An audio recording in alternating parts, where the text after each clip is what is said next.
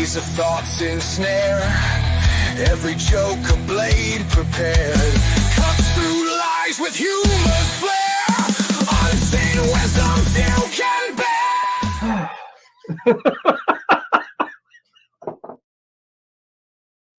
Heyo, folks, it is recap for the night owls. Yeah, I was thinking about, well, I need to check in on the ASAP Rocky trial, and Cat Not Williams forced me to, yeah, you should watch all of it. And yeah, so here I am. And first I thought, let's start at usual time. But then I thought, no, you know who I haven't streamed for all this time? The night owls. The people who works night shift at hospitals, gas stations, factories, the insomniacs, the harbor workers, the bakers, the party-goers going out or coming home, or for the introverts who force themselves to go out with the extroverts. It is currently 11 p.m. GMT minus 10. It is 1 a.m. GMT minus 8, and it is 4 a.m. GMT minus 5. So yeah, I don't know if I will see any new faces or if it's just the old faces who are insomniacs. I don't know. But welcome to the show. I'm Nick, for you who are completely new here. And it's 4 p.m. in Nam. Hi, hey, Skeleton. Yeah, so it might also be a good time for you who live in the east of the world. Or, yeah, vice, baby. Shout out to my fellow blue-collar workers. Yeah, shout out to you. And for you who are currently at work, thank you. Thank you for making society work. Thank you for making society work when everybody else is asleep, having their weekend. You are out there making society possible. So thank you, guys. Thank you so much. So yeah, this is for you guys, all of you. And so yeah, I will start from the beginning in the ASAP Rocky trial. Oh, Elizabeth Cowdill. It's 4:05 a.m. here in North Carolina. Welcome, Elizabeth. And hello to Skillepan, Priosint, GV, Fondian, RX Girl, Unhyphenated. I saw earlier. Yeah, Skillepan, I have not found the witness list. So, yeah, as GV says, keeping everything going for the rest. So, I'm going to play in 1.25 speed, 1.25 speed, and I will go through as much as I can. So this will be a few hours. So if the night just started for you, well, I will be with you all night. For you who are early morning risers, then welcome. But I'm going to, also with sound enhancers, because I heard that this trial is, the sound isn't that good. I can't remove the statics. That's one bad thing. I don't have the programming to remove statics. If you have any suggestions about a program that removes statics on live streams, I am all for it. See here, up with that. Put me in the corner. And okay, Skillet says, yeah, the camera is crap and the audio is, I think, from the camera. Yeah, I saw from Kathy Russon that they are trying to work out a new deal with the judge. But Louise Brooks in Indy, 4:08 a.m. Yeah. So let's see what this trial is all about. I've just heard about it and seen some highlights. And according to people who watch it, the prosecutor here gives prosecutor Love from the YSL trial a run for the money in being obnoxious, being unethical, misconduct. So that will be really interesting because I have a hard time believing it. Okay, let's go. Oh, closed captions. Back in August of 2020. He went back to all of the he went back to all the reports to make sure that he had everything he did. It turns out that in January 2024, there was a comparison done, and I want to be clear what we're talking about. There were two extended cases that were found at the crime scene by the victim's case. What was the date? What was the date that the extended casings were turned into the police? The day of the incident. It would be 2 days later. Well, the Yeah, report yeah, is in other words, back at the time, this happened in 2021. All right, so the incident occurred on November 6th, so it would have been around November 8th? Yeah. All right. So the first event, there's work done on the casing, unbeknownst to co-counsel, myself, outside of some other case. They ended up doing a further examination of the casing.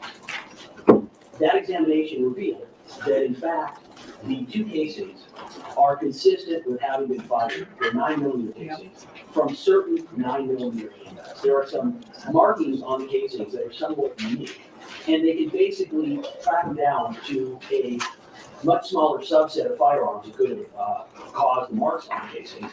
Included in that is Glock 43. So, hold on, okay. Did the report say that the casings could only have been fired from the Glock 43, or could a Glock 43 be among the type of firearms that the extended casings could come from? Let me read the exact conclusion. Okay, we start out with a hearing of sorts, I guess. Each exhibits characteristics typical of aftermarket slides or a series of subcompact pistol frames, including but not limited to polymer model PF9SS, Glock store model SS. Slow down, Mr. Reporter needs to take Sure.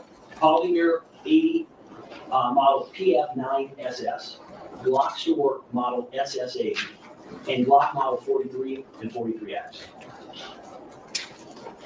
We have been given information that, in fact, oftentimes and frequently when you're looking at casings, you're not able to get a whole lot of information. But it turns out that the markings on these casings are a bit more unique, and they are not only consistent, but the examiner will testify that the markings he has seen very rarely, and that where he has seen them, where they get reported, are with a Glock 43 pistol. What's the name of the examiner who did this ballistic comparison?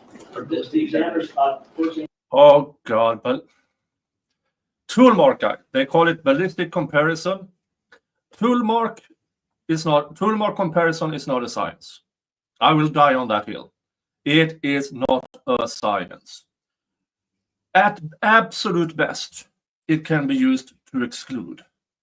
It can never be used to include. It is as reliable as bite marks or let's say lie detectors. Bite marks and lie detectors are already not admitted as evidence in trial. This junk science still is something that can be brought into trial as scientific evidence. It's not science. It is a subjective opinion. At best, it is a subjective opinion. At worst, they are saying what the prosecutors want them to say. So, yeah, if you're new here, now you know that. Yeah, You might as well have a fortune teller. You might as well have a fortune teller or tarot. I would trust a tarot reader more than I trust tool mark analysis guys. It was going to be F-I-D-A-L, last name B-I-R-A-I-M-A-H. I-M-A-H. I would trust a wet fart more than tool mark comparison. So the way this came about was, we were looking at a different issue. The detectives yesterday afternoon sent an email to my co-counsel, basically saying, hey, take a look at that report. This report we're talking about, which is in the attachment. Flores, from everyone's side? Yes. Go ahead. So when this was received, my co-counsel looks and says, I've never seen this report. So he goes back in discovery, looks at emails, we don't have a report. So we instantly contacted the What? sent them out the report. I wanted So they had all that and they realized, oh, we forgot to send this report.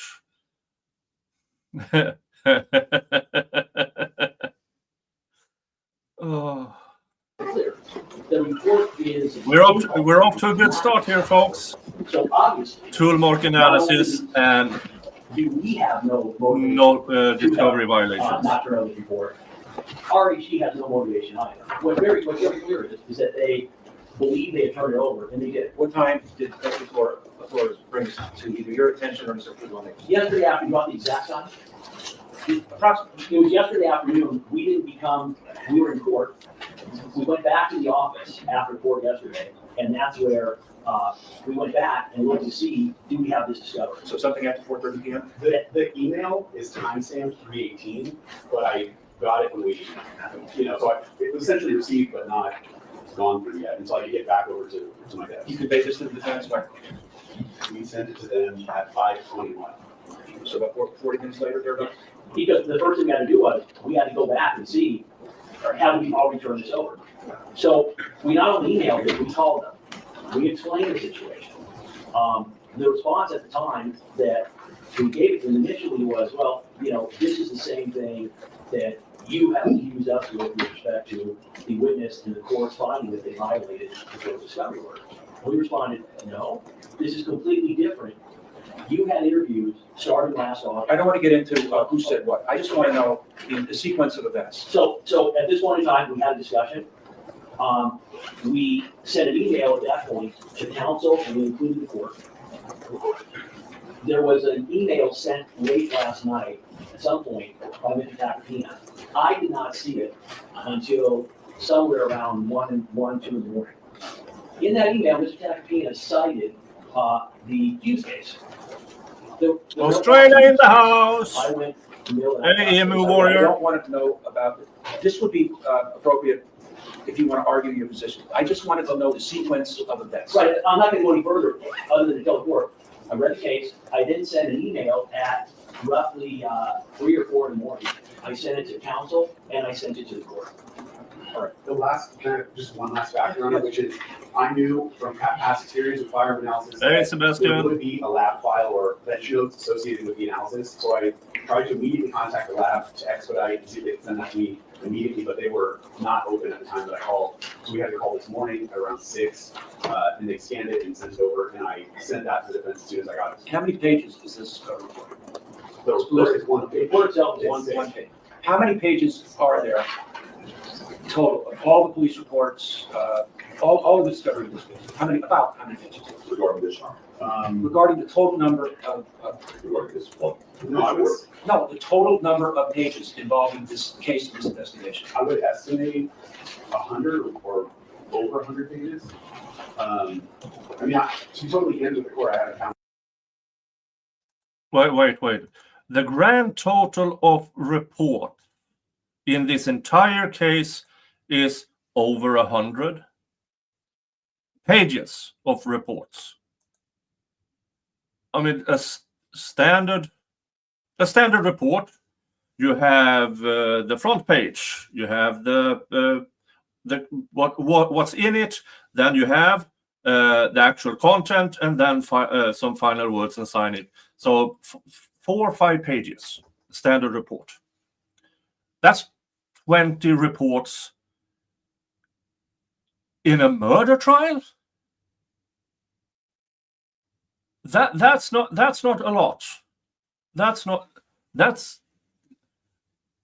And he made it seem like that was a lot. I was expecting 1,500 pages, because reports that includes expert reports total. So investigators, experts, you have forensics, you have the individual cops. I mean, that what is this going to be? One more of the YSL trial of, oh, we don't have that report, sorry, it got accidentally stuck in a shredder kind of thing. Hey, Amica fan. Hey, no worries. You're not late. We are less than 20 minutes in, and I spent the first 8 minutes just rambling. Yeah.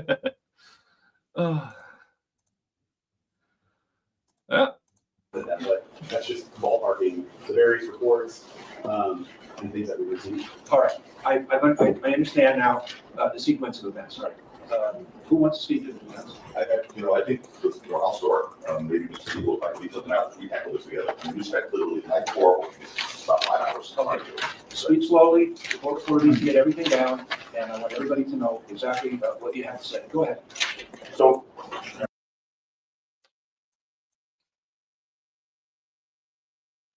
Is that Happy from the Marvel Cinematic Universe, who is defending Rocky?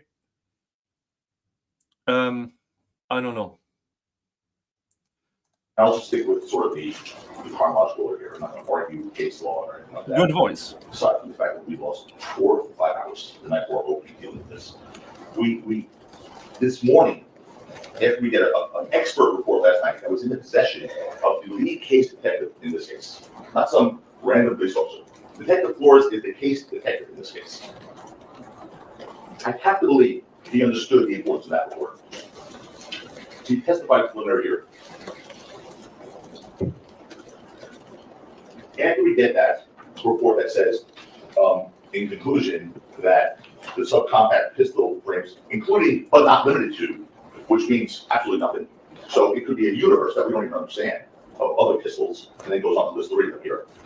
This morning, we got another 28 pages of backup data on this. Backup lab, I guess, report that normally comes with a conclusion report. We got this morning. I find it hard to believe that the lead detective in this case didn't bring it to anyone's attention from the district attorney's office until after jury was impaneled the night before opening statements. I mean, something that they now are saying is such a crucial piece of evidence. We have an issue now with jury, obviously, the jury panel. It may affect, quite frankly, whether we would have kept or not kept a few jurors, one in particular. And we assured him yesterday he'd have a fair trial. You're going to have a fair trial. We've made issues regarding the veneer. You know that. We're not going to rehash that. We're here. We're ready to open today. I don't even know how we're supposed to do this. This should be suppressed without question. Yeah, this is what is usually called as what do you call it? A stairwell discovery. You get it handed over to you while walking into court. This is the equivalent of that one. Many judges don't care, but this is a big trial. He might care. I don't know. I haven't seen a bit of this. Yeah, I know the audio is horrible. The only thing I can do is to increase the sound. I do not have the program so I can remove background noise. If you have suggestions of a cheap program I can use, I'm all for it. But as of now, this is what we have. We can only increase the sound. Because it changes the complexity of the case. At the very least, we have to watch this happen and start again. Or strike jurors, reselect. I mean, I think even the district attorney said, okay, we'll continue if it's appropriate.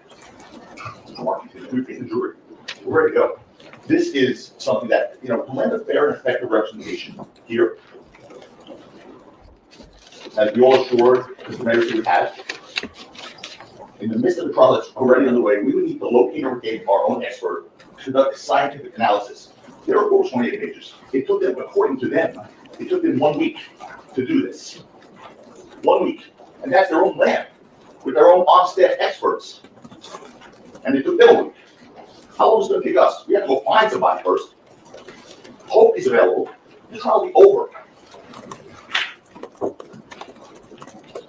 We also have to make arrangements for the physical examination of the casings, scientific testing. I mean, if you look at their report, I mean, they cite like some of the basis for their findings is the internet. They went on and cited all these websites and forums. I mean, there is so much work to be done here to even understand this conclusion. I mean, All right, so what do you think? what am I seeking? What are you asking? You're right, I'm asking, well, and our letters laid it out, I don't need to rehash it, but our letters laid out pretty clearly what we're asking for. There's no way to proceed in the case of this today. We have to either break this whole pattern, we need to continue this, we have to start again. What I'm asking for is you to conclude this. This is after the jury's panel. This is a major piece of evidence that will require us to do a lot of expert work. That took them, their own department. That's the only thing I'm requesting. Short of that, Your Honor, I can't vote it if this is coming in, because I have to deal with the rest. I don't even understand it. And it's, we got ongoing report, 28 pages of backup data. So that's what I'm requesting. I'm requesting to be concluded. It's after the jury's panel here. You know, as Seals pointed out, there's also a balancing argument under 352. Yeah, which I think is also something that's relevant here, including not limited to, but you know, we have this whole, I don't even know what to say here, Your Honor. I really don't. I want to make sure we get a fair trial. He's here, we're ready to go. We all sure we get a fair trial, and this is, I've never seen anything like this. I'm not going to talk about the other witnesses, the link disclosures, or the witness we got the name of for the first time last night. I'm not lying about that. I know that's what they want to keep doing. We both have had issues with that. That's fine. I will not make an issue of it anymore. We've already moved on that. Period, end of story. This is now a new one. You know, I don't want to get into, I told you so. Many people said to me this morning, I told you so. That this was going to happen. And I'm trying to keep my composure. I don't know if I've ever been this upset in a court in my whole career, both as a prosecutor and a defense attorney. I got to be honest with you. It's not right. It's not fair to him. Hold on. Mr. Siegel, do you want to? The only thing I wanted to say, I don't want you to repeat what Mr. Tackett said. Do you want to add something new? No, you're welcome to it. I want to add something new. So I dovetail what he said with respect to the 352 arguments. And that is, the report says that the characteristics included are not limited to certain firearms. That means the universe of firearms in this case, based on the face of that report, is extensively broad. So given that, Your Honor, I think even just the probative value of this is substantially outweighed by the danger of undue prejudice. Separate and apart from related disclosure. So it should be excluded on 352. But that's secondary to the fact that it's just incredibly late at this stage for all the reasons he's attacking. So I'm just adding an additional factor. What I'm hearing from you then, that it seems like you're talking out both sides and you're not really defensive. Like it's irrelevant. However, it's so prejudicial that it shouldn't be allowed. It's so inculpatory that it shouldn't be allowed. No, I don't think anyone said it's so inculpatory. You don't understand. Saying it's inculpatory is not accurate. I didn't say it's inculpatory, he didn't say it. What he said was it's a balancing test because he said including but not limited to. All that simply means is that's not inculpatory. Not that, we just don't understand what this means. Not limited to means there's a universal gun that has to be tested now. I don't know what not limited to means. So how many pistols does not limited to include? How many firearms does not limited to include? That's what it means. Okay, who wants to speak to the people? Go ahead, Mr. I want to take things one step at a time.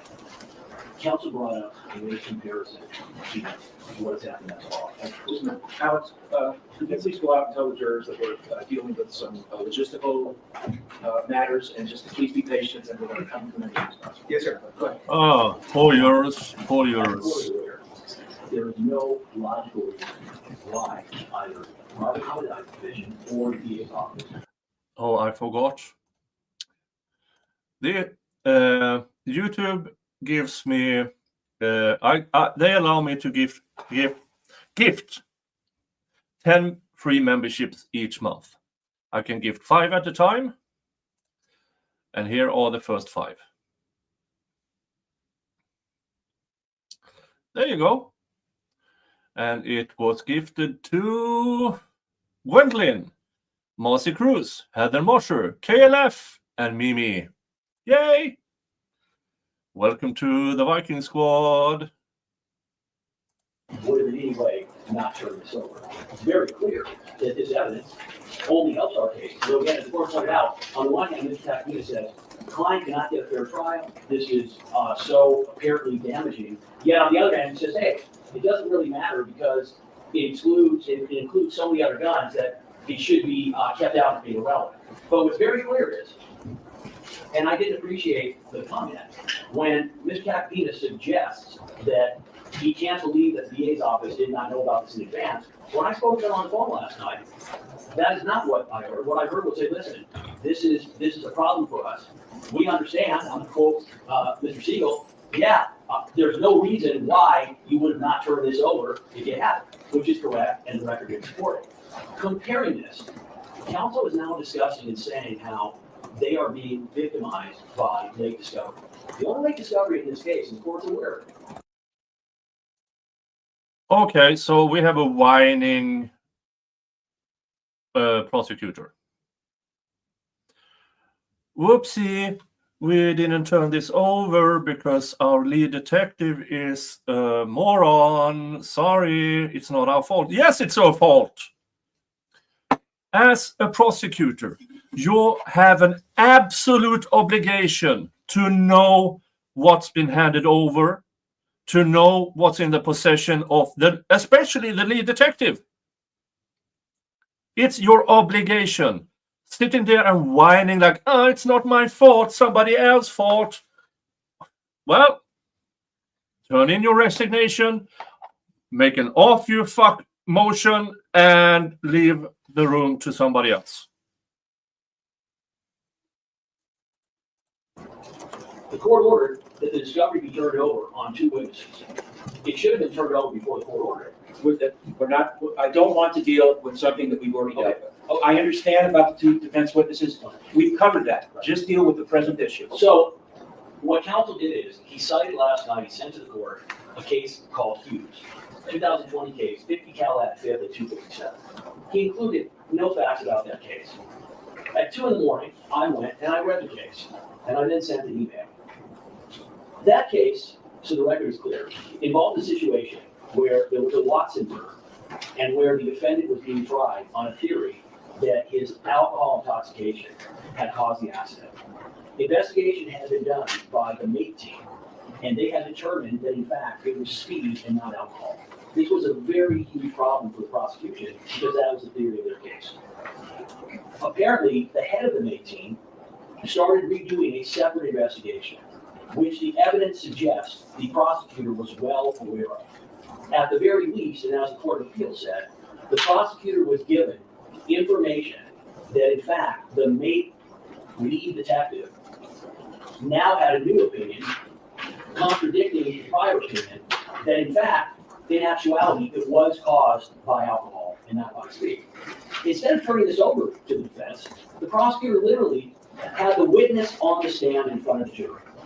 He then pauses, looks over the defense and says, hey, by the way, here's the diagrams and here's the information that he's going to be testifying to.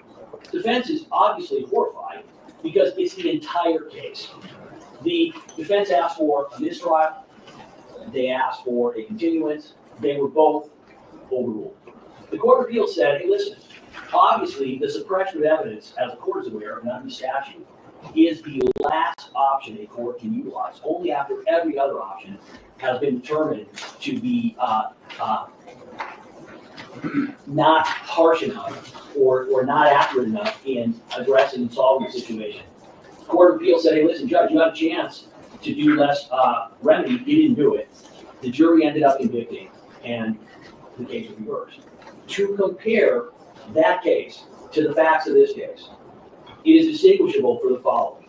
Number one, that evidence was not just inculpatory, it was the entire case.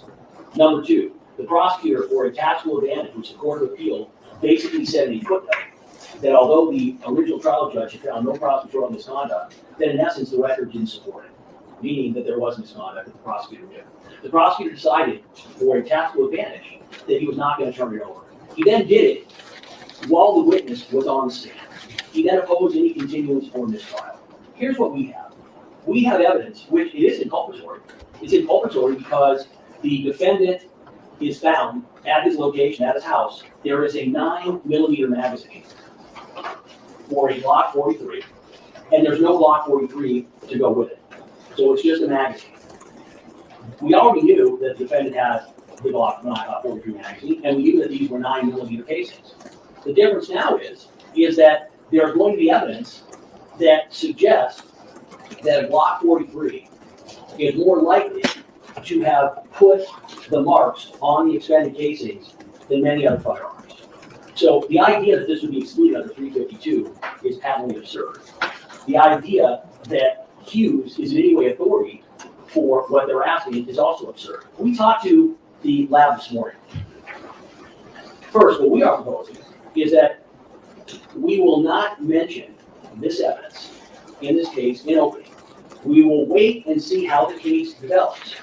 As the court is aware, and the court is aware of this from the discovery of the witnesses that we got the day before we started trial.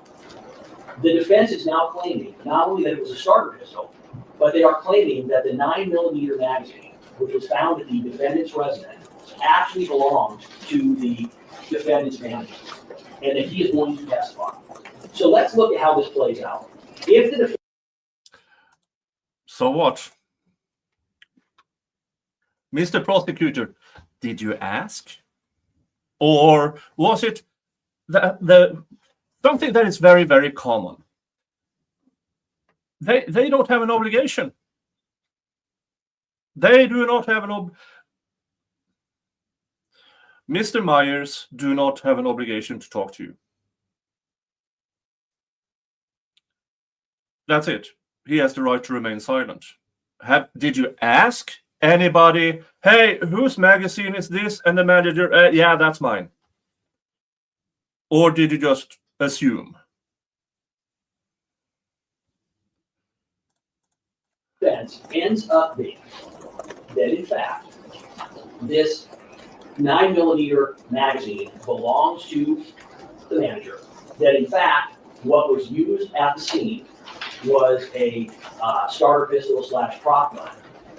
Then, although we don't believe that's credible evidence, that is where they're going. So here's what we're asking.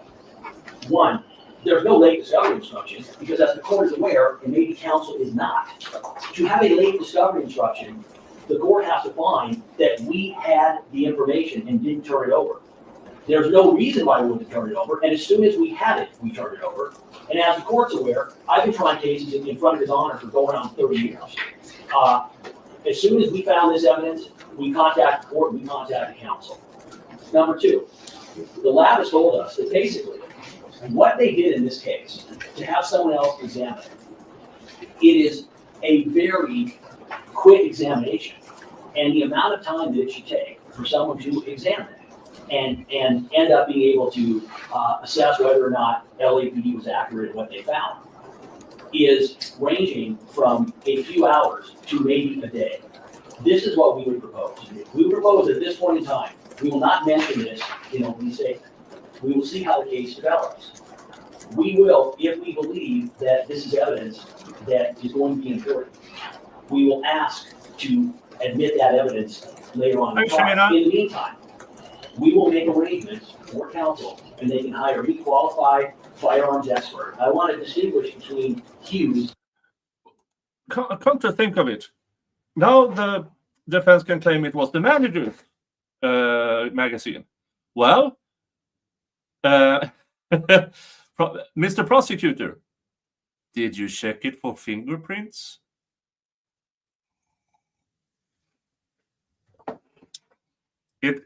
Now, this is pure speculation from my part, but the reason they can claim it's the manager's magazine is because there's probably not a test done on the actual magazine.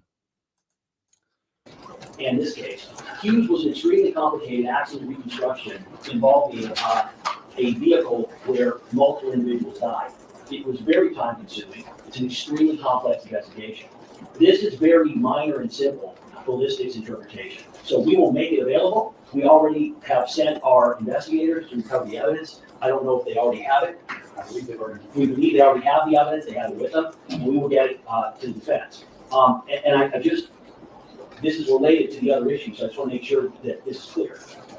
Council seems to be under the impression that the court has now changed its ruling and that we are not allowed in our opening statement to address the idea, which the court previously ruled we could, that we did not find out about this defense until the 20th. The court had said previously, on the record, yes, Mr. Lewin, you guys can address that issue in opening. I will decide whether I'm going to issue a discovery instruction later. Counsel believes you've now said we can't do that. I did say that. Yesterday, yeah. I did. I had said yesterday that the purpose of an opening statement is to give the jury an idea of what the evidence, what you believe the evidence will show. Yeah, can somebody tell that to the prosecutor in the Monica Cementilli trial? She spent 8 hours going through every piece of evidence, every witness, everything. That, yeah. Talking about late discovery, that's argument.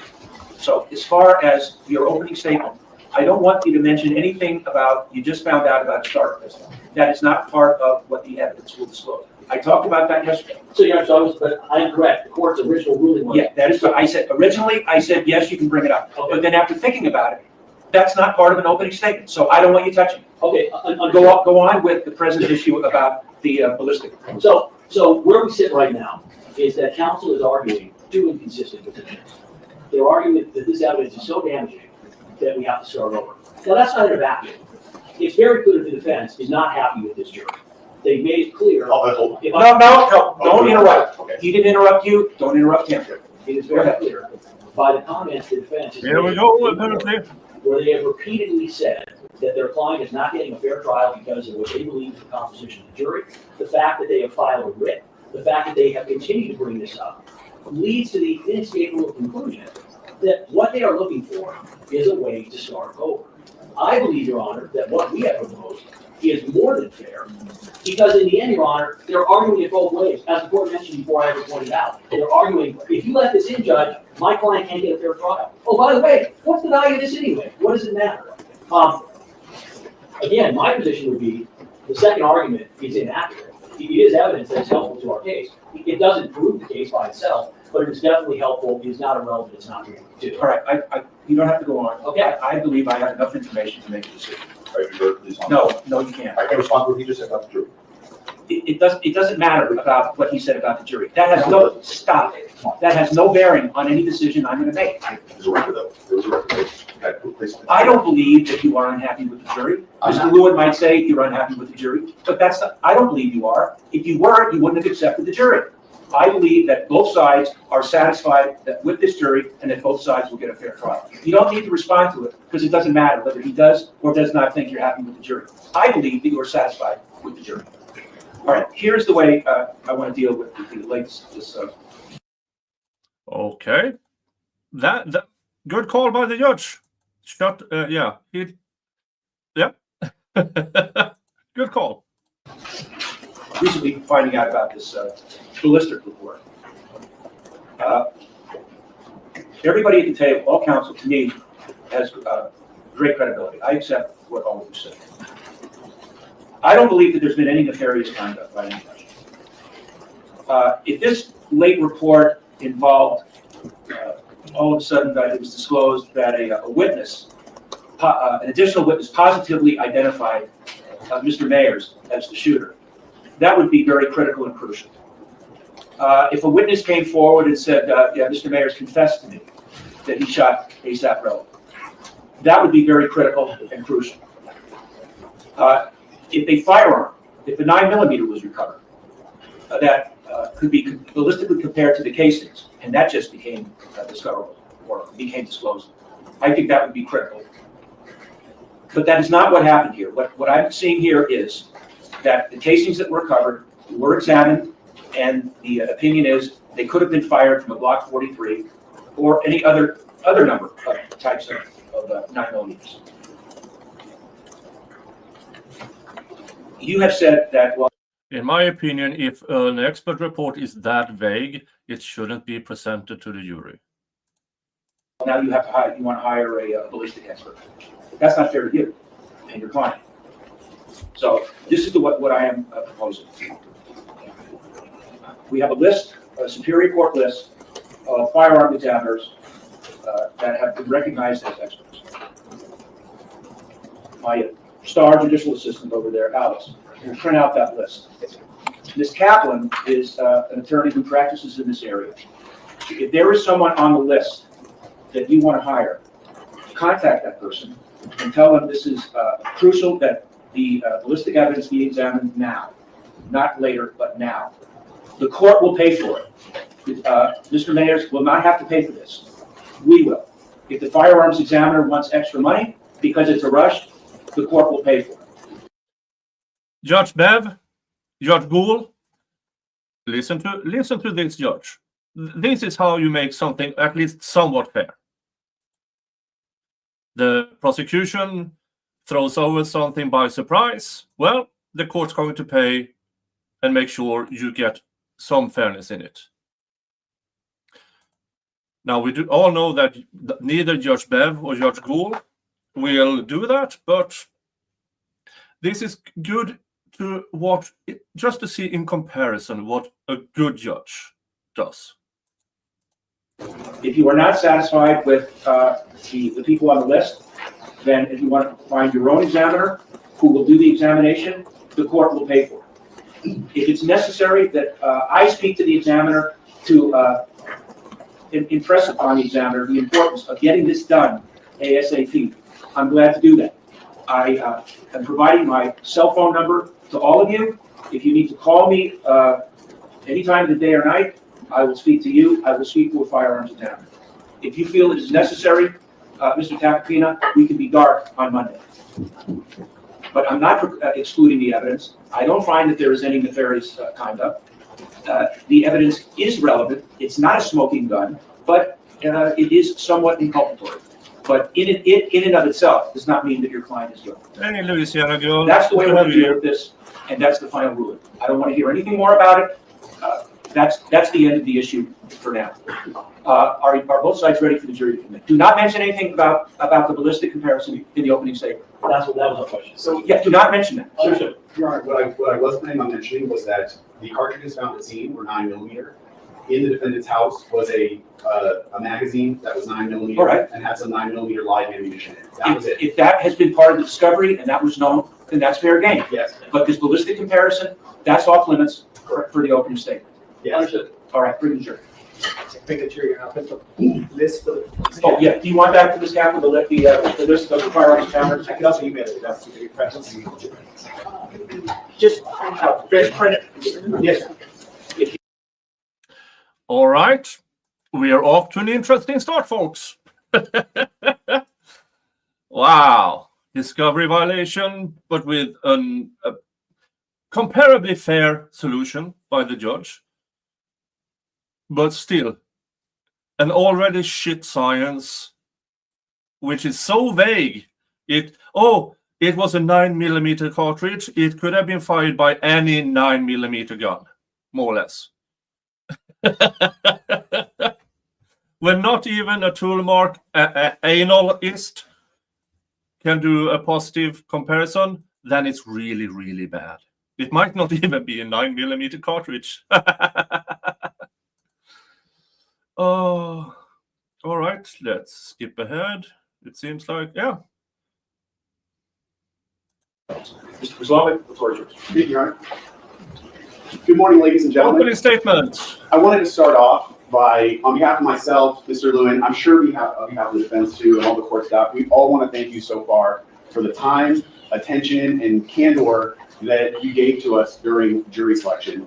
We all understand that was a long process, and we appreciate your attention. After going through that long process, I'm sure some of you are thinking, wow, this must be a difficult case, or this must be a really complicated case. And to be fair to you, if I was sitting in your position and I looked out on the number of jurors that we started with, or even the number of attorneys that are up here, I'd probably have the same thought myself.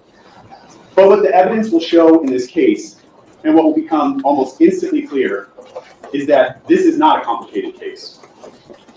The evidence will show that the events in this case were captured on surveillance video. I'm going to start this whole presentation out by playing the video for you. So you will have that frame of reference as we're talking about different features, the people that were involved, the locations that are involved, and what happened. You will already have seen the video. The first video that I'm going to show you was captured on November 6th of 2021 at around 10:10 p.m. just outside of a parking garage entrance, mid-block, so on Argyle, in the middle of Argyle, between Hollywood Boulevard and Selma. The second video that I'm going to show you was captured 7 minutes later, so at 10:17. It was, if we're being generous, 2 blocks, maybe 1 city block away from the first location, down Argyle, around Selma, at a small intersection called Selma and Vista Del Mar.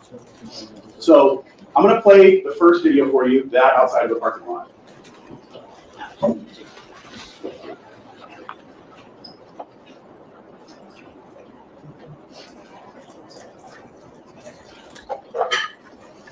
Now I'm going to move to the second location, that at Vista Del Mar and Selma, and I'm going to pre-warn you, it's a little small, it's at a distance, so you're going to want to focus your attention at the top left-hand corner.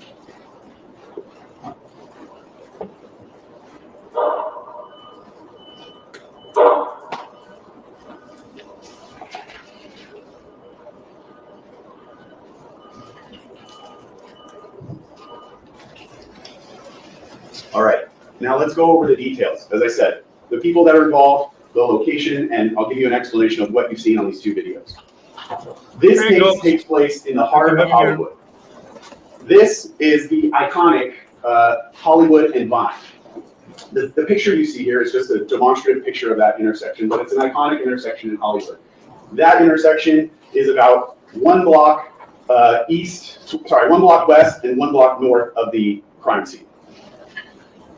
So for those of you who are familiar with Hollywood and that intersection, it's a pretty big landmark, and that's where I want to focus your attention.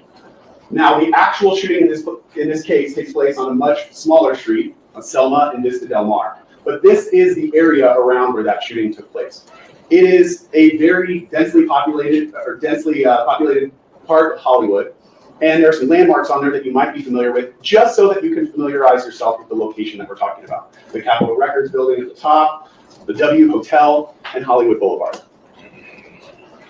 The shooting, as you've seen, occurred just outside of a parking lot on that corner of Vista, Del Mar, and Selma. That was a parking lot at the time that was full of cars, and it was ringed by a nightclub on the corner, a sound studio, a hotel, and 3 different apartment buildings right around. As I said, densely populated. This was also Saturday night. Saturday, November 6, 2021, at about 10 p.m. in Hollywood. This is a time that Hollywood is busy.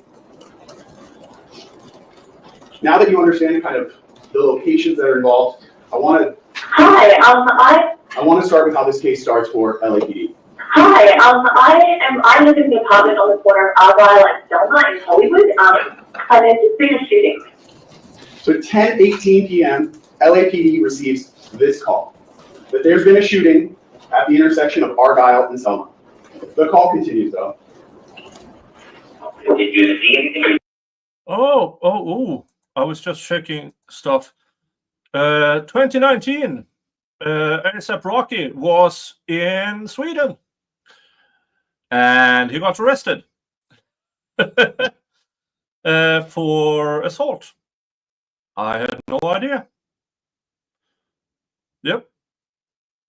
How about that?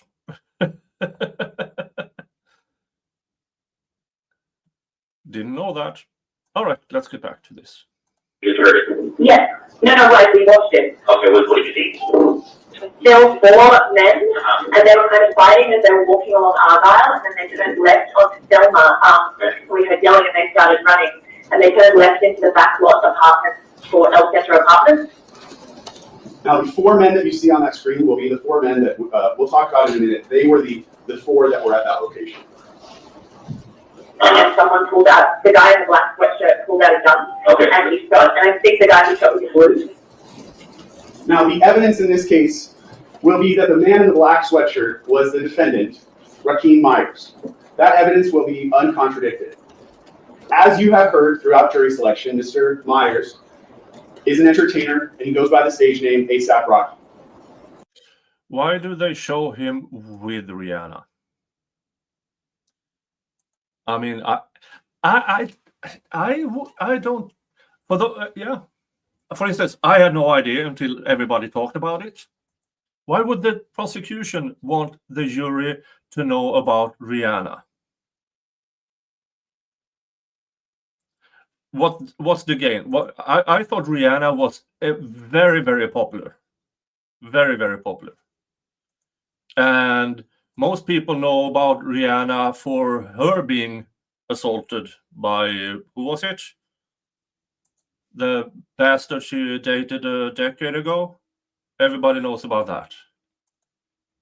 This, in my opinion, only makes A$AP Rocky look better.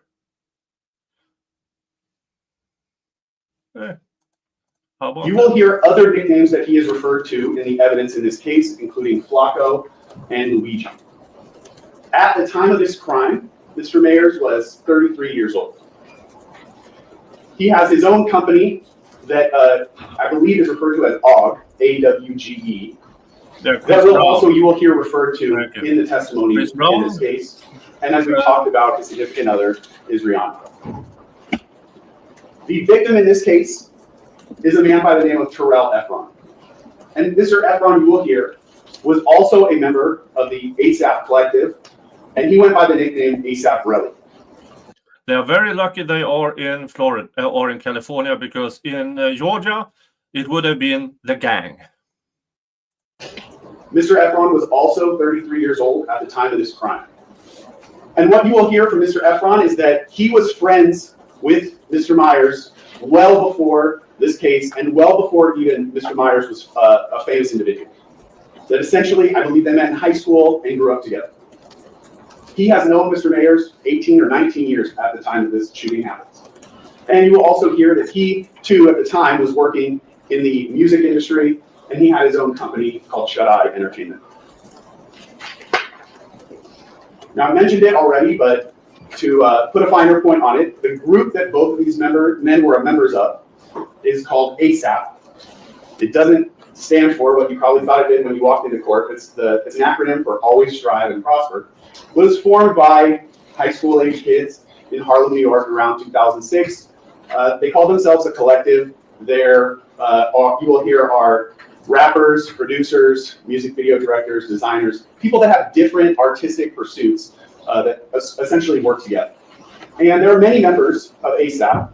The ones that you will primarily hear in this case are obviously Mr. Mayers, the victim, but also the two friends that were with Mr. Mayers at the time this happened.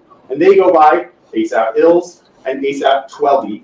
And I will just pre-warn you that 12E gets spelled a bunch of different ways. It's not always consistent. And there will be one last member that you'll hear about briefly, who goes by the stage name A$AP Bari. Sometimes people refer to him as Young Lord. As I said, the four main members of this group that you will hear about are these four men. The victim is on the far right, Mr. Efron. The defendant is the next person to his left. As I said, A$AP 12E. His given name is Jamel Phillips, and the last is Elijah Ulanger, who goes by A$AP Bills. And these were the four men who were present at the time of both of these incidents. Now, I want to take you to that weekend, Saturday night in Hollywood. There was actually, at the time, a music festival or concert series going on known as Complex Con in Long Beach. And you will hear that Mr. Mayers was to be a performer at that event the day after the shooting, the Sunday, November 7th. Now, although I told you that Mr. Mayers and Mr. Efron were close at one point, you will hear that throughout their relationship, there was tension between the two of them. And that tension was essentially building up to the night of November 6th, 2021. You will not hear all the reasons why there was tension between the two of them, but we will get to the point the day before the shooting, November 5th, 2021, when that tension kind of comes to a head. But what happens on that day, Mr. Efron will tell you, is that he is in a car with that last member of the A$AP group that I talked about, A$AP Bari. The two of them are driving when A$AP Bari receives a phone call from Mr. Mayers. And ASAP Bari takes that call on speakerphone. So Mr. Efron, who's in the car, can hear both sides of the conversation. You can hear Mr. Mayers, and you can also hear ASAP Bari. And in the course of that call, Mr. Efron, the victim, heard the defendant saying these rude and aggressive things about him. Mr. Mayers at the time does not know that Mr. Efron is in the car with the victim. This leads to the next day, November 6, 2021. You'll hear that Mr. Efron was in Los Angeles working with one of the artists that he managed. He was asleep around 9:00 p.m.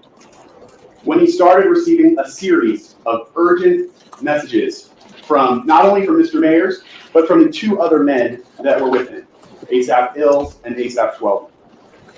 And you'll hear that he received a number of calls kind of back to back to back from the three of them. Now, he didn't answer those calls because he was sleeping, but when he ultimately woke up, he saw that he had a number of missed calls.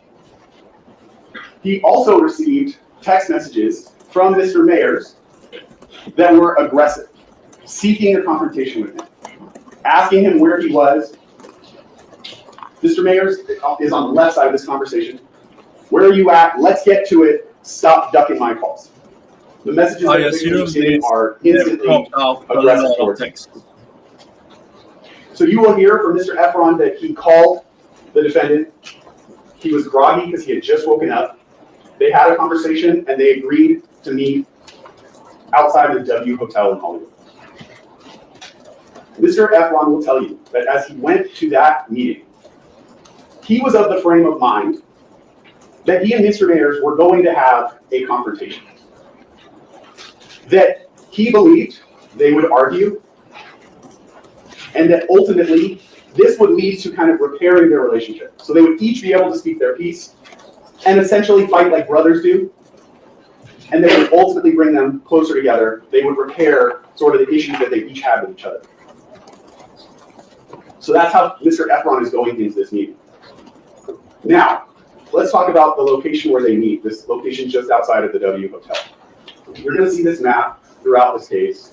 So I want to take some time to walk through it with you so you understand the various features that are depicted here. On the left side of the screen is Argyle Avenue. On the bottom of the screen is Selma Avenue. And on the right side of the screen is El Centro Avenue. Now you can't see it in this map, but if the map were to continue off the top of the screen, Hollywood Boulevard would be just above that. In the middle of this map, there's a small street called Vista Del Mar, but it kind of goes north and then forces you to go east. The red arrows that you see here are the path of travel that Mr. Mayers took that evening.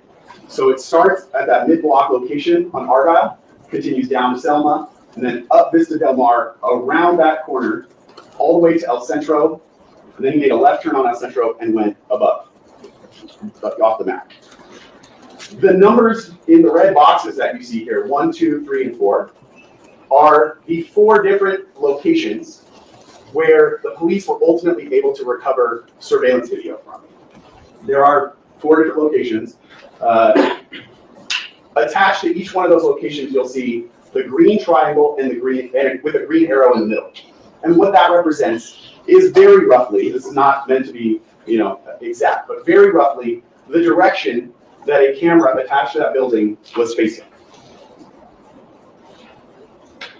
You will also hear that locations 1, 2, and 4 captured video only. But you will hear that the location with the number 3 captured both video and audio. So I told you there's 2 incident locations, 2 altercations that happened. The first happens where the yellow box is right now, right outside of that parking garage.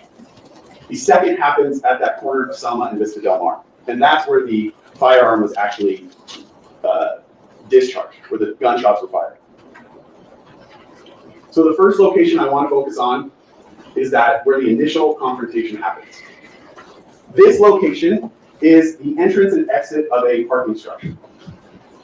This is that parking structure entrance if you were standing in Argyle and you were facing towards Selma. So Hollywood Boulevard would be to your back. And the entrance is on the left-hand side there. And what you will see in the videos this parking lot entrance has those hanging indicators on from the roof that tell you how tall the garage is, so that if you are driving a tall car, you don't, of course there's a fly buzzing around me, you don't run your car into the roof of the parking structure. And I point that out because when you watch the video, you'll actually see that red indicator as a kind of a line through the video, so you know what that is. At the mouth of that parking entrance, there are cameras that are facing the sidewalk. Those are the first view that we saw. And these cameras capture the initial encounter between the victim, Mr. Efron, who you see there, and the defendant, Mr. Mayers. And you can see that Ills is the first one to intervene to try to separate the two of them. And then at the very bottom of the screen, you see 12B putting his hand to try to also intervene and help separate them. Now, I know it goes by quickly, and you're not as familiar with all these people, so I want to kind of break it down a little bit for you and show you the evidence that you're going to receive throughout this case. The first person that you see in that video is the victim, Mr. Efron.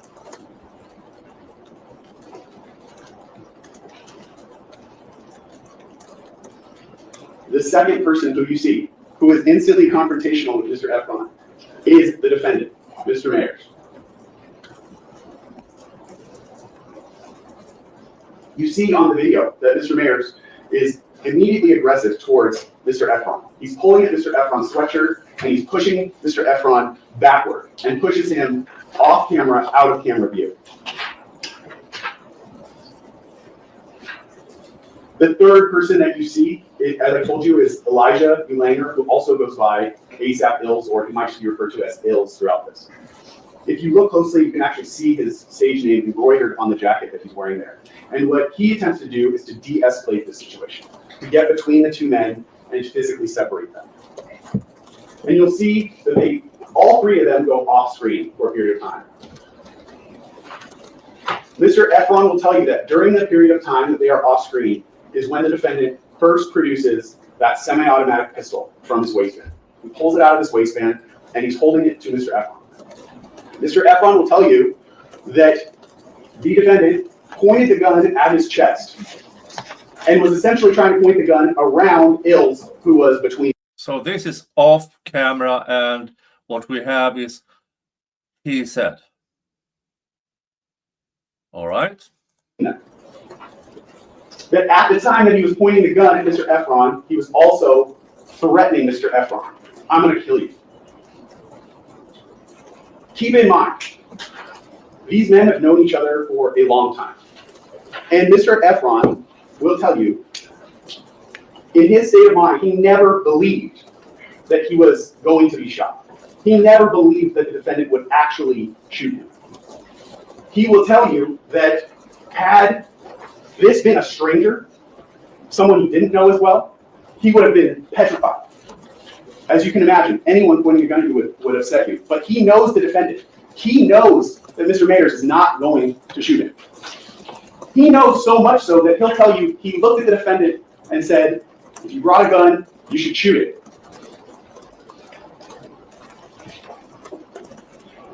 That's how confident he is that he knows the defendant is not going to pull that trigger. Now, the fourth person you can barely see on this video as they come back into frame, I told you, is Jamel Phillips, who goes by 12B or ASAP 12. And you can just see his hand at the very bottom of the screen. When they come back on screen, and specifically when Mr. Mayers comes back on screen, you can see the gun in his hand. You will hear that that gun that he's holding is a semi-automatic pistol, or has features that are consistent with a semi-automatic pistol. Features that are consistent with a folks. Now this, let's go back a few seconds, because that's a still. Holding is a semi-automatic pistol, or has features that are consistent with a semi-automatic pistol. Right now, as it's paused on the screen, you can see that he's holding that gun behind his back, but you also see the gun come forward in front of his body before he ultimately tucks it back into his waistband. And you will see from the video that there were bystanders. As I said, this is a busy Saturday night in Hollywood, walking by as this confrontation is taking place. You will hear that right after that encounter that you saw, that Mr. Mayers walked away and was walking down Argyle towards Selma. Mr. Efron will tell you that as he walked away, he looked over at 12E, Mr. Phillips, and he saw 12E putting a pocket knife away. And Mr. Efron, and then 12E, Mr. Phillips, walked behind the defendant, Mr. Mayers, and Ills walked behind him as well. So the three men. Okay, so there was a slight altercation and a showing of something that resembled a gun, and somebody had a knife out. The defendant walks away and they are going after him. Well, then all of a sudden you have a switch of threatening situation, in my opinion. They come to confront Mr. Efron, walked away down Argyle towards Selma. And Mr. Efron will tell you that at that moment, his mindset about the initial confrontation changed. I told you that Mr. Efron will tell you when he first went there, he believed that this was meant to be a confrontation so that they could strengthen their relationship. But having just had a gun pointed at him and seeing another friend putting away a pocket knife, that his mindset changed, and he understood these men never came here to try to make peace with him, that it was always meant to be a confrontation. And he decided at that moment that having a gun pointed at him was sort of a bridge too far in their friendship, and he understood he was probably never going to have the same friendship, especially with the defendant, ever again. And you will hear that as the defendant walked away, Mr. Efron followed behind him. Followed behind. That, seriously, what's going on here? If they had an altercation, showing you have a knife, I have a gun, and Mr. Myers walks away. Now, the situation is gone. If Mr. Efron, or whatever his name is, starts following, now you have a new threatening situation.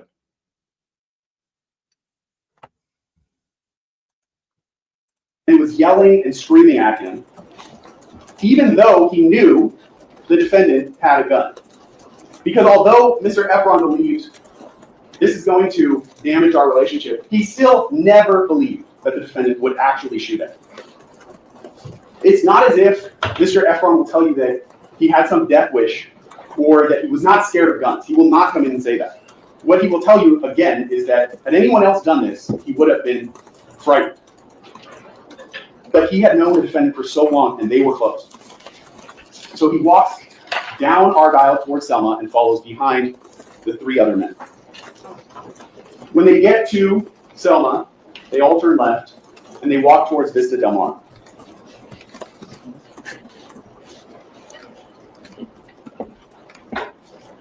And they end up at that location we talked about, that corner of Selma and Vista Del Mar.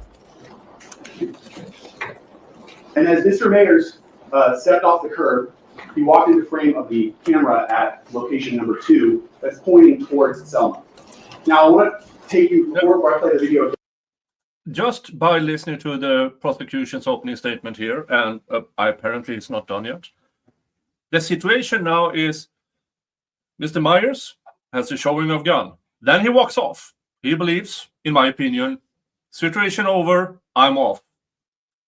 If they now, knowing he has a gun, or the equivalent of a gun, or whatever it is, he has to assume that, okay, gun is not enough to scare these people off. You assume the other parties who already have a knife probably also have a gun. In my opinion. I might be wrong, but that's my opinion. And I want to take you to that corner so that you can see from that night what it looked like. It's a small street with a parking lot immediately adjacent to it that were full of parked cars. And at 10:17 p.m., when they arrived at that intersection, and the defendant stepped off the street corner into view of camera number 2, you will see video from that location. The video that I played for you already, and that I'm going to play for you again, is from that location number 2. You will also see, that's the main video that you're watching, but you'll see in the bottom right-hand corner, there's a smaller video on top of it that kind of has a bluish tint to it. And that video is from another location behind building number 2 where the number 3 is. And the video that you're seeing from that location is identified there by the green arrow. But what's important about that video, because the video does not capture at location number 3. What location number 3 captures is audio. And it captures the sound of the gun being fired twice. This is the location number 2 where the camera, the video that actually captured that shooting was. You can see the camera at the very top corner of the building, and it's about 3 properties away from the location that we're seeing. So again, the video is captured at a distance. It's a admittedly grainy video. It's not the most clear that you could possibly have, but it captures enough features that you can identify who is who when you watch this video. So I told you the main video that you're watching is from location number 2, and that smaller location number 3 is in the corner. Before I play the video, I want to orient you to what you're seeing. Along the top is Vista Del Mar. The parking lot is just out of view of the camera at the top of the screen. Along the top left-hand corner is Selma, that forms that intersection. The red arrow is the defendant, Mr. Mayers. Yeah. Okay. So the guy with a knife and the guy with gun, they walk off. That's the situation. Thank you for. I love this interaction between me and the chat, because you correct me. You explain the situation that is actually ongoing. My mistake here. But okay, so they have a knife and a gun, and he still follows them. Again, it doesn't really change my analysis, because if he follows a guy with gun, a guy with knife, the assumption is he is equally prepared.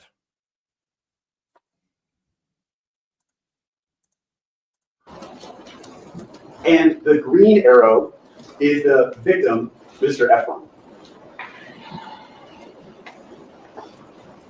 Okay.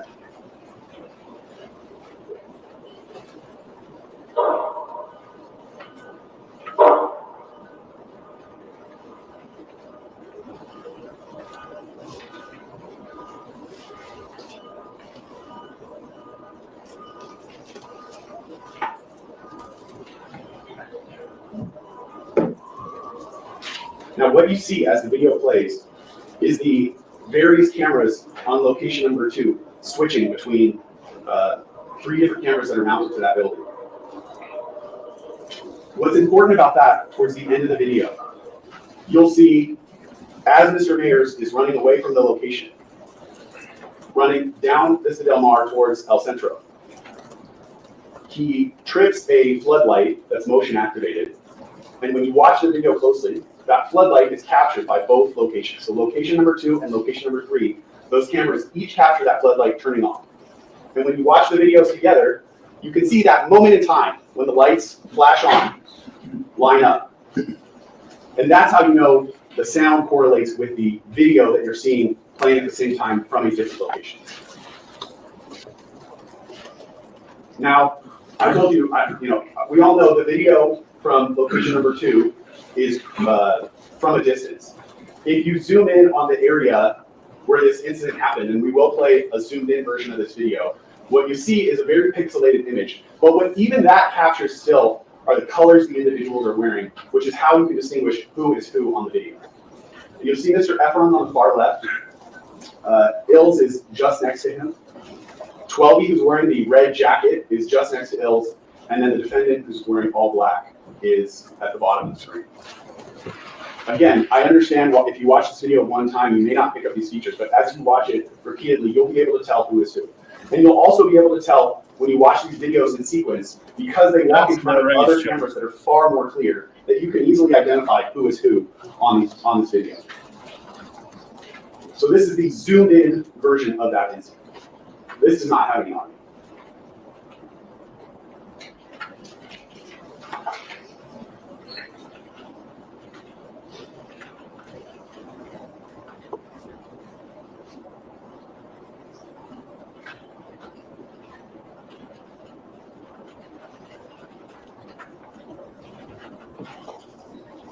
Now, as we play the zoomed-in version, you'll also see that Mr. Efron is struggling with Ills. And what Mr. Efron will tell you is that Immediately as the defendant turned, pointed the gun at him, he jumped behind Ills, essentially to put Ills between him and the defendant.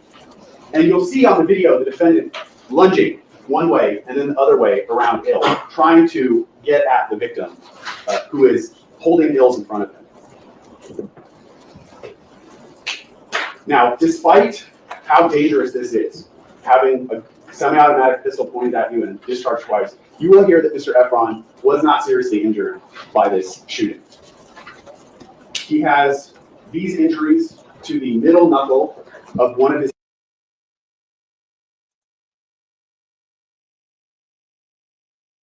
Excuse me? hands. Mr. Efron will tell you that at the time the shooting was happening, he immediately felt a burning sensation to his hand, which led him to believe that these were graze wounds from one of the bullets that was shot at him. Does the prosecutor think we're stupid? Those are knuckle burns from a fight. Are you kidding me? Scrape, he might have fallen and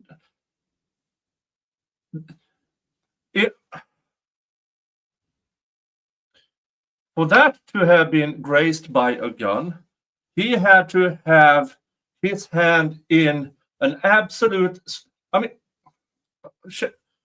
knuckles doesn't line up. Never does. Knuckles do not line up. It doesn't line up this way, doesn't line up that way.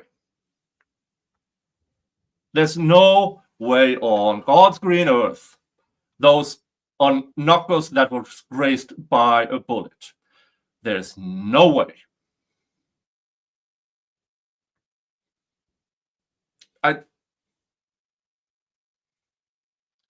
No. Just no. This is as probable as slipping on ice and catch yourself with your knuckles. This is as probable as butt dialing 8 times in a night. But open the phone, but finding who you're going to call with your ass, and then hang up your phone with your ass. It's not, yeah. No, just no. Perhaps they were. Perhaps they were not. Whether or not the victim in this case was actually shot or injured by this will not be something that you have to decide at the end of the case. Then why did you mention it? Now it only becomes stupid. We ask you to wait until the end of the case when the judge instructs you on the law, what elements are actually required to be proven before you make any decision. And to listen to the charges specifically and not consider. Wait, what? That's the defense line. Wait until the end of the case before you make your mind up. That's the line the defense says. Please wait until we have put up our case in chief before you make up your mind. And here the prosecutor is doing it? Seriously? There are charges that the defendant is not charged with. In this case, he's not charged with attempted murder, for instance. What? Now, before I move on, Sir, if you as prosecutor actually believe a gun was pointed at a person, a bullet was fired in the direction of a person, that there was an ongoing fight with it, that is textbook attempted murder. Textbook. And you don't charge with it?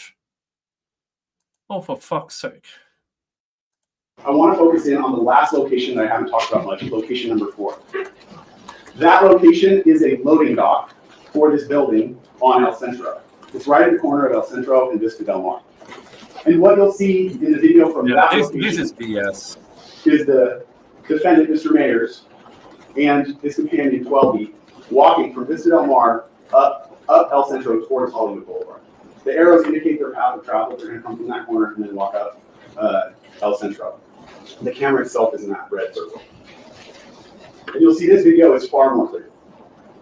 And you'll see features of their clothing that you can match up to the clothing from the other videos that we've already watched. For instance, I mean, you can see just from Mr. Mayor's facial features that he's the one wearing all black.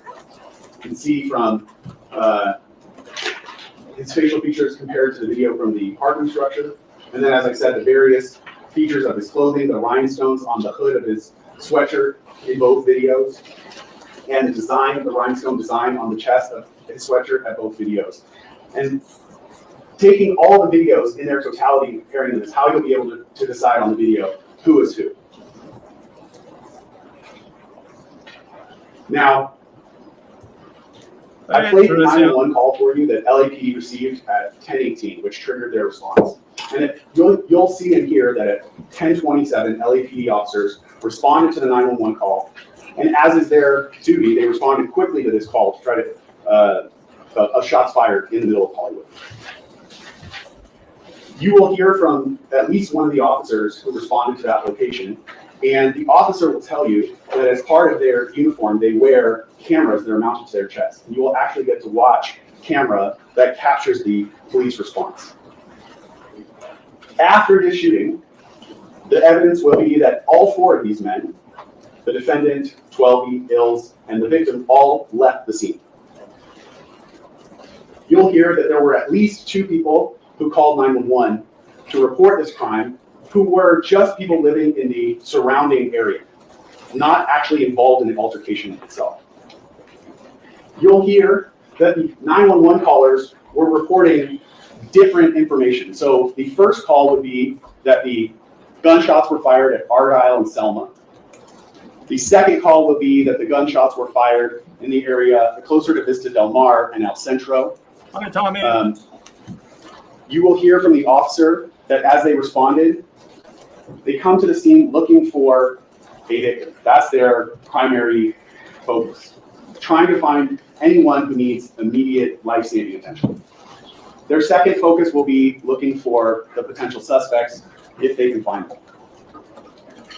And you'll hear from the officer that as he's receiving information that's taking him to different locations, he's actually going between the different locations and trying to piece together what happened.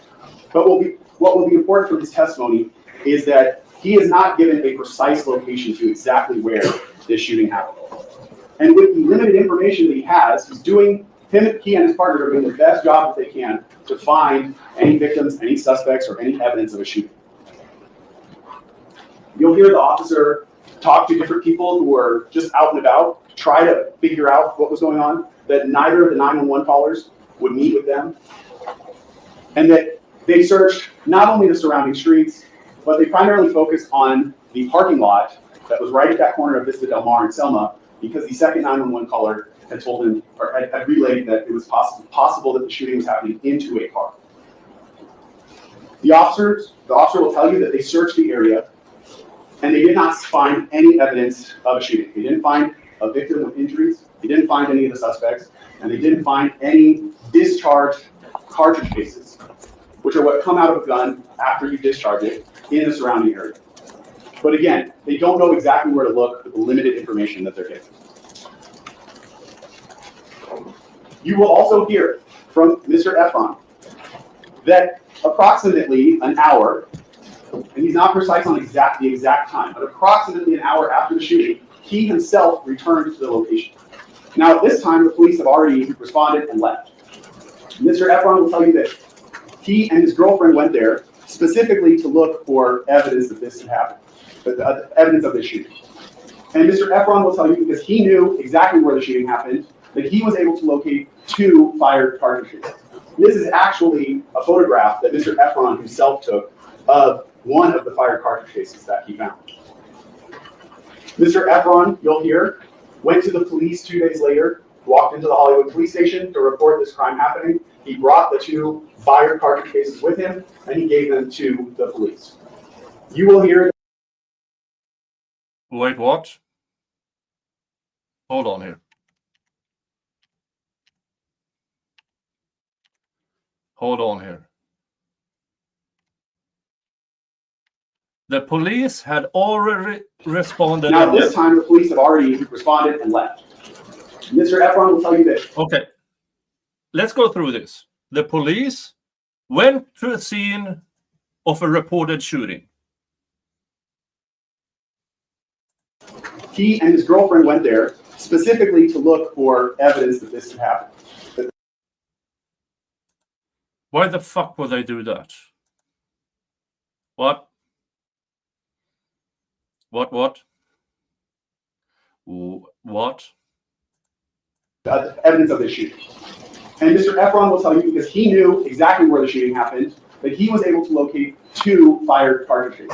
And this is actually a photograph that Mr. Efron himself took of one of the fired.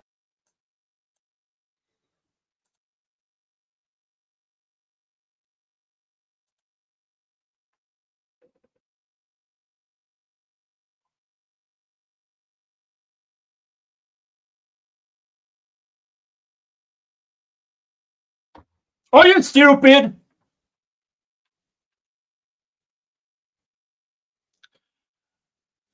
The victim magically finds the cartridge, the casings that all the cops who responded didn't find. Magically. Mr. Prosecutor, are you stupid or do you believe we are stupid? This is for fuck's. I'm going to get my stream demonetized here.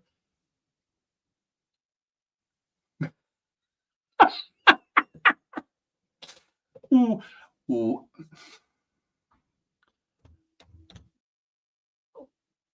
No, just no. So the cops responded, found no evidence. They only heard reports of a shooting, found nothing. Now cops are there with headlights. They know what to look for. They found nothing. And then, the victim just strolls by with his girlfriend and magically casings appear. You can't be serious, prosecutor.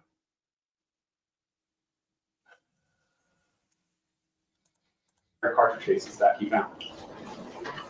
Mr. Efron, you'll hear, went to the police 2 days later, walked into the 2 days later. So there's no actual evidence he found them that day unless they have the metadata on the photographs. And by the way, that could be any street. If you don't have actual forensic photography where they have the ruler and they make a broad photograph so you can see the surroundings and then zoom in so you know it's on the actual place. There's zero evidence they actually found these shell casings on the place they claim they found it. Oh, fork. Hollywood police station to report this crime happening. He brought the 2 fired cartridge cases with him and he gave them to the police. You will hear that the 2 cartridge cases that he brought in were 9mm Luger caliber cartridge cases. Oh, they have. Okay, so they have video of them going back. There's messages. Still. Dun. Drop. Oh, whoops. Look what I found. Jesus Christ.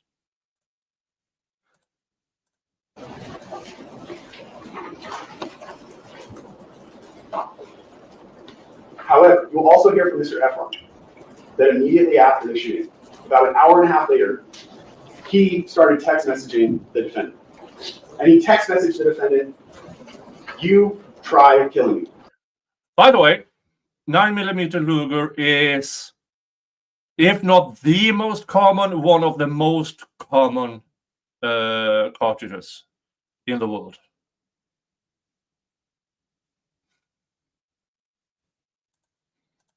That was the first message he sent to him. Most common And you'll hear 9mm that cartridge. Mr. Mayer's response was to deny that anything happened. The defendant, in abbreviation, says, "What the fuck is you talking about? Why are you telling people I shot at you? Denying that any shooting has even happened. Mr. Efron confronts him again. You set me up to try to take me from my daughter. And the defendant responds, I tried to do what I know you hate me, I hate you too. Let's turn that around. What's the actual now? There is some evidence of a gun, something that looks like a gun, in the hands of the defendant.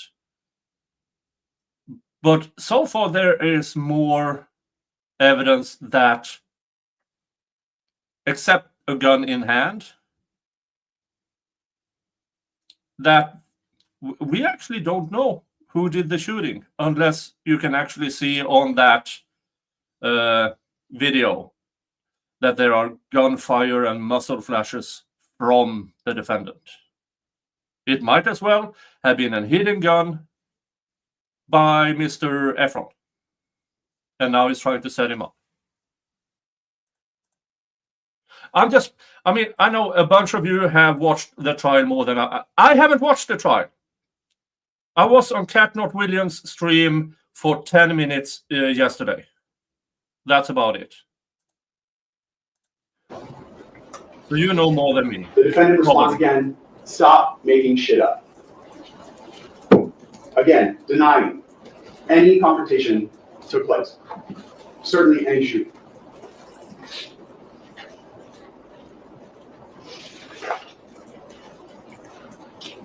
We have already told you in jury selection, and you will hear evidence, that after this shooting, Mr. Efron sought money from Mr. Mayers. In fact, right, And you didn't draw the conclusion that this all was a setup. Okay. You get this from the person who claims that his knuckles were grazed by a bullet. Oh, God. hours after the shootings, this is the next day, November 7th, in the early morning hours, 3:40 a.m., you'll hear that Mr. Efron sent a message to one of his friends saying that he wants money. And identifying the reason why he wants that money is because Mr. Mayers shot at him. You will also hear that based upon these two incidents, the parking lot and the shooting on the corner, that Mr. Efron filed a civil lawsuit against Mr. Mayers. At the end of this case, you will not be asked to award Mr. Efron any money. So that consideration will not be a part of your what you're asked to determine. Moving forward in time, you'll hear from LAPD detectives that Mr. Mayers' home was searched on April 20th of 2022, and that during that search, LAPD detective recovered a magazine for a semi-automatic pistol that was 9mm caliber, and that it was loaded with 6 unfired 9mm Luger rounds of live ammunition. You will hear that these items were found in Mr. Mayers' bedroom closet.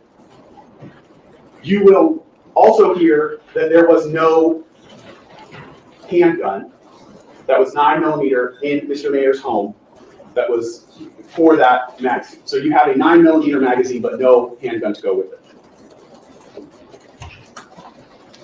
The last point I want to leave you with before I conclude is that we expect, in this case, that the defense will call 12B, Mr. Phillips, to testify. At the time of the shooting, again, he's friends with all these participants. He's 32 years old. And it is expected that he will testify that the defendant was, in fact, the person on the video who fired the 2 gunshots that we hear. So it will essentially be uncontested that Mr. Mayers was the person who fired the gun at that street corner, and that he will tell you the gun that the defendant fired was a starter pistol. That, ladies and gentlemen, is what the evidence in this case will show at the end of this case. As I've said, we expect that the defense will attempt to present an alternative explanation for what happened that night. But we ask you to do one thing, which is as you evaluate the evidence from both sides in this case, to not leave your common sense at the Again, he goes, he is opening, he inflicts words that the defense says. Now, I'm closing in on 25 trials, US trials. So, yeah, I think that's the first time in with this trial, a prosecutor speaks like he is the defense. He is like a defense attorney putting up a third-party culprit defense, which tells me he doesn't believe in his case because he's the prosecutor. He shouldn't be scared of what the defense says. door and wait until the end of the case when you have all the evidence to make your decision, listen to the court's instructions on the law, and returning only just verdict there. Thank you. All right, folks, we'll take the break now. Please be outside the courtroom doors at 1:30, as close to that time as possible. We'll have you come in, and you will hear from us. Okay. All right, please don't discuss the case. Okay, court is on a break. That's a long-ass break. The beauty of recapping. I can skip ahead and play faster. You had to start it off. To the minute.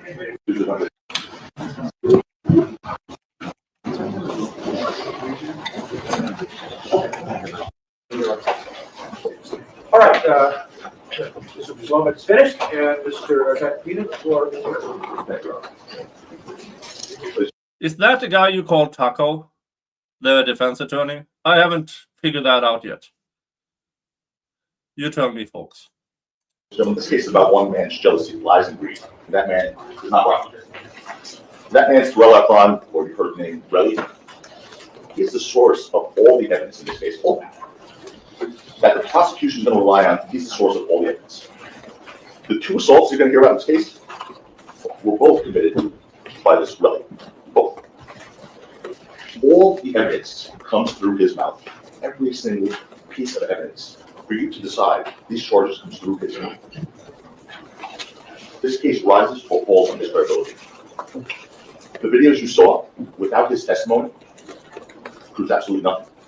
You need to believe his testimony and his version of events from the video for these charges to be proved.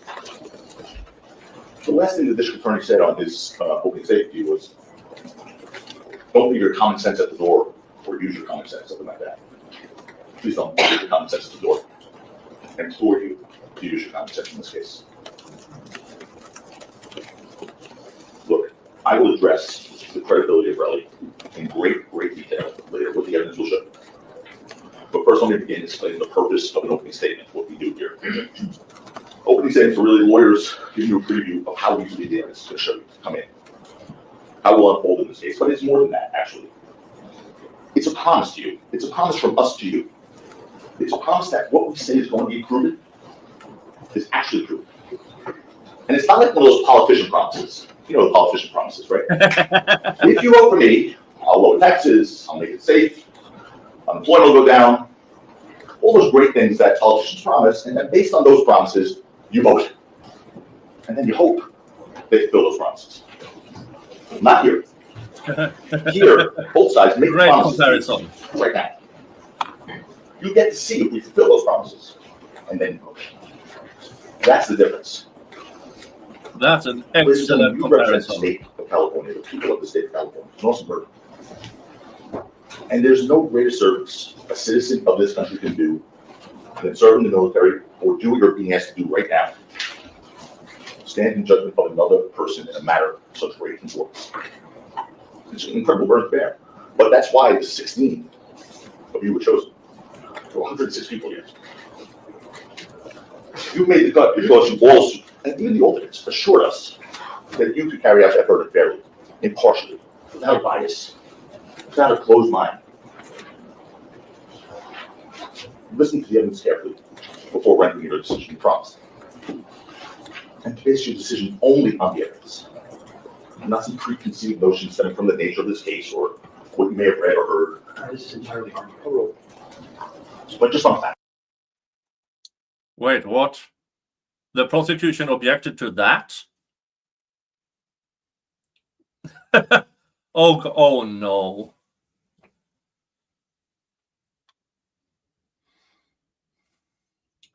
If the prosecution objects to that, this is going to be a rough one. Those objections are purely to get somebody out of their groove. Hey, JT, good to have you here. Nick, what time is it where you are? It's closing in on midday. It is 11:44 a.m. over here.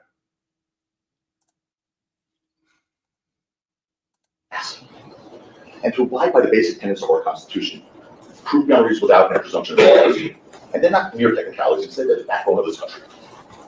A person is presumed innocent, Judge Ray Colby, and it means he is in fact innocent until and unless the prosecution proves otherwise beyond a reasonable doubt.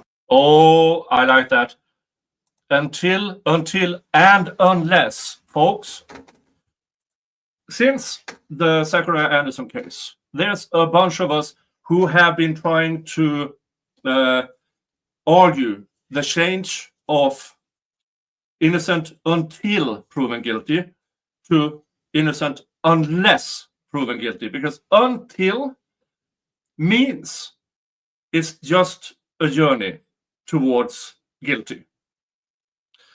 Unless is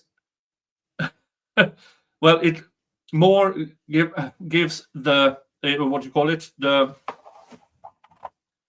unless means, well, they might not. Until means they might. Unless means they might not. So every time, folks, if I can ask you one favor, is to stop using the phrase innocent until proven guilty and change it every time to innocent unless proven guilty. Because those two words means two different things. If I can ask you one favor, except hitting the thumbs up, subscribe if you haven't, like and share. Yeah, all that. Yeah, I like that. I like that until or unless. And reasonable doubt, the judge will give you the law later at the end of the case. But it's doubt that cause you to hesitate no matter of importance in your own life. I submit to you the decision you make in this case at the end will be the most important decision in the life of elected mayors. And I'm confident that if you apply the standard and hold the prosecution to the burden of proving each and every element of both counts, beyond that doubt, the reasonable doubt, this will work out. And that's why the 16 was one jurors.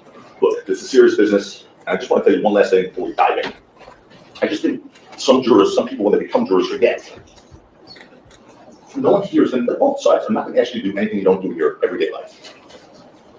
No one's going to ask you to do anything when you're assessing credibility, when you make determinations of credibility. Nothing you don't do in your everyday life. Whether someone's telling the truth, whether they're lying, whether they're mistaken. Just doing your everyday life experiences will be the best jurors possible. There's no magic formula, there's no elixir, and as you now know, there's no jury school. Use your God-given common sense in looking at this evidence. I know that I can do this case. Ladies and gentlemen, the jury, my name is Joe Decker, and I, along with Sarah Kaplan and Chad Siegel, have the absolute honor and privilege to represent Raheem Mayer's case, known globally as A$AP Rocky. The evidence will show you that Rocky was a self-made man, risen from the most humble beginnings through extraordinary successes, through work, dedication, and artistic brilliance. This is as every opening statement includes, we are proud to represent this guy, and he comes from humble beginnings, if he actually does it. This is just the prosecution being assholes. They know it's proper. They know this can be included into a opening statement.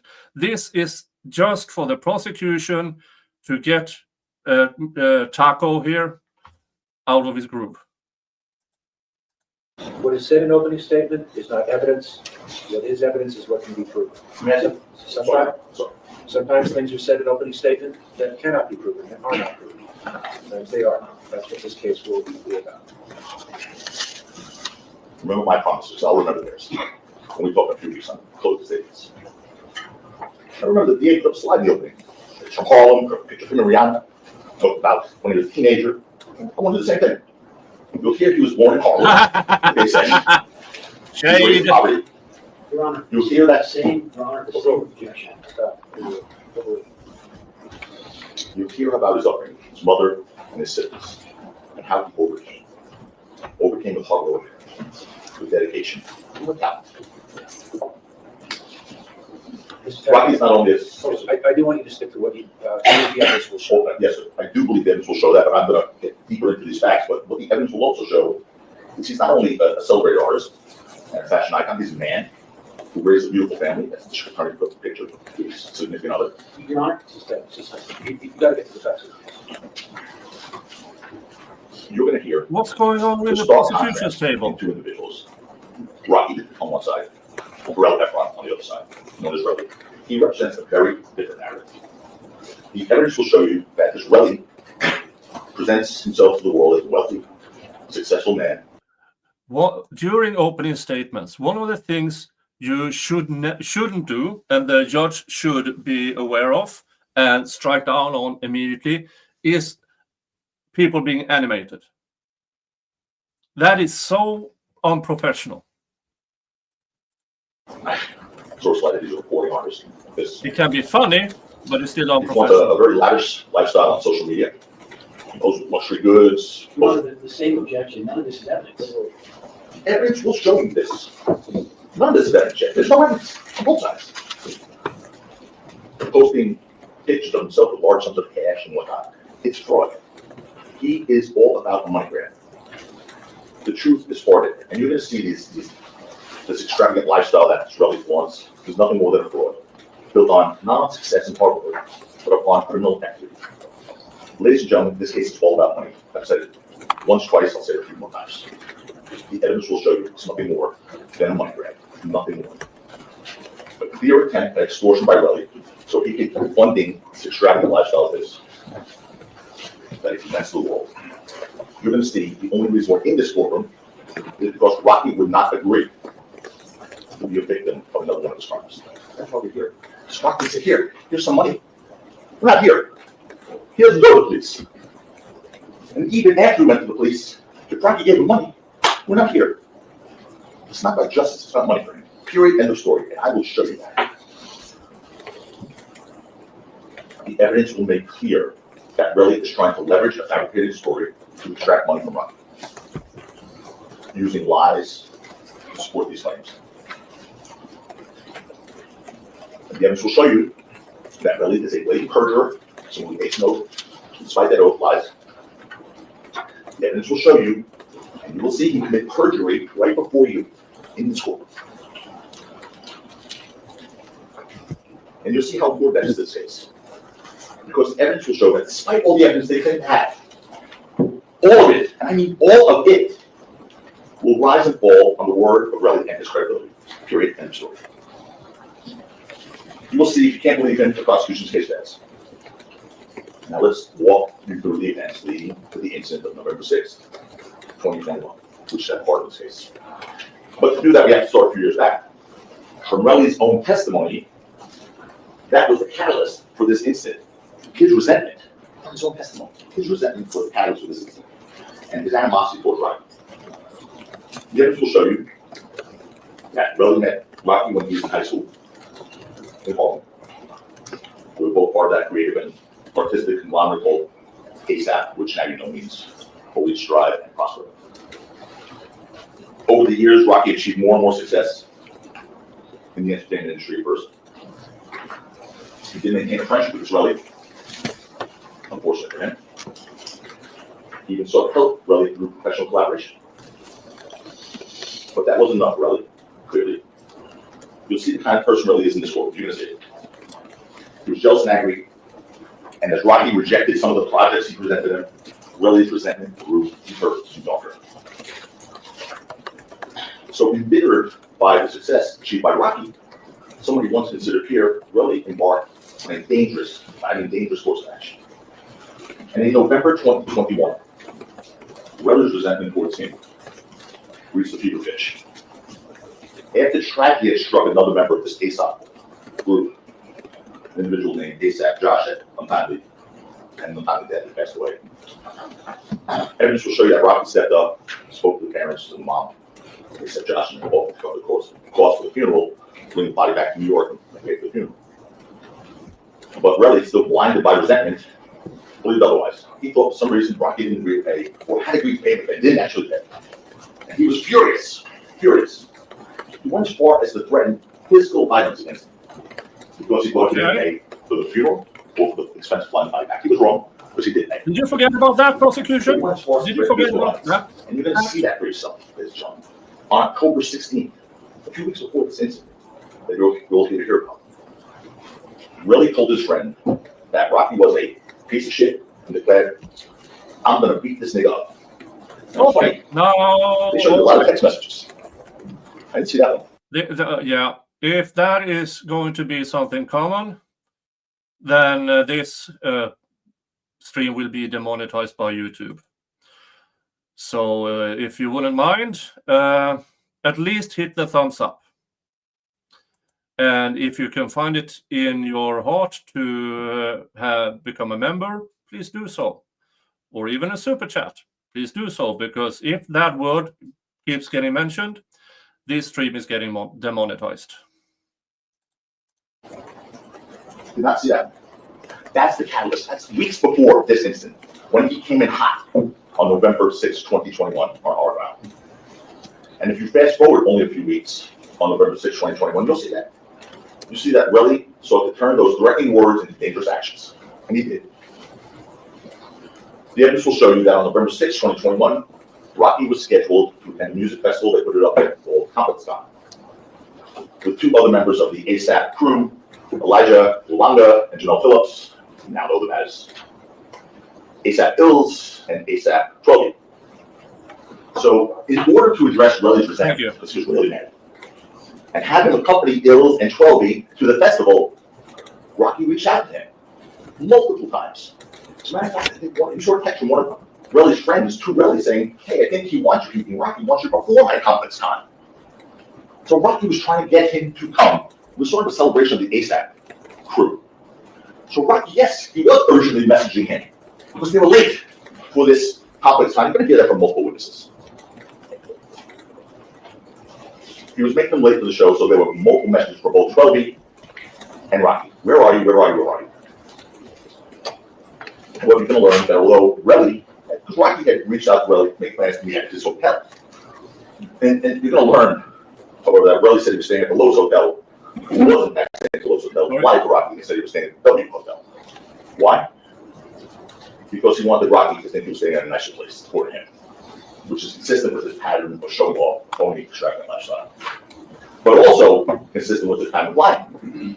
You'll see Relly committed perjury about that exact reason. And despite Rocky's best intentions, the evidence will show you that Relly was angry when he agreed to meet Rocky that day. And that anger came to a head when he encountered Rocky on the street, outside of a parking lot, on Argyle Avenue, leading to a brief altercation that took place on the street, which you saw a clip of, very short. Hey, look at that. You'll learn that Relly claims Rocky needs to be a Kevin brother. Thank you, Steve Keach. Gifted 5 memberships. Went to LTO Uxer, AGB Biochemist, Mads, Melissa Simok, and Jim Schuler. Thank you so much. That is so nice of you. Now you guys have access to all my members-only content. You have access to my Discord and your own emojis. Here they are. You have Happy Viking, Nice Viking, Love Viking, Boomer, Tractor, Female Viking, 3-Hole Wonder, Mr. Jingles, and Santa Jingles. There they are in the YouTube chat. Yay! Boomer is used when I forget to unmute myself or something else happens. And the three-hole wonder, yeah, that is when you think somebody is a hoe. It's from the Jodi Arias trial, where her victim affectionately called her his three-hole wonder. The tractor is actually my tractor. It's an old Ferguson, and it has the license plate FCK. So, thank you so much, Steve Keith. Thank you so much. Member for 7 months says, thank you greatly for your valuable time. Hey, it's Saturday. I've done all the chores around the farm, and I just thought, hey, let's have a stream for the night owls out there. But thank you so much again, Steve Keith. Thank you. I was twice the size. But look at that. Relly claimed that Rocky instigated the altercation, but the evidence will show you it was Relly who was the one looking for a fight. And you'll hear about Relly's day in the hours before meeting Rocky. You'll hear what happened that day. Independent of Rocky that evening. You'll hear Relly's claim that Rocky pressed the gun through his stomach, his chest, and his head. But the evidence, the independent evidence, the stuff that you don't need Relly's word for, we'll show you all of us. Fortunately, the video evidence from the parking garage captured the incident. And that just lies to those kind of his story about that. The video will also show you the real rest of us here. It shows you that Relly approached Rocky and reached out first. It was Relly who made the first physical contact. You can see in a second. The DA said that Rocky was the aggressor. Here's the video. It also shows that what followed was a very quick scuffle. You saw it. With Relly making physical contact and pulling Rocky towards him. Not Rocky pushing Relly, who outweighs him by almost 100 pounds. Not Rocky pushing Relly, but Relly pulling Rocky. The DA said, there's opening, he said that Rocky was pushing Relly. You know who else said Relly was pulling Rocky? Relly said that. Relly in the stadium. And when he watched the video, he said, yes, I was pulling Rocky this way. So that's not a good narrative. So they just changed that. But Relly has made statements about this incident. And they're stuck with those. It shows the incident was over in a matter of seconds, this video page. And despite Relly's exaggerated claims that there was no evidence that a gun was pressed against his stomach, direct at his chest, or pointed at his head, there's none. This didn't happen. Instead, the evidence shows that Relly, again, this was much larger than Rocky was the antagonizer here. Now, all that being said, I do need to pause here for a second. I need to pause here for a second and address the very thing that serves as the basis for Relly's fabricated story. The video that you saw, the first video, shows Rocky holding an object what appears to be a gun, and Relly seized on that and manufactured his extortion claim. And we'll get to the extortion in a bit. And remember, this is a promise from me. We'll see extortion. And if I'm not good on my promise, you'll hold it against me. I want you to.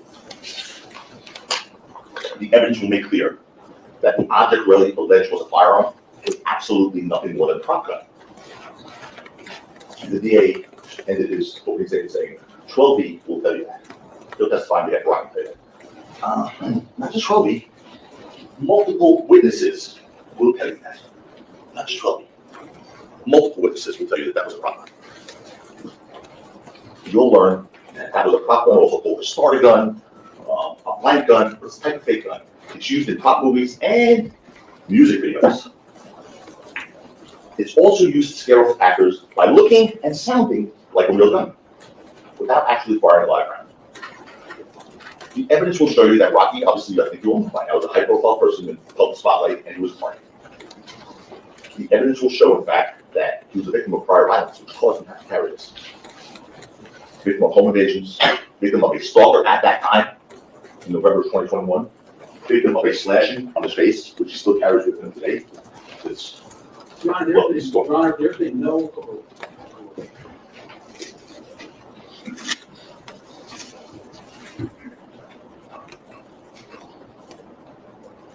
Rocky was advised by security to carry a prop gun to scare off potential attackers.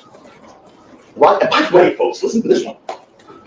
Rocky was licensed to possess firearms and licensed to carry firearms in November of 2021. He was licensed. by the state of California. He could have legally had his own firearm. He didn't want to carry a real gun, though. Despite his ability to do so legally, he didn't want to carry a real gun.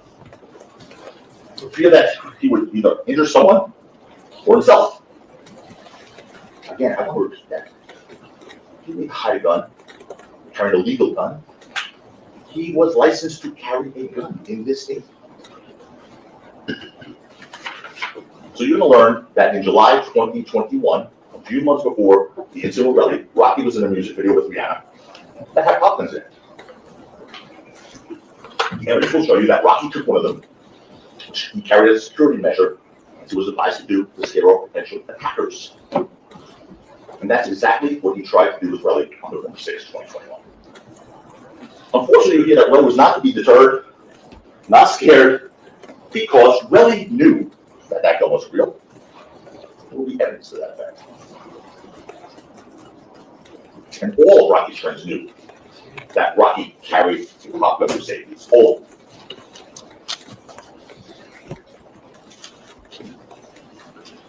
In fact, the evidence will show you that Relly not only told Rocky as much, but he actually called Rocky's bluff and said, shoot me, knowing that he couldn't.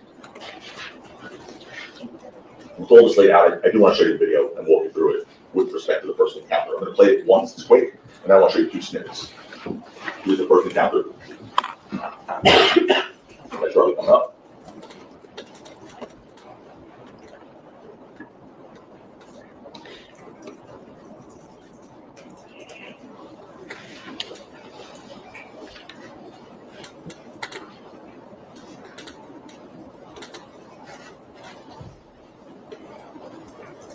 Okay, now, there's 2 things I want to play for you in there. The first thing is, the first person to raise a hand to anyone is Relly. You're going to see when he comes up, initially that's him, you all agree. Yeah. Those black hands I coming up. got a call. First person to raise his left hand, he raises his hand first. Play that one snippet, please. Boom. Do it again. Boom. He comes up with that left hand before Rocky raises his right hand. And how do you know that? Play the next clip, please. He has his hand around Rocky's neck or shoulder, and Rocky's right hand then finally comes up. Boom. This guy has his hands around Rocky's neck or shoulder before Rocky's right hand comes up. Boom. And then you heard and you saw in the video, they're going backwards. Relly, yeah, you can see that from there, said to the police, yeah, I pulled him back. I pulled him back. They told you, well, Rocky pushed him back. That's all Relly said. Defies sort of the law of physics. He outweighs him by almost 100 pounds. Relly pulled him back. And by the way, all the gun pointing to the head, chest, pressed against the stomach would have had to have happened within seconds of that video with that kid Ills in between them. Seconds. You saw none of that on the video. And the second encounter, after that brief altercation by the parking garage, Relly was angry and out of control still, and wouldn't stop. The evidence will show you that those 3 guys, Rocky, Ills, and Twelby, walked away. They walked away. There was a map put up here. I don't have one of those, but it was nice. It was a map showing where the first thing happened, and then there's a block, and then walk around the block where the second thing happened. That guy followed them around 2 corners. Around 2 corners, pursuing them. He had enough, apparently. They were walking away from him, trying to get away from him. He pursued them around 2. Teresa K. Am I going to cover both trials? Oh, what's going to happen is I am going to. My plan was to cover the Monica Simontelli trial live and do weekend recaps of this trial. Now, I think I'm going to switch that on to cover this live and do the Monica Simontelli as highlights and weekend coverage. That is my current plan. Good to have you here. Good to have you here. Corners. And the evidence will show you that those guys, Rocky, Hills, and Colby, tried to get away from him. They tried. You'll hear that, although Relly claimed that Rocky had a real gun, now, Relly not only continued to follow the guy with a real gun, but he followed and yelled at them and berated them and told the Ills, "You're a crackhead." And told 12 you live in the projects, you're not successful like me. And told Rocky, "You're a bitch." So the guy who supposedly pulled a real gun on him, and now apparently someone else has a knife too, and they're running away from him, he's chasing them, antagonizing them, bragging about his own successes. You'll listen to Lowe's story about that, ladies and gentlemen. You get to assess the credibility. Because it will continue to unravel. The story will continue to unravel. Even the police questioned him. "Why would you continue to follow Rocky after he supposedly pulled a real gun out on you?" said the police to Relly. And you'll hear Relly's answer to the police. "I don't know." "I don't know." I promise you that answer is going to change in this courtroom. That's what he said initially when I asked him. And of course he didn't know. He had to say, "I didn't know why I followed him." Because he couldn't tell the police the truth. That he knew Rocky's gun was a prop gun. Because that wouldn't work for his narrative. One that can actually shoot him. And because he was aware of that fact, Relly continued his aggression. You'll hear that Relly was so angry that he was ready to hit 12 towards Relly. You'll hear that he was so angry that he hated Ills towards Relly. You'll learn that when Relly finally caught up in around two corners, on the corner of Selma and East Delmar, his anger and hatred came to a boiling point, and he attacked his Ills. Attacked him. And Morning, Florida. Hello, Relly was the aggressor there as well. Yeah, it's starting to get more 6 a.m. in Florida now. So, hello, all the night owls on the West Coast and Hawaii. And hello, the morning wake-uppers on the East Coast. Hello, everybody. Yeah, this weekend, I am trying to catch up with the first week of this trial. And this is defense opening statement. And apparently this trial has a lot of pauses, long pauses. And I'm playing in 1.25 speed, so I will catch up this weekend. And then Monday, I'm going to start covering this as live as I can, because this is still West Coast. And you guys are 8 hours behind me. So, yeah. So this is my plan going forward.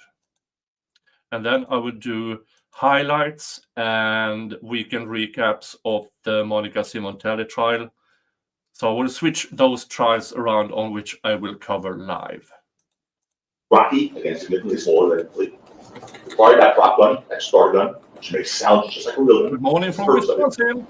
He fired it twice, hoping the sound would be enough to scare off Relly and protect Ills. Wrong. Relly didn't stop. He didn't stop because he knew it was a prop gun, but he didn't stop. And the others will show you that after Rocky fired those two warning shots with that prop gun, car alarms went off. Yeah. Steve Keith is 12 hours ahead of me. Car alarms went off. I'm sorry, but you guys are here. It's hard to look everywhere. So 12B, being sort of on line, told Rocky, "Hey, listen, man, get out of here. The car alarm's going off now. People are going to start coming." Rocky obviously is a public figure, and now people are going to have their attention drawn to this. Get out of here. Rocky, listen. He persuaded Rocky to leave the scene. 12B said, "I'll check on Ills," because Ills was having a rough go of it. Ills is smaller than Rocky. And really was pummeled. You're going to hear about how Ills' face looked after this encounter. It was a hot mess. So you'll hear a different story from Relly. He claims, like I showed you, he claims he grabbed him, Ills, as a human shield. A human shield. Funny, Ills didn't get shot. But he was a human shield. Evidence will show you that's just another lie. It's another lie. The evidence will show you that. You'll see that Relly knew the prop had been heard, first of all. Second, you're going to see that Relly wasn't hiding behind Ills or under Ills. In fact, in the video, if you look at it, we'll show you, you'll see that Relly's on top of Ills. as they're on the floor, on top of him, punching.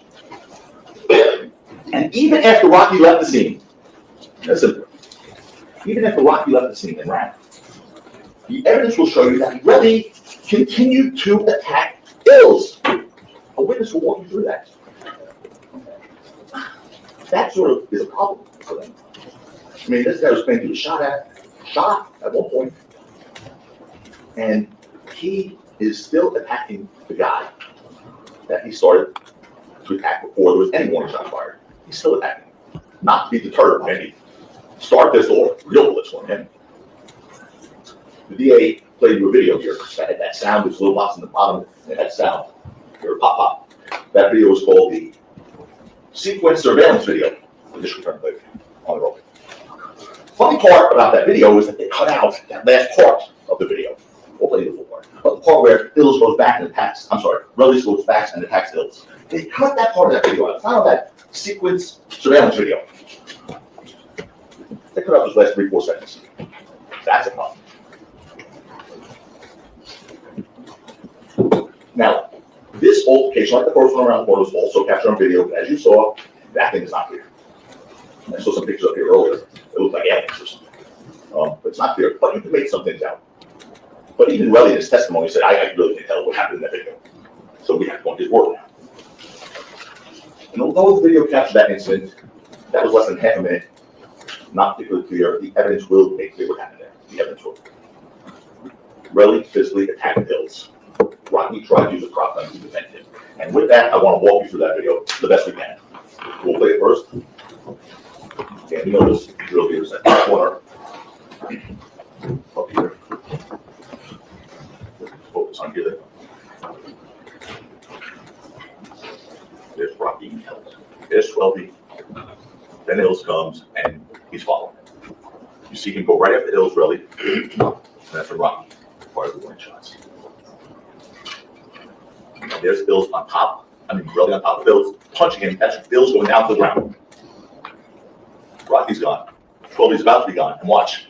There goes Relly back after Ills. And then he goes away after he hits me again. Ills eventually caught up with 12B and Rocky. His face was basically busted open.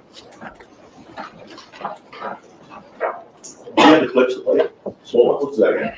So I'm going to play broken down little clips. The first one is then all being followed. Upper right hand corner again, guys.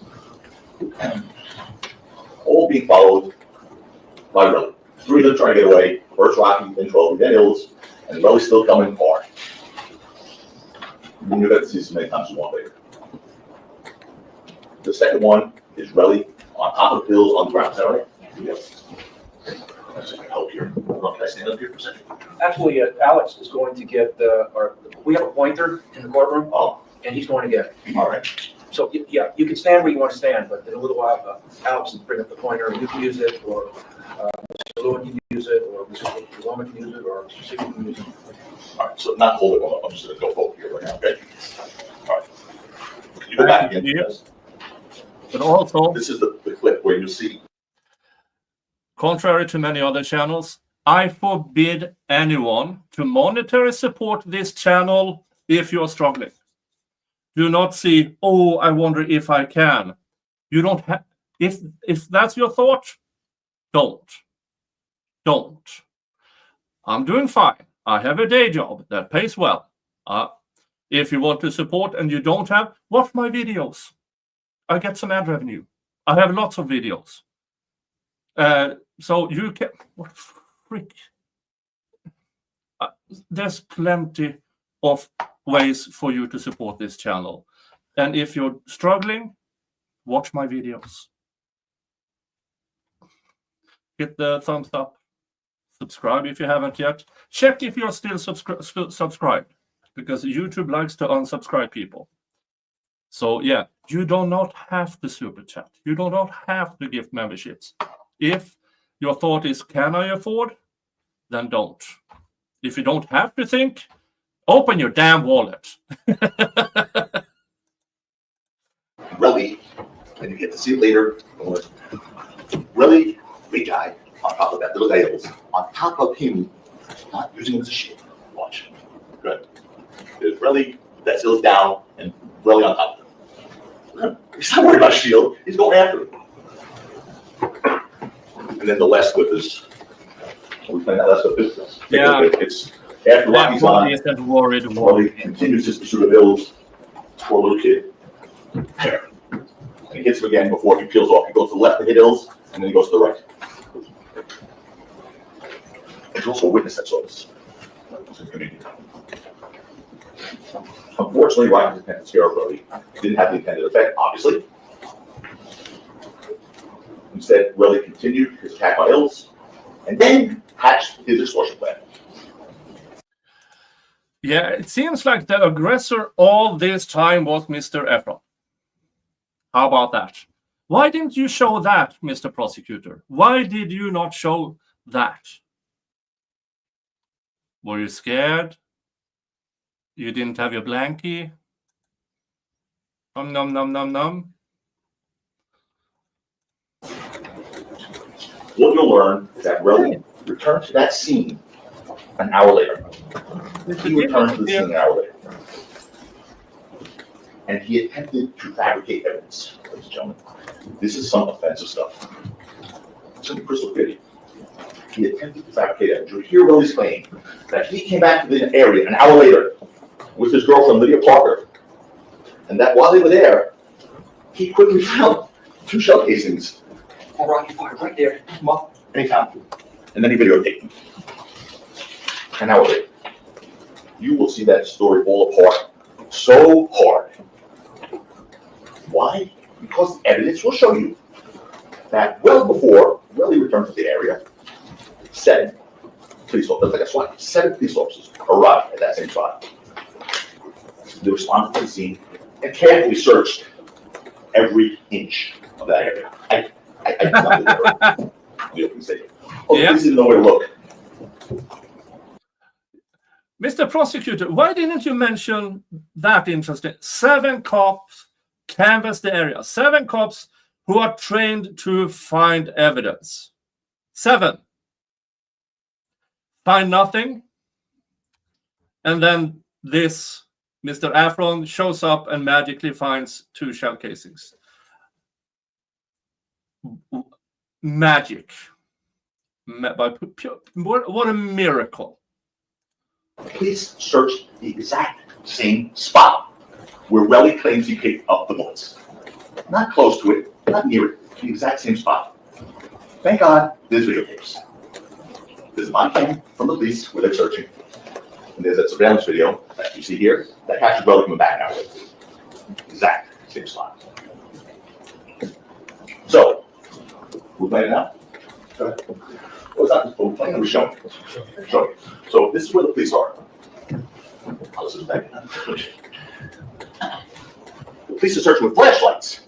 And there's 1, 2, 3, 4 right there right now. There were 7, there's another one here. This is where the alleged tussling was with Relly and Hills. Rocky's here, 12's here. Here's the corner they came around.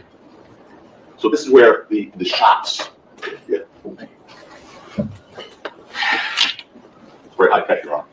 This is where the shots were. Like, easy on school. This is where the shots were discharged according to Relly right here. Okay, right here. Look at where they're searching. This is where Relly, since he comes back an hour later and picks it up. And here's a landmark. Look, this is the corner that they all came around, right here. And this is where it all started. And here, there's that opening right here. See this big orange, red, whatever this thing is here? Look at the picture below. Okay. That thing there is that thing here. That opening here, this is a big orange thing. And you can't really see as well here. You'll be able to take these with you later. This is that orange thing. Go back up again, guys. Down to the other one. This is that orange thing. Directly across a few feet there is where they're searching. Go down. Directly across a few feet there is where they're searching. You know what that is? That's really now there. Go to the police. They capture that surveillance video. That's him an hour later, coming back, retrieving the bullets in the exact same spot at the. Go ahead up. The cops were searching for flashlight. The cops weren't there looking for. They didn't know what. The cops were there looking for shell casings because they were called in for shots fired. So what the police officers searching that scene found were no shell casings, no bullet fragments anywhere. They were there. 7 officers with flashlights searching everywhere. No shell casings, no bullet fragments, no damaged property. Understand, there was a parking lot filled with cars right across from where this alleged shooting was, real ones, right? Not a window broken, a tire popped, a dent in a piece of metal. No damage to any vehicle at all. Absolutely no sign of a real gun being fired. As one of the police Did you officers forget on about the scene that, said, Mr. Prosecutor? I repeat that. Did you forget One of the about police that officers on the scene immediately? said, there's no evidence of a gun being fired. But still, they're going to ask you to believe Relly, who miraculously found them in the dark an hour later after 7 trained officers with searchlights in the same exact spot. Couldn't find them. So much for the officers didn't know where to look. They were right in the same spot. So, You go, for that matter, although Relly's going to claim his girlfriend was there with him, because that gives a corroborating witness that can back his story up, right? When he found those shell casings an hour later, the video evidence in this case will show otherwise. That she wasn't with him, unless she's a ghost. That she wasn't with him. Thank God for those surveillance videos. So what did Relly first do with the videos he made of the shell casings? Did he go to the police? No, he didn't contact the police. Instead, he sent them to Rocky and Rocky's manager and said, I'm going to be rich. That was his first thought. I'm going to be rich. I mean, here's someone who basically claims he was shot. That was the initial story, shot. He miraculously recovered the evidence from the crime scene that the police couldn't find. And he'd go to the police. His first thought was, I'm going to be rich. Well, the evidence will show you that Relly committed perjury without those messages. He actually texted a message to me, I'm going to be rich. He said, I'm going to be itch at one point. But he said, oh, I didn't mean rich when I said itch. I meant irritable. It was itch and irritable. It's not going to close when he's typing itch. Sometimes it's phone itch, irritable. Just one line after the other. He testified early hearing in this case, under oath. And you'll learn shortly after sending those messages to Rocky and his business manager, you're going to learn that Relly sent another message to his business partner, to Relly's business partner, saying, I want to get this nigga's money. Okay, That's what was on his mind, not his near-death experience. Oh my God, how did he even survive that scrape on his knuckles? Not going to the police to arrest the culprit.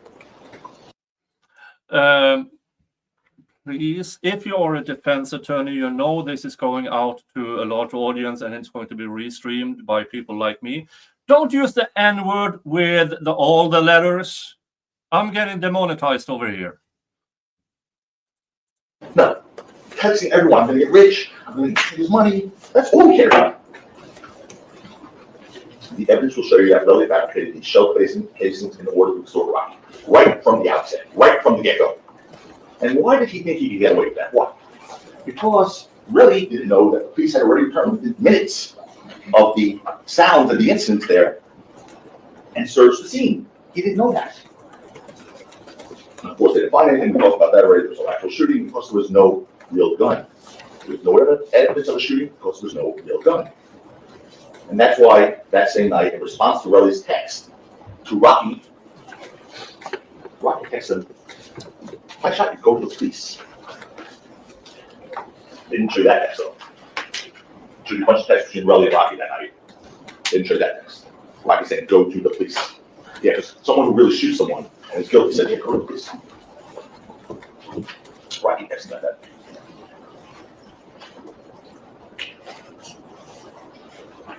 But of course, he didn't go to the police. That was not on his mind. You'll hear what he thinks of the police. After his immediate efforts to extort Rocky failed, because he just wanted to get rich, he wanted to get that, need his money, as he said. When it didn't work, he said, okay, I better go get a civil lawyer. After he tried on his own to get the money, let's go get a civil lawyer to try to get money out of Rocky. And you'll hear that because the civil lawyer would only take his case if he went to the police, rather than went to the police 2 days later.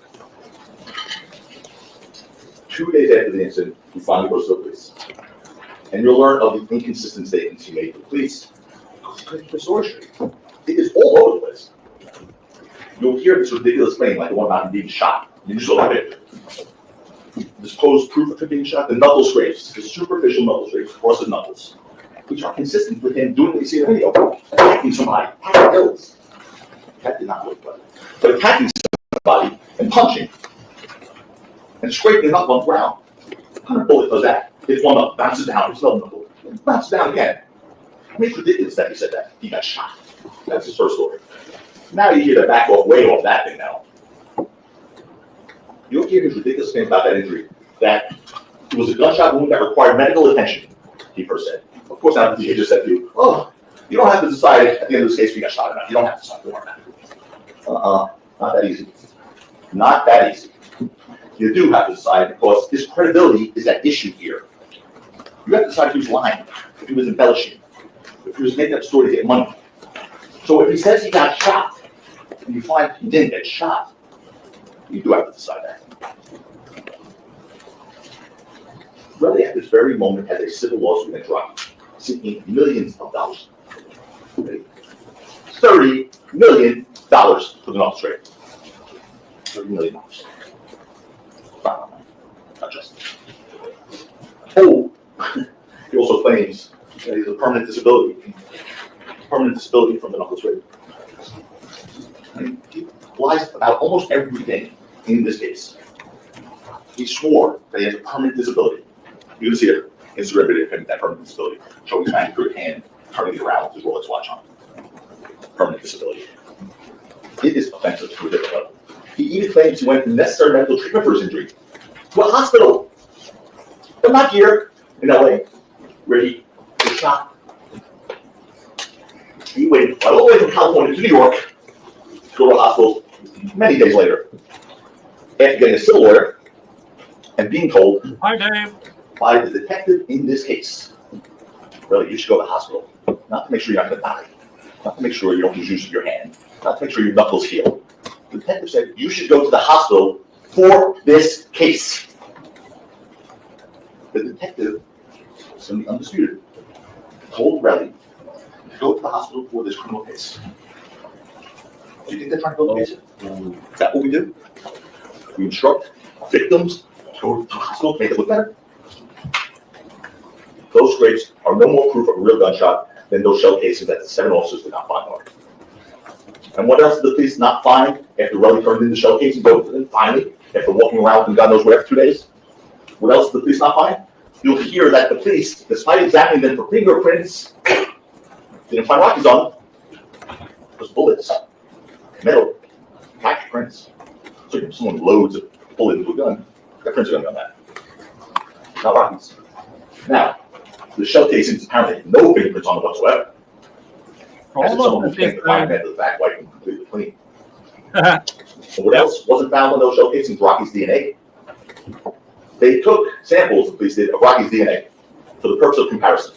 They took his DNA to compare with the bullets. 0. Nothing. Never connected to the shell casings. As I mentioned, he was licensed to carry and possess firearms. You'll learn that he legally possessed firearms, which in fact were recovered from his home. You saw that whole bunch of pictures. He had firearms legally in his home. No problem. Police did a search, they recovered. No problem with the police. The evidence will show you that none of those firearms recovered were 9mm caliber. Because he didn't have one. You'll learn that the 9mm caliber of the shell casings that Relly claims are recovered from the scene are exactly the type of gun that Rocky didn't possess for home. You'll hear, and you heard from their opening, that there was a single magazine containing 9mm ammunition in his home. And you'll learn that belonged to his manager, Lou Levy, who will tell you, who will be here and testify why that was his. He also was licensed. Most importantly, though, when it comes to this little issue of the bullets recovered by Relly, in that Rocky Springs, business, and all that stuff, and the 9mm ammunition recovered in Rocky's home, that one magazine, 5 bullets read. Most importantly, you're going to learn that the shell casings were completely different than the ones that Relly said he found at the scene gate of the police. Completely different. You'll learn that the 9mm ammunition in Rocky's home was a brand called Sig Sauer, and the Relly shell casings that he claims to have found at the scene, that police missed, were a brand called Federal. I'm going to show. Oh, for fuck's sake. Prosecution, what are you doing? Not even that you got right? Not even that? Seriously, it's not the same damn brand. They don't match. The magazine, they don't have a gun. They have the 7 cops with flashlights at the scenes, and this Afron guy magically finds the shell casings. This is stupid. What are you doing?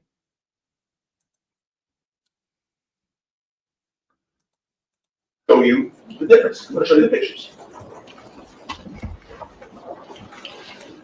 This is the one in the house.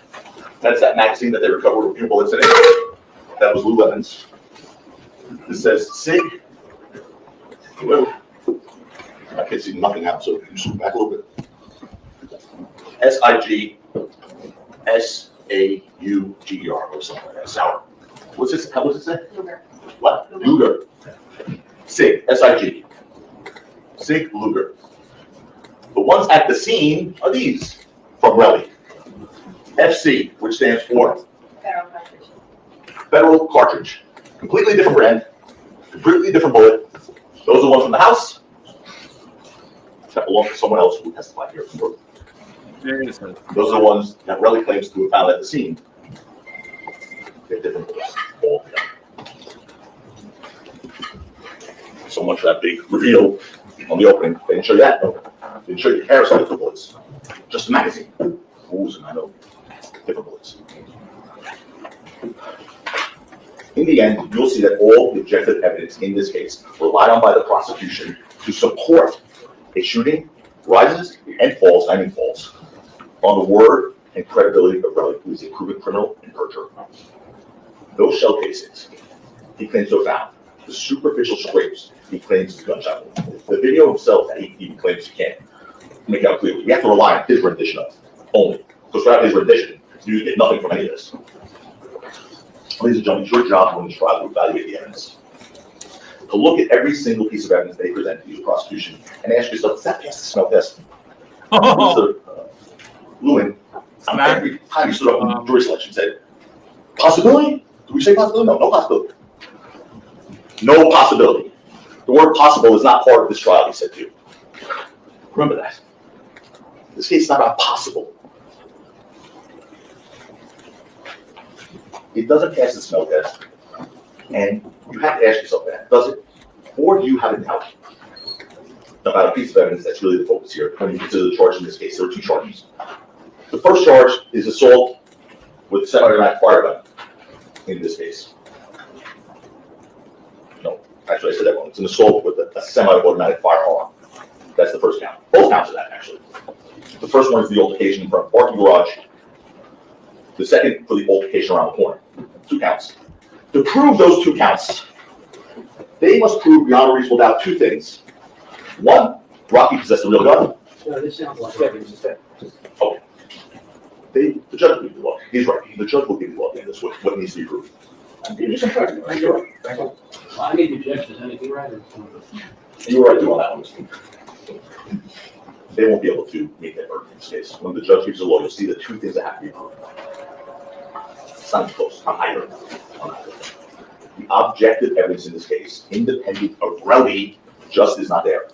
There are no gunshot wounds, no evidence of actual gunfire off at the scene, no shell casings found at the scene. When the police arrived, This sounds again like pure argument. evidence will show you there's no property damage, there's no fingerprints, no DNA linking Rocky to anything. And that's because what Rocky had was a problem. Either that, or he's the luckiest man that will face this earth. What is real in this case wasn't done, but Relly's attempt to extort Rocky. That is real. Out of millions of dollars, and using this criminal case as a windfall in his civil one, and quotes, and going back to what I first said to you, my promise, it's a promise to you. And I would be doing this so emphatically if I weren't sure. That's all I need to see the property. You will see, the evidence will show you hard evidence of an extortion in this case, and perjury to try and cover it up. Hard evidence of an extortion in this case, the evidence will show you, and perjury to try to cover it up. The evidence will show you Relly's understanding in that regard, that if Rocky's found guilty here, he automatically has liability in the civil case to get money. No, that's absolutely wrong. It's intriguing. So Understand. counsel continues. Stop, whatever, stop. So no speaking objections. Stop. Well, that was a proper objection because, yeah, you cannot tell the jury what anybody's about to, if anybody's have some monetary gain. But then he already sustained the objection. You shut up after he sustains. You already got it through. You do not keep talking, Mr. Prosecutor. You got your wishes. Jesus Christ. Now, this is contrary to the Monica Cementilli trial, where the prosecution was allowed in opening statement to tell the jury that Monica Cementilli, if acquitted, she gets money. They were allowed to say it. Yeah, so this is two different types of fisticuffs with the Monica Cementilli trial and this trial. In the Monica Cementilli trial, the prosecution has free rein, more or less. In this trial, the judge actually don't give free rein. So, yeah. Disregard anything about the consequences of whether Mr. Mayers is or is not convicted in this case. The consequences have no bearing on any decision that you have to make, and you're going to be given a jury instruction to that effect. Thank you. Anyway, it's been Relly's endgame from the start. You're going to hear some of the absolute worst things come out of his mouth when it comes to this case, this criminal case, and how much he truly cares about this case and what he's willing to do to this case. Ladies and gentlemen, this case is over. You'll see that Rocky Mayers, case at Rocky's innocent. He's not only not guilty, he's innocent. When we stand up here for our closing arguments in a couple of weeks, we'll talk about how the evidence shaped up. You'll see that Relly was never about justice ever.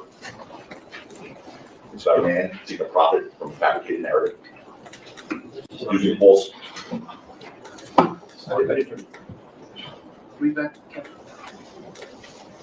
It's about a man seeking profit from a fabricated narrative. It's art. The evidence will show you that Rocky is absolutely not here. He's a man, evidence will show you he's a man who built success through passion, value, and hard work. He stands in stark contrast to this fellow who will take the stand next week and lie to you over and over again, trying to destroy Rocky for his own financial gain. He's a parasite who wants you to help him get his picket. Ladies and gentlemen, at the end of this case, after all you've seen and heard, all the evidence and close examination, all the things I promised you today, I will ask at your hands for a verdict of not guilty for Rocky Mayers. It's the only verdict consistent with justice. It is the only verdict consistent with fairness. Thank you. All right, folks, I want to take a 10-minute break, and I want counsel to remain in place. Folks, please be outside the courtroom doors at 10 minutes before 3. And please don't discuss the case. I want to hear the discussion, but I know from seeing Kathy Russell on X that, yeah, they had to close down the cameras and sound and everything during these discussions in the breaks. This was a good defense opening statement. If the prosecution had any self-worth, they should have just walked away after that one. But we know they kept going. So prosecution, no self-worth. Okay, so that was the opening statements. We will continue, but I need to swoop.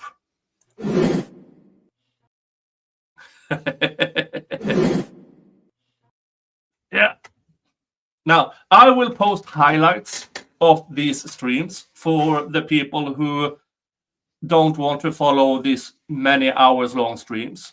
So there will be videos, cutouts, and highlights of what I'm doing here today. So, yeah, that is something I've started to do lately. And because about a third of my audience only watches the videos. And yeah, I will produce those too. I can't guarantee quality, but I can guarantee a video. All right, let's skip forward. Oh.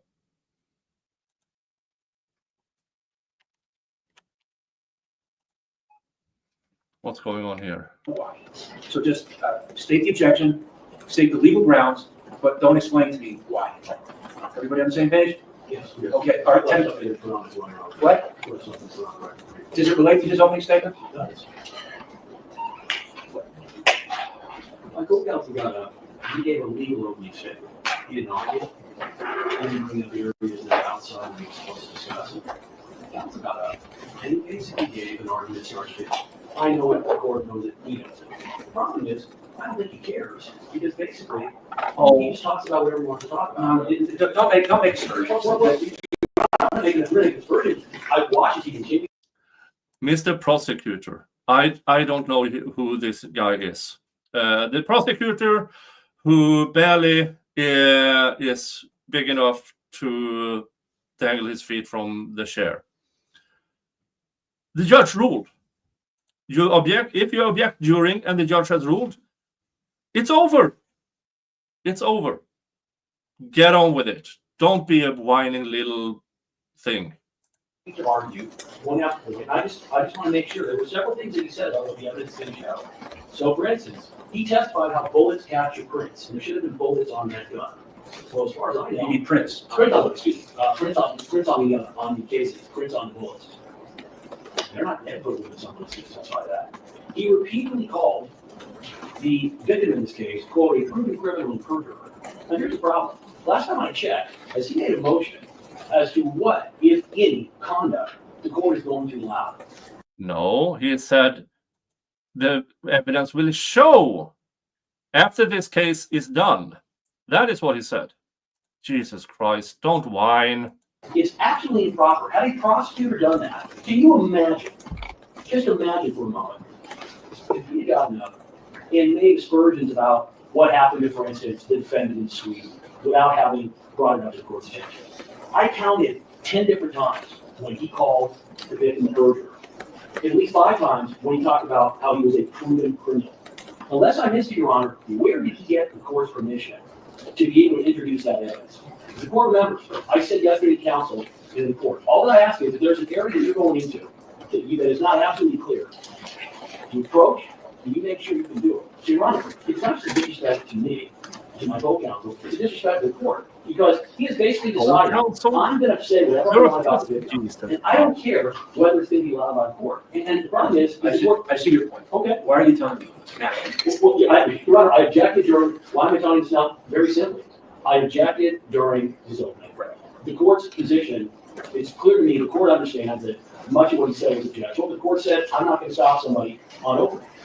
I'm reluctant to grant objections during opening statements, no matter who's making the opening statement, whether it's the people or the defense. So what I'm requesting is I want the court to instruct this jury specifically, and very simply, defense counsel made certain allegations. He called the victim in this case a criminal and a perjurer. I know, I'm not going to do that. What I will remind them is, nothing that you say or any of the lawyers say is evidence. That is what I'm willing to remind them of that. And that's the end of the issue now. Once the witnesses testify, if you think that there's an objectionable question, object, and if you're right, I'll sustain the objection in a hot second. Understood, Your Honor. Let's take a break. No. No response to this. Okay, all right. This judge, yeah, he has. Okay. And yeah, that's a lot. We have to take a short break before cross-examination starts, so you're going to get another short break.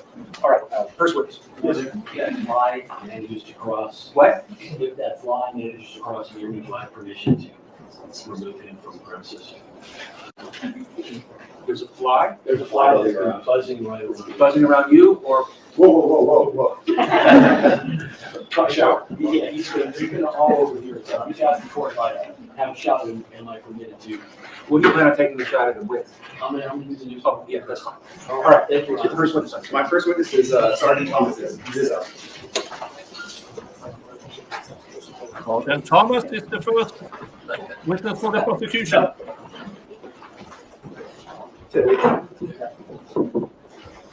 Raise your right hand, please. Thank you. You solemnly state that the testimony you may give in the cause not pending before this court, to the truth, the whole truth, and nothing but the truth, so help you God. Thank you. Please take a seat. Witness stand there. At least he's not in full tactical gear. And please, thank you for adjusting the microphone and state and spell your name. Go ahead. First name is Thomas, Thomas. Last name Zizzo, Zizzo. Thank you. All right. Thank you, Your Honor. So you start out by telling the jury who you work for. Sure, I work for the City of Los Angeles Police Department. And within the LAPD, what's your current rank? I'm a sergeant. Do you have a particular assignment within LAPD? I do. I'm assigned to Southeast Area Patrol in the City of Watts, well, part of the City of St. Watts, and I work patrol there. And prior to your assignment patrol in Southeast, were you assigned to a different station? Yes, I was assigned to Hollywood area also in patrol. You keep using the word patrol. Can you explain to the jurors what it means to be assigned to patrol within LAPD?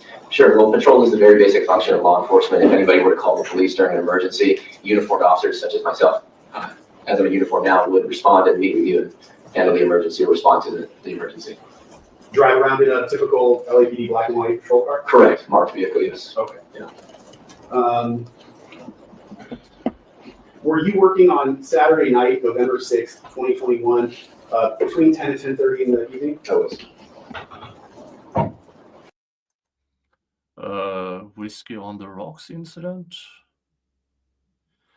Justin Wright, you need to give more details.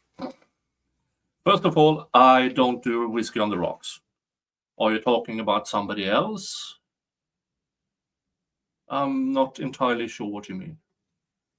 Give me more details.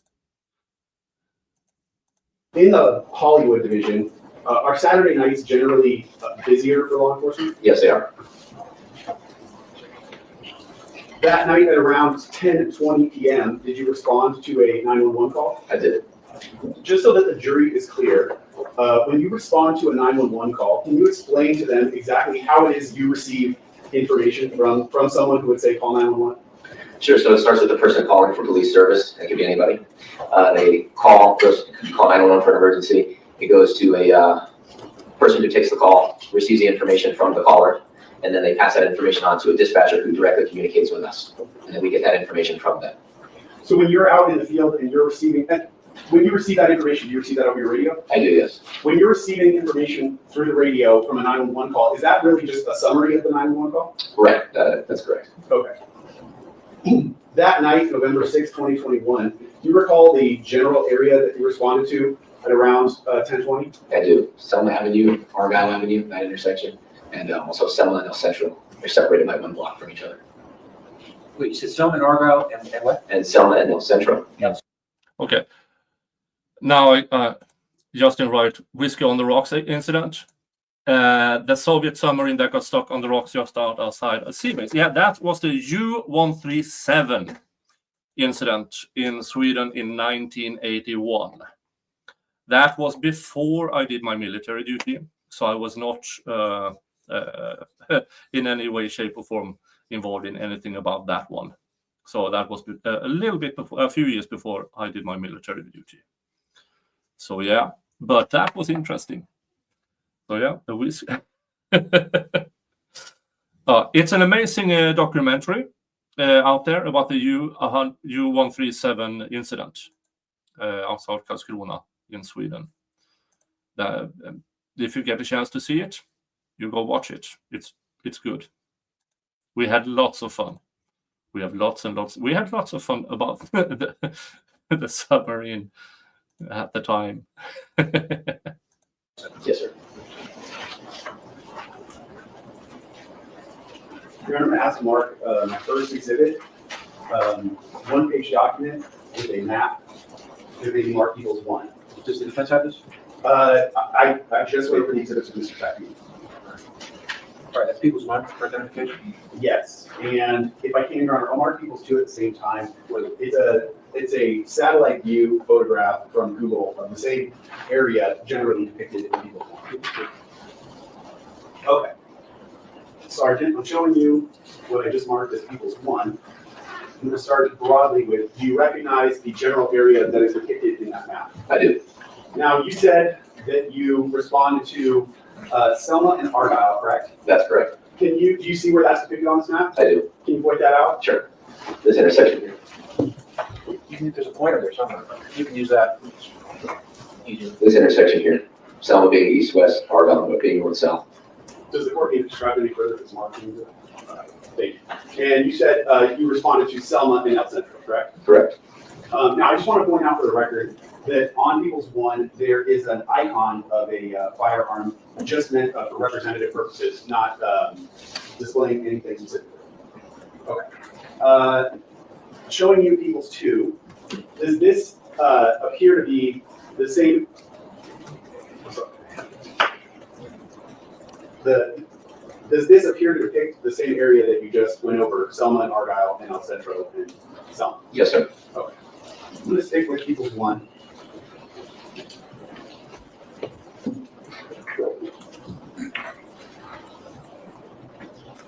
If you recall, what was the nature of the call that you initially responded to at that location?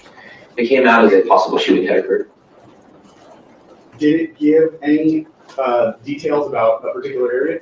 It indicated Selma and Argonne. How familiar were you with that area of Selma and Argyle? Oh, very familiar. I'd worked Hollywood several years prior to that date. And I should, I'd be likely to ask, but I should. How long have you worked for the LAPD? It'll be 11 years this March. And do you recall how long you were at Hollywood, did you say? About 8 years. 8 years, okay. If you recall, what were some of the buildings or businesses that were at that intersection of Argyle and Selma? Sure. So, at the northeast corner here, there's a hotel, a recording studio. Okay, so far this is standard cop testimony. Yes, I was there, blah, blah, blah, blah, blah.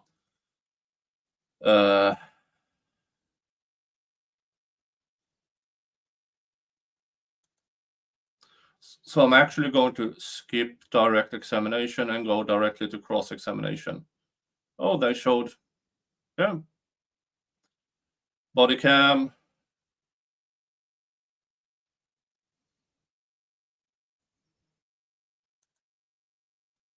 Still, yeah.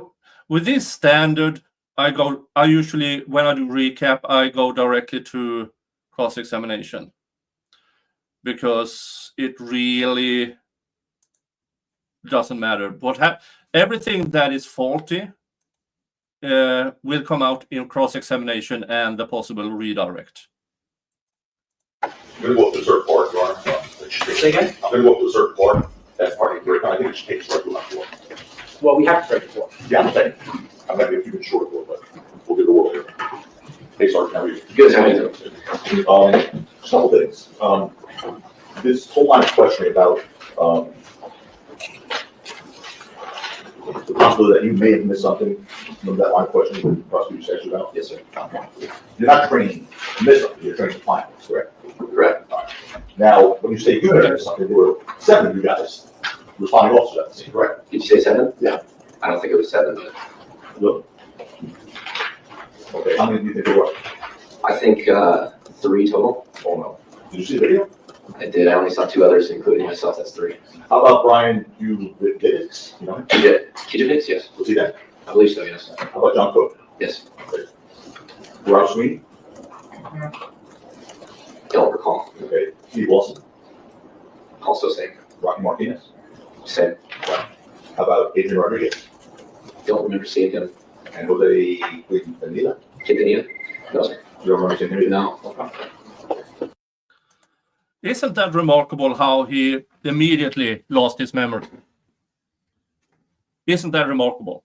Now, a defense attorney doesn't say the exact number of responding officers unless they have actual evidence of it. I would assume they have reports or incident reports or something that backs this up. So, yeah, not good for the prosecution or for this cop. So, anyway, there is camp footage of other officers, not just yours, right? Correct, yeah. Anyway, most are short, you don't know if you missed something, right? I don't think anybody would know if they missed something, right? Yeah. Right. When was the first time you discussed the possibility that maybe you missed something with the prosecutors? What was the first time you discussed that? I mean, today we reviewed stuff, right? Today? Yeah, today. Correct. That was the first time you discussed maybe I missed something. Yeah. Today. You met with the prosecutors at that day, and they told you more or less, are you sure you didn't miss anything? Oh, Jesus Christ. That's coaching. Coaching a witness is against the ethical responsibility of a prosecution. Officer Thomas, you should be ashamed of yourself. When did this happen? Oh, this was in 2021. And then what's it now? This is 2025. Okay. So, for the first time since 2021, today is the first time you discussed with the prosecutors, oh, I may have missed something. Correct. And the first time you met with them, anyone in this case, was on Wednesday, right? No, today is the first time I met with them. Spoke with them on the phone On Wednesday? Wednesday, I believe, about scheduling and about appearing Okay. to court. So today's the first time you met with them? Met with them in person, yes. And the first time you discussed testimony was today? Yes. You didn't discuss on Wednesday? No, we discussed scheduling and what the case was about on Wednesday.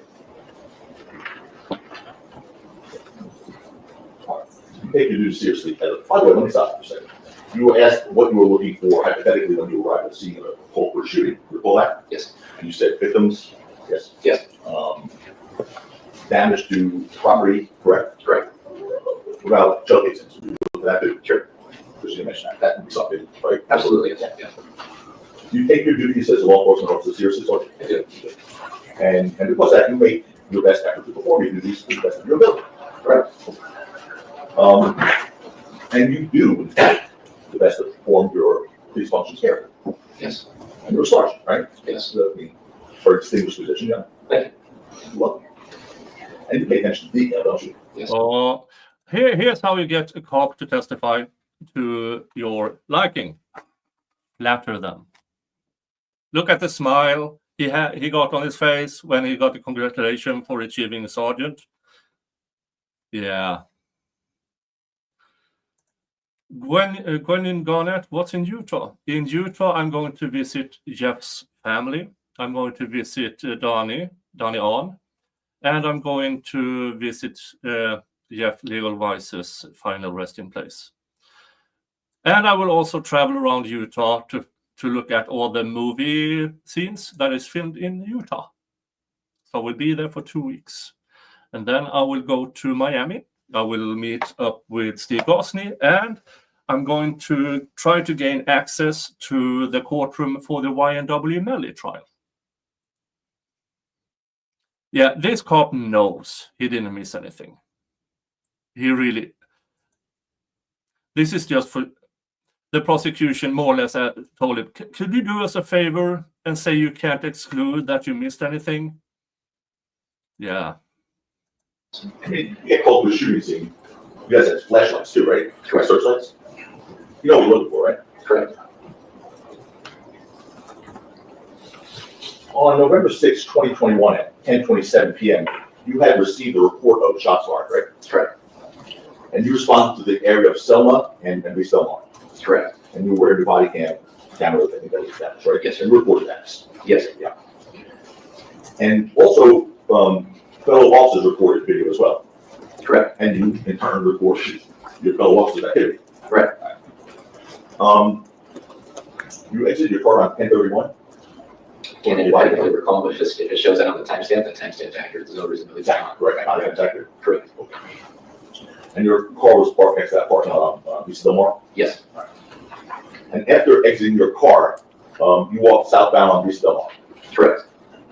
towards the stop sign on the corner there, right? Yes, yes, And then you walked into that parking lot with all those cars, right? yes, sir. By the way, there was no damage to any of those cars that time, right? Not that we saw, no. You were looking, right? You guys were looking. Yes, sir. And once you were in the parking lot, according to your body cam, you walked from one end of it to the other. Correct. As you did that, you had the flashlight on. Sure. All right. And you saw from your body cam footage, other officers had their flashlight on. Correct. Now, at one point, from your body cam footage, you were looking at the windshield of the vehicle with your flashlight, right? The rear windshield on the red car? Yeah. Yes, You were searching for signs of shooting, right? correct. You didn't find any broken glass? No. No damage scars? No. No bullet holes? No. You established no shell casings? Correct. No blood? Correct. In fact, you didn't find any signs of shooting, right? Correct. Now, I think you said, there have been times you responded to a reported shooting only to find that the person who made the call intentionally lied about it, right? Right, like the false report of emergency or Yeah. somebody suffer from an illness. Yes. Right. So that would be intentional lying, right? Yes. Okay. And you'd agree that if someone misreports a shooting that never really happened, you wouldn't expect to find any evidence of it when you get there, right? Right. Now, your own body cam footage ended at 22:33:16, meaning 10:33 and 16 seconds, right? Okay. But you still remained on the scene after that was turned off, right? Well, I can't remember, but if I'm turning it off, it's because I've concluded what I need to do and then I'll leave it. Well, after searching the parking lot, you searched the street as well. Are you saying after I went into the parking lot, I Yes, exited? Exactly. I don't remember if I did. I'm going off my body one. Okay, well, I'm gonna help refresh your recollection right now, okay? Who was that officer with that name that I mispronounced, Gabby? Brian? You too? Okay. Kitchevix? Yeah. Yeah. Okay, Call him Brian. There's a J, a B, and an X all in there? Right, yeah. Okay. Yeah. So, Brian? Right. Also Brian? Yes. I want to show you, the body cam footage that's been marked as defense exhibit A, for identification. Now it's going to show how he's walking on the exact area where these shell casings were found with body cam, flashlights, and there probably shows nothing. Defense A.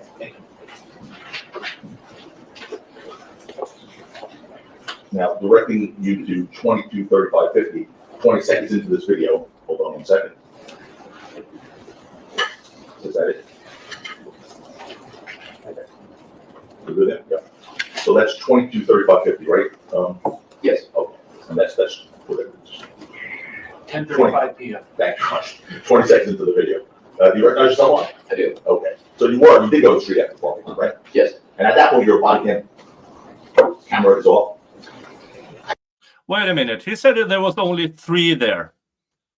That's his body cam and 3 others. Doesn't that make it 4 people there, Officer Thomas? Seriously? I can't remember if it's on or off, if there's an additional video you want me to watch, but again, this was 4 years ago. I understand. The person with body cam plus 3 people. That equals 4. Correct. All right. Did you see any of your body cam footage today? When you talked about it for the first time, displaying what you're looking at, My own video? Yeah. Yes. showing that part? No, not this. Right. I know you saw your video from before that we all saw, right? Right. But you don't see any of your body cam footage showing this, right? No. Okay. But that is you, right? It is, yes. And that video. Why isn't there any body cam footage of you being at that place, Mr. Officer? Truly and accurately reflects your activities during the search of the scene on November 6, 2021, correct? Correct. Where I walked those defense today. You already have marked. Offering, I'm sorry, what are you doing? they identified, not offering the evidence. It's evidence? Yes, sir. Your judges. Evidence would not move something into evidence until the cases are After, closed. there can be a motion to admit evidence at any time as long as there is a good foundation and it's relevant and admissible. Do you have an objection now as to foundation or relevance? No, I don't. Defense says it doesn't. Now, the street shown there, sir, I'm sure, you have a little camper screen there. Sure, this is fine. Okay. Yeah, but thank you. Very small question. Sure. Back to the end. It's fine. Okay. Ding, we'll fucking do. All right. We're gonna have to recess now, sir. Sure. We're gonna come back on Tuesday. Okay. 10:30 in the morning. 10:30, all right. Yes, Yes, sir. thanks for coming in today. All right. All right, that was the end of day one. I would say the defense is in clear lead. Clear. Overly clear. Overly clear. So let's go into day two immediately. Let's just do the swoop.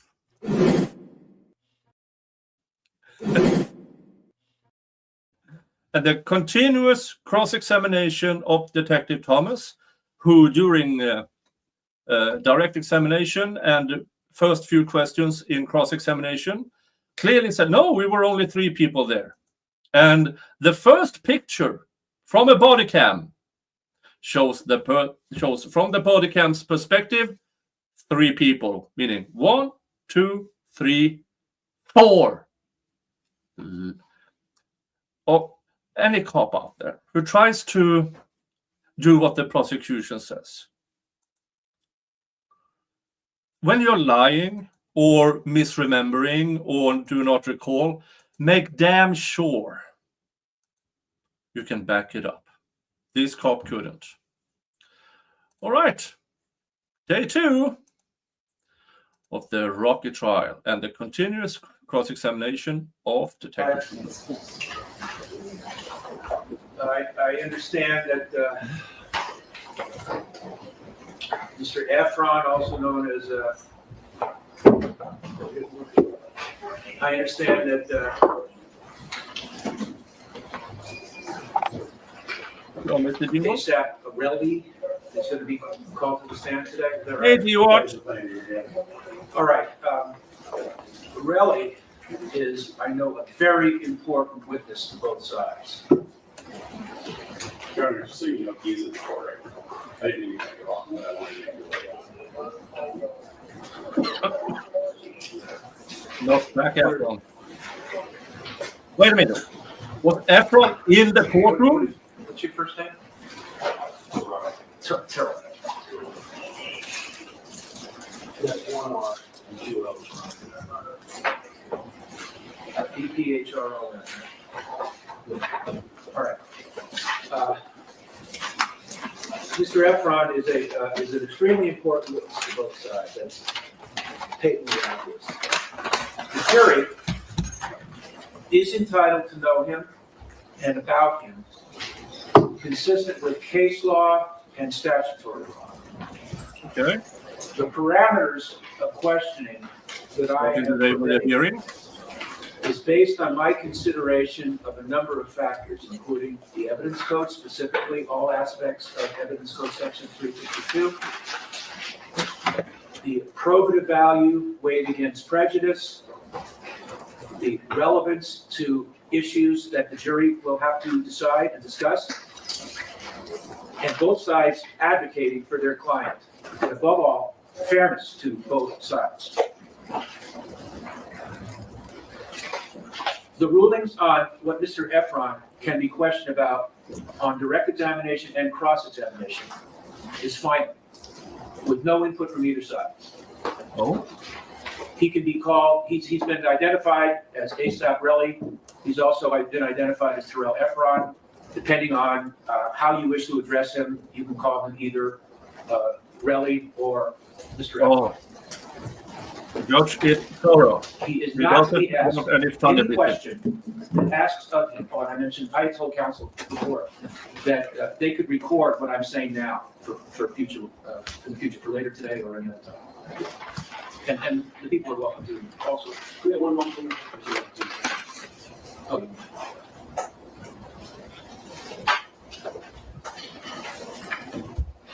Thank you. All right, I'll start again. As I said, he can be called by both parties, either Relly or Mr. Efron, whatever the council feels most comfortable with. He is not to be asked any question that asks of him or accuses him of being a thief, a liar, an extortionist, or any other derogatory term. He's not to be accused of any type of name. Final argument is a different story. This only applies to how he's to be addressed. I don't want. That's strange. That's a strange ruling. If you are impeaching him on something that can be concluded as extortion, but I mean, you don't get to call him an extortionist. You don't get to call him a thief. What you can do is this extortion, Mr. Efron? But it's still strange. Well, isn't it true you're a liar, or you're an extortionist, or you argue with a drug dealer, or anything like that? That is not to be asked. He can be asked about felony convictions involving moral turpitude. I have not seen a rap sheet of Mr. Efron. Does Mr. Efron have any felony convictions? No. So if he has no felony convictions, obviously he has no felony convictions involving moral turpitude. I agree. And you reviewed his rap sheet? I did. I had written in my notes here that if he has felony convictions, I wanted to review his review his rap sheet before he testifies under Evidence Code Section 352. But if he has no felony convictions, then there's no reason for you to examine a rap sheet, even assuming he has one. He is not to be asked about any other involvement in any other criminal activity in which there was no felony conviction. All of that is off limits. So if there has been illegal conduct in the past, if it did not result in a felony conviction involving moral turpitude, it's off limits. The relationship between Rocky and Relly is fair game. All personal contact between Relly and Rocky from the date of the shooting to the present is fair game. Any statement by Relly to anyone regarding his seeking money from Rocky, both pre-incident and post-incident, is fair game. Any personal contact between Relly and Rocky of any kind, which predate the shooting by 2 years, is fair game. Okay. Statements made by Relly to anyone about Rocky for a period from 1 year from 1 year prior to the incident to the present day. If Relly made statements on social media regarding Rocky, that's fair game. Voicemail, fair game. Oral statements made to any person, to anyone, is fair game, as long as, if there's a denial, the recipient must be available. If Relly says he didn't make a statement. Any written statements by Relly to anyone is fair game. The recipient, however, must be available if Relly denies that he made that written statement. Recorded or oral telephone conversations in which Relly is a party is not permitted under Penal Code Section 632, unless all parties to the conversation consent to the recording. Those are the parameters, and that's installed. Okay. Yeah. Yeah, we got just Those are good parameters. parameters. Questions of what they can and cannot. I just set forth the parameters. If you think that something contravenes what I just said, lodge an objection. Okay, I'm not doing any clarifying because it would take us forever for both sides to go through question after question. I set parameters. Both of you know if you think that on either side, if the question contravenes these parameters, lodge an objection. All right, different topic. Yeah. Does the prop gun exist? Your Honor, do you want the witness to go out of the, now? What witness? Yes, because we're going to talk about evidence. Yeah, yes, please step out. Your Honor, while he's here, the court want to inquire him on the issue of whether he's willing to speak to the defense. All right, yes. Mr. Relly, the defense, I know you've been interviewed in the past and you've been examined in court a number of times. The defense would like to, question you further, get an update on any information. It's your decision whether you want to or not. It's optional. You can say, yes, I'm willing to be interviewed. And if you are, that's fine. If you don't want to be interviewed, then you don't have to. It's your decision. But they want to know whether you're willing to sit for an interview. So what's your response? I respect you, Your Honor. I respectfully decline. Okay, all right, can you step out and we'll have you come back in when we're ready for you. Please make sure I don't know if either of the places are incorporated now. Wait a minute. How long is Well, this?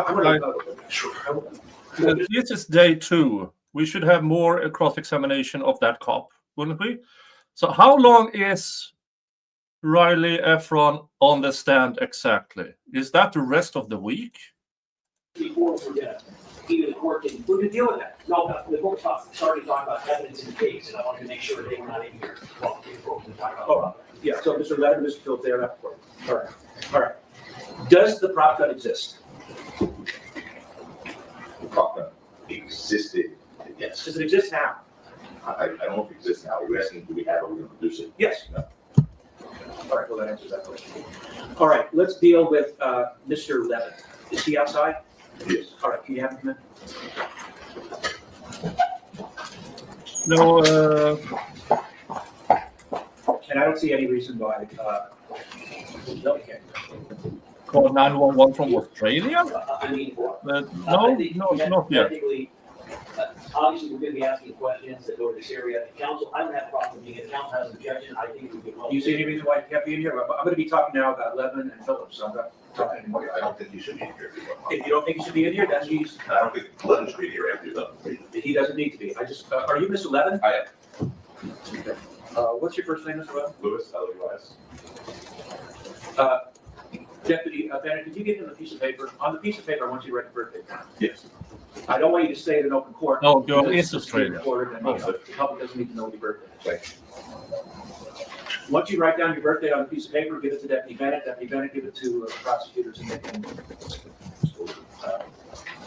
investigate it. Have you done that? All right, Mr. Levin, the prosecutors, they want the opportunity to interview you before you take the stand. It's optional. You can agree to do it, or you can refuse to do it. It's just totally up to you. Were you advised of this? No. All right. These are the prosecutors, and they just want to explore what you have to offer in this case. Are you willing to be interviewed by them? No. All right. So, It would just be advised that a failure to. oh, yeah. I just want you to know, and Relly will be told the same thing. By refusing, this can be brought out on cross-examination that you refuse to be interviewed by the prosecution, which could impact your credibility. But that's totally your decision. If you don't want to talk to the prosecutors, you don't have to. If you agree to, you can. But I just want you to know of the consequences. I understand that. You still don't want to speak with them? Correct. All right. I'm assuming you can answer as to why he doesn't want to. Correct. Yeah, if he's asked, Yeah. yes, Okay. of course. If he's asked, if he's confronted with, isn't it true that, we wanted to speak to you and you refused? He'll say yes. And then the prosecution asks, or you can ask, why did you refuse? Sure. If it's touched on direct, it can be touched on, if it's touched on in cross-examination, you can touch on it on the redirect. All right, step out, please. And what about Phillips? Your Honor, who do you want this for? We still do not have, council has never provided the date of the interview with him. How many there were? Would you wait? I have things Oh, okay. in a certain order. What about Phillips? Well, Where's Phillips? he's He's in New York? He's in New York, but we contacted him and alerted him to that. Okay, call. Can you call? Sure. Did you get the birthday on Mr. Levin? Yes. Okay.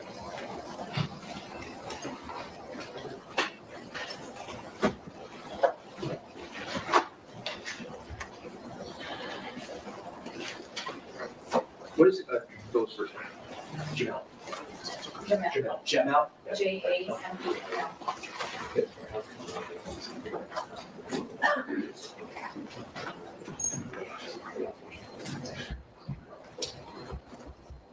Can you put, are you able to put on speakerphone? Yes. All right, Your Honor, Mr. Phillips, you're on speakerphone. all right. Mr. Jamel Phillips? Hello, how you doing? All right, Captain. All right, Mr. Phillips, I'm the judge in the case. You're aware of the case, yes? Yes, sir. All right, two things I want to inquire of you. At some point, you're going to be coming to court to testify. You're aware of that? Yes, sir. All right, the prosecution would like the opportunity to interview you before you take the stand just to find out what you have to offer and what you have to say. It's optional with you. You can either, you can agree to be interviewed or you can refuse. Are you aware of this? Are you aware of this? Yes, sir. Will you agree to be interviewed or not? No, I do not want to be interviewed. All right, I want you to know though, if you refuse, then the jury is going to know that you refuse to be interviewed by the prosecution, and it could impact your believability and credibility in the eyes of the jury. Do you understand that? Yes. All right, what I'm going to do now is I'm going to have you take it off speakerphone, and the phone is going to be given to the bailiff. Mr. Phillips, I want you to give your birth date to the bailiff. No one's going to be able to hear it except her. She's going to write down your birth date, and she's going to give it to the prosecution, because the prosecution is entitled to at least look into your background, and part of that is required that you give your birth date. But it is. Yeah, this is a good choice by the witnesses, because if they agree to being interviewed and then they say something slightly different, all of a sudden you get impeached. So that is a good choice by the witnesses. It's not going to be broadcasted or publicized in any way. The court also inquires whether or not he has a residence outside of New York, or has had a residence outside of New York. Do you live here in California? No. Do you have a residence here in California? No, not in my name. No. Not what? No. Do you have a residence anywhere besides New York? No. All right, so when you were out here, were you just visiting? Yes. Okay. All right, go ahead and take it off speakerphone. All right, and Deputy Bennett, let him know when he's off speakerphone. I'm not sure if the witnesses are for defense or prosecution.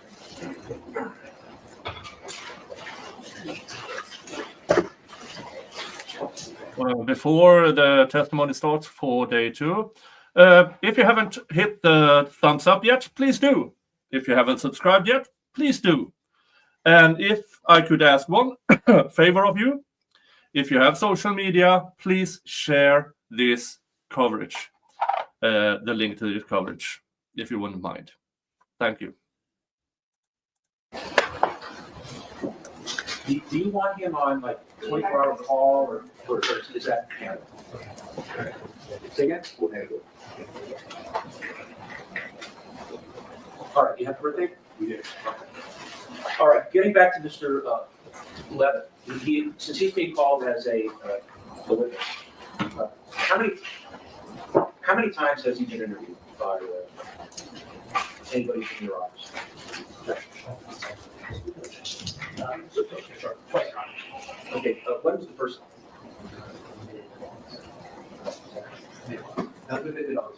About 24? 24. And where did the interview take place? In our office in Akron. Was the interview recorded in any way? It was not. Who was present for the interview? Ms. Takina and Ms. Mazzoni, along with myself. How long did the interview last?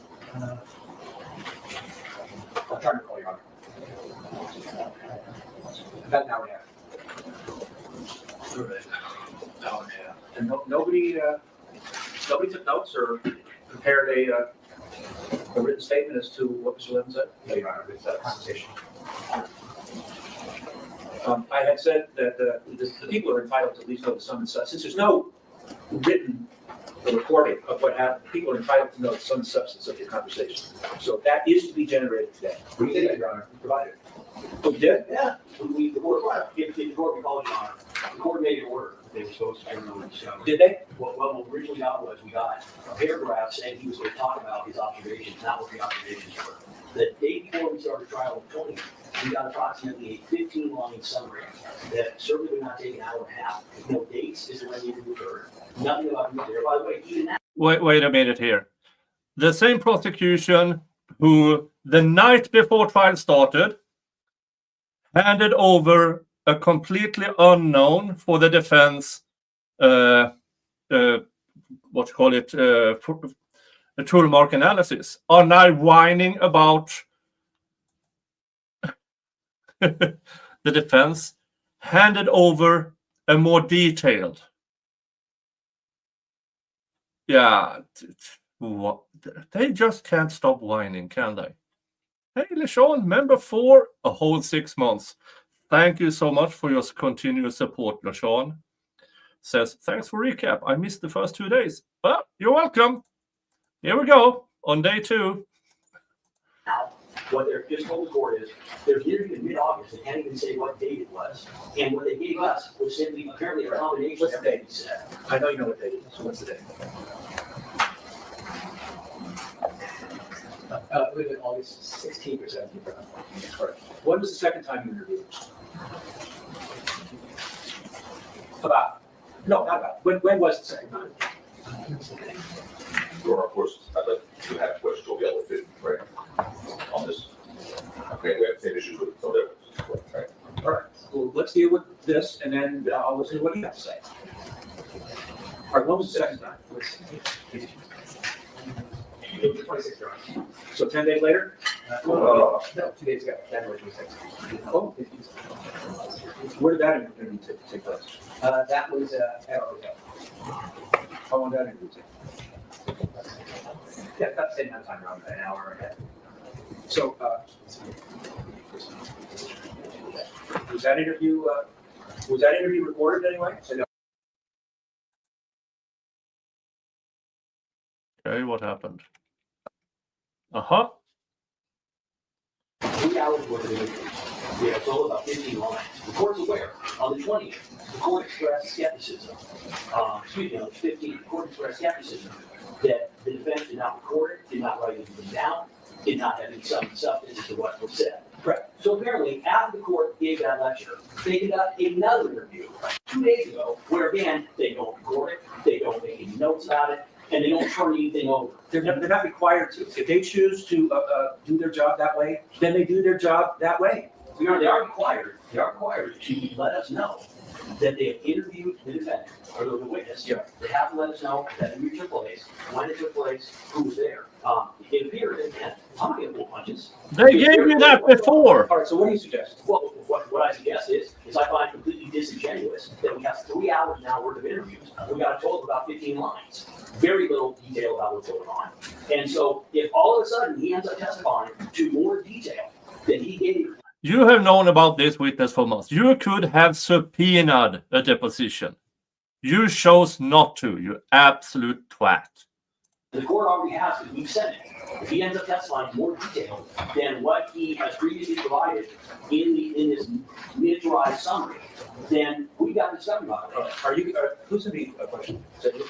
All right, are you going to be going into any subjects or areas that are not covered in what you gave to the prosecution? No, Your Honor. So there is nothing that you are going to ask about that does not fall within the summary. That's correct.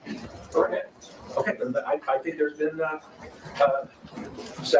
think discovery's been satisfied. Well, at least this point, Right. we can't demonstrate that discovery's not been satisfied because he hasn't testified yet. Does the court really believe that we have 3 hours of interviews and 15 lines? I don't. It's a summary, you twat. The defense doesn't need to give you anything more. You could, for months since you learned about the first interview, you could have subpoenaed your own interview, a deposition, or whatever. You chose not to. I have. And the judge ruled. Sit down. Shut This up. is not the first time I've been aware that lawyers don't take notes of interviews. If Mr. Siegel represents to me that no notes were taken, or Mr. Tacopina represents to me that no notes were taken, I have no basis to disbelieve it. Would I do it that way? No. But if they choose to do it that way, that's their choice. He told you, Mr. Siegel just told you, that any topic that's going to be inquired about is in the summary that you've got. So for now, discovery has been complied with. All right, let's talk about Phillips. When was the first time Phillips was interviewed? That's what, Oh, is that one We were just talking about Levin. no. 11. We were just talking about Levin, right? We're not talking about. All right. When was the first time Mr. Phillips was interviewed? It was the week after we reviewed All right, around August 23rd. That's right. And where did that happen? In August. Okay, and who was present for that? Same circumstances, but it's technically, Ms. Lanzoni and myself. And how long did that interview take? Yeah, about an hour, Your Honor. 1 hour. No notes or no report? No. Did you provide a detailed outline of the sum and substance? We did, at the same time, we provided that detailed sentence. Now, do you intend to go into any areas with Mr. Phillips that are not within the summary that you provided to the prosecution? There you are. Okay, how many other times did you interview? That's it. That's the only time. That's right. Just so it's clear, Your Honor, we provided literally with about 12 lines of Mr. Levin's alleged testimony. The issue is not, We're talking about Phillips. excuse me, Levin was 12 lines, Phillips was 18 lines. And I should just add that the issue is not that they're not going to cover a new area. It's that, as an example, when Mr. Phillips is talking about the actual incident, there's very little information there. It would appear, as the court is aware, the first thing that they said in discovery was that the witness would testify, quote, about his observations during the incident. So they then followed it up with, well, okay, we're now going to tell you apparently a little bit about what he's going to say. So again, Your Honor, this is our concern. Because we provided with so little of what actually happened, it's not for you to introduce a new topic. It's that all of a sudden, these witnesses are going to get on the stand, and the amount of detail they are going to give is going to be completely inconsistent with the minimal information that you'll get. When you add in the fact, and again, they're not required to take notes, but they are absolutely required to immediately after provide, if they're not going to take notes to the court, an accurate summary and statements of what the witness has said. So our concern is, we basically were given nothing, almost nothing. They're going to get on. Judge has already ruled. Sit down, shut up. And they're going to testify in greater detail. That, when you combine that with the prior attempts and not turning over discovery and after the court's order, leads to the inescapable conclusion that they're not complying with the meaning of the letter and the court's order. So I understand the court doesn't have anything to give you now, but the court has been furnished with the discovery they provided. It's not a long read, as I said. I haven't been provided it. It's in, I believe it's in the emails that we have sent. So if not, I will give the court a copy, but it's literally on one page for both.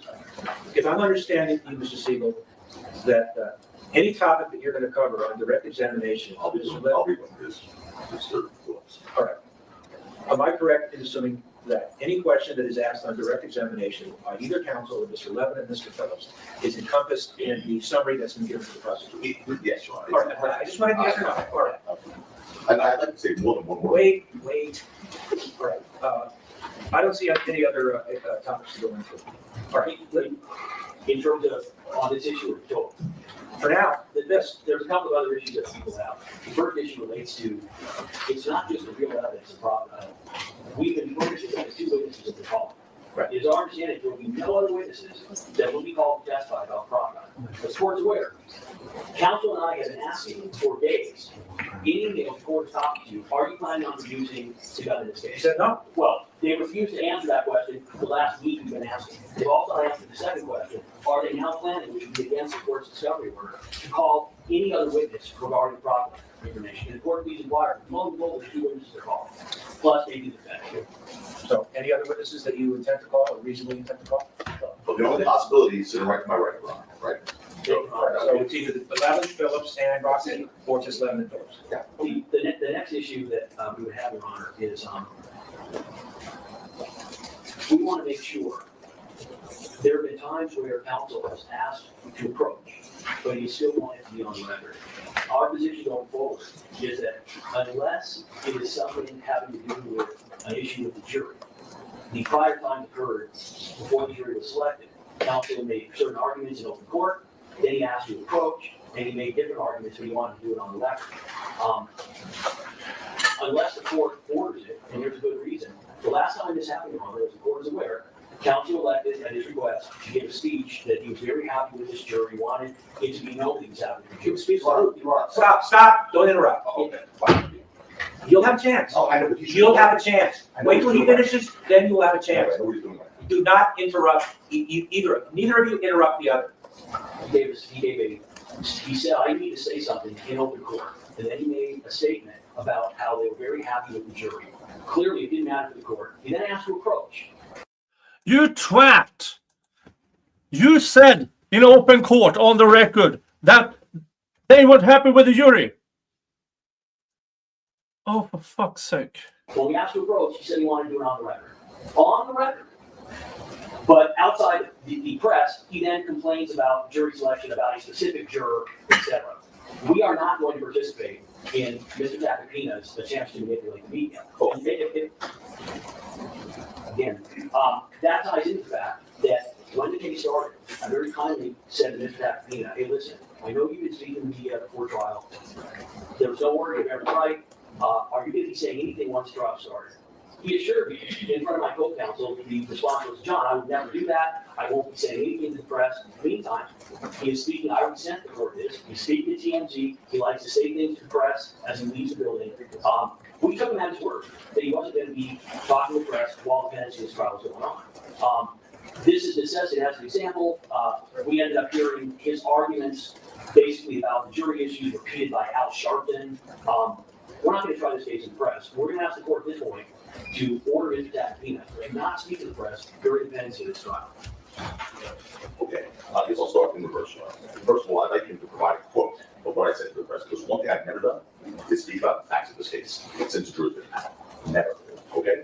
But I do have here a quote from the district attorney, Mr. Hoffman, who did quote to Extra that he appreciates any time the defense counsel is pretty sure they're going to prevail, but we don't win cases unless we're very sure we can win those cases by establishing and meeting our burden of proof beyond a reasonable doubt. I believe that when we see the evidence that's going to be presented in this case, we'll meet that burden. So that's their district attorney. Okay? So I should be able to rebut something like that. That's different. That's saying we're going to win the case, we know the evidence, and we'll meet our burden. I talked about nothing other than the potential issues with the jury. I didn't speak about the facts, I didn't speak about Mr. Efron. And I won't do that. Now, the last thing he said when I spoke to TMZ, again, I defied to provide to the court what I spoke about, because I didn't violate any order. First of all, there's no order. But I know enough not to speak about the facts of the case. By the way, I didn't open statement to the jury.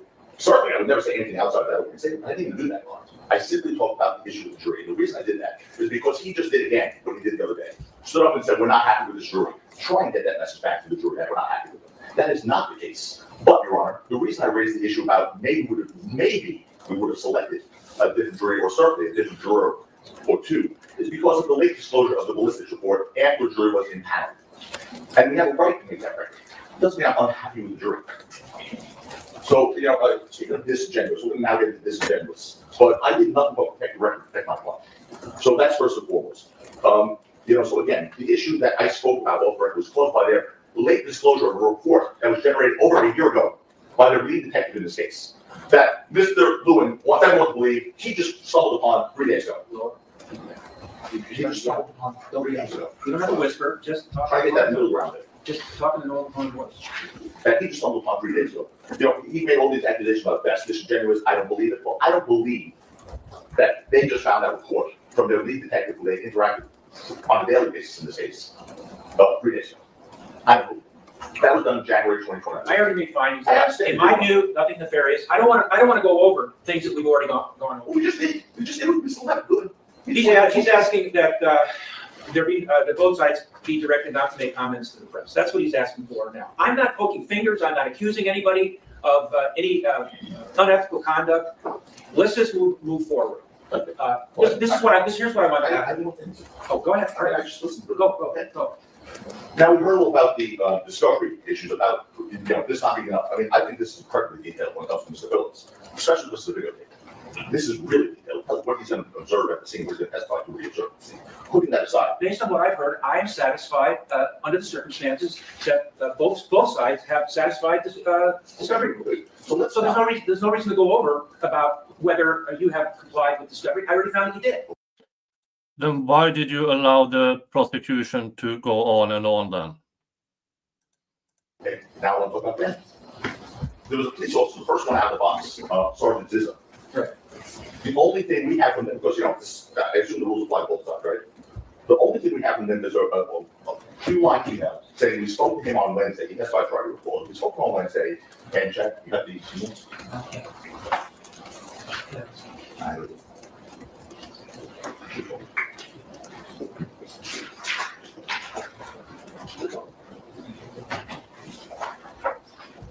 Now, folks, this kind of bickering, usually we don't get to see. This is normal. This is normal bickering. So I don't see anything exceptional about this. What's exceptional in this trial so far is what they are doing in front of the jury, in front of the cameras. This kind here, not really that unusual. But it's not unusual either that the prosecution has a double standard.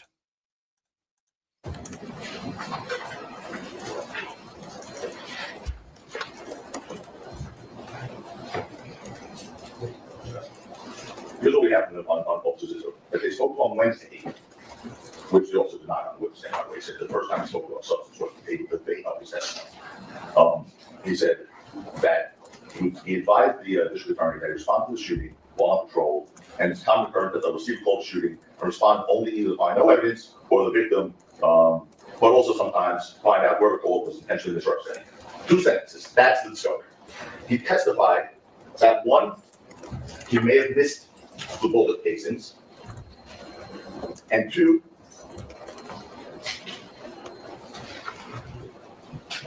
he didn't know where to look.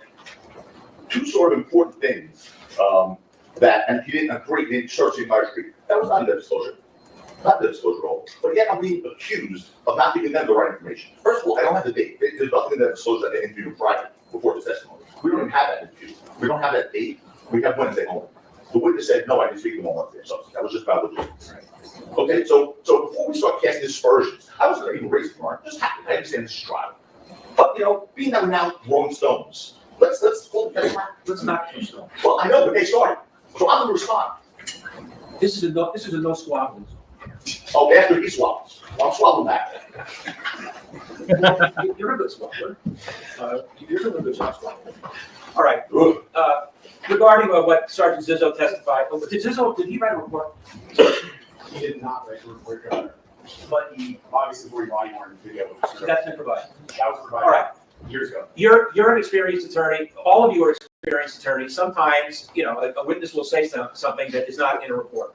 That's to be expected. A report is a summary, a sum and substance of what the witness said. It's much more fleshed out when the witness is on the stand. Yeah, but the difference here is that he testified to something completely new, not something that you could see on the video or hear or see in another person's report. What he said was something absolutely completely new.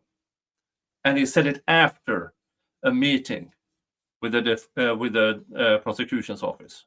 That's the difference. I'm not going to raise the fact that he said he didn't speak to him on Wednesday and he was looking for. I don't do that typically. It is petty. But I want to make sure that what's good for the goose is good for the gander. That when Mr. Phillips testifies and he says something, a word that's not this thing, it's not like, you can tell that to the lawyers. It's just not right. No, this is not a transcribed statement.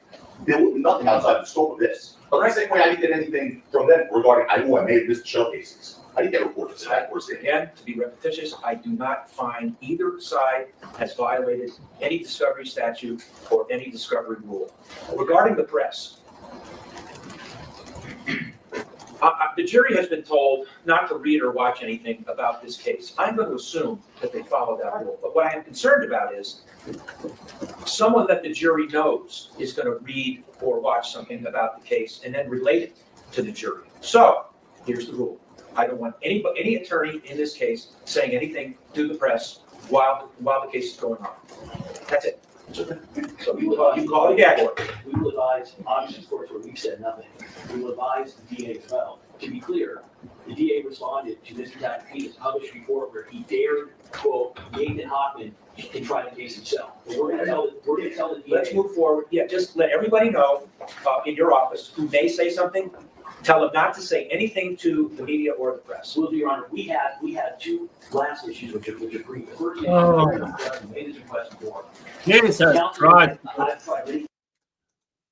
First of all, if this comes to as a news to anybody, the one person in that courtroom that has rights is the defendant. I do not agree with any judge who says it has to be fair to both parties. Because a trial is fundamentally unfair to start with for the defendant. Fundamentally unfair. They have the full force of the government against them. That is why that is controlled via rights for the defendant. So no, in my opinion, from my perspective, it's not a 50-50 situation. If you have a 50-50 situation for the judge, rule in favor of the defendant. That should be it. Shouldn't be fair to both parties because the prosecution has all the money, all the resources. I mean, even if ASAP Rocky is a multimillionaire, it doesn't come close to the combined forces of the Los Angeles District Attorney's Office. It's not even close. Case in front of the court, if there's anything even close, I forward to in advance. If there's any evidentiary issue, which is even a close call, in terms of defense, introducing, ask the question, we want to make sure that they have to approach and then 402. You don't want to be in a position to have to unring the bell. That goes for both sides. Under the funding honors, the court is aware. On Friday, it doesn't really matter what circumstances were. Mr. Tacopino literally started screaming at me So, you know, I'm not interrupting Mr. Tacopino. As I speak, Mr. Tacopino makes noises. Again, there's got to be a certain decorum. We're following it. But, you know, you can't bring a knife to a gunfight. So we would appreciate it. As the court is respectfully instructed, there one word is talking, the other word not interrupt. Mr. Tacopino, as court is aware, started literally screaming at me in the courtroom. He basically appeared to challenge me to a fight. And again, I've been doing this longer than he has. I've not had that experience occur before. I'm not going to be treated that way by anybody. I'm certainly not going to be treated that way in a court where I practiced for more than 30 years in front of a judge I deeply respect. He doesn't have to like me, he doesn't have to get along with me, but he cannot be screaming at me, whether on or off the record. The court was here. The court, I mean, everyone heard and saw it.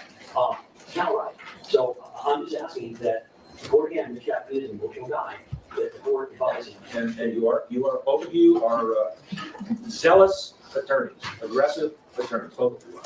We are due to zealous aggressiveness. The court is not going to be the other treat anybody. And again, it's not a request. I'm not going to take that. All right, why don't we do this? I did not hear you yell. I did not hear it. If it did happen, it wasn't in my presence.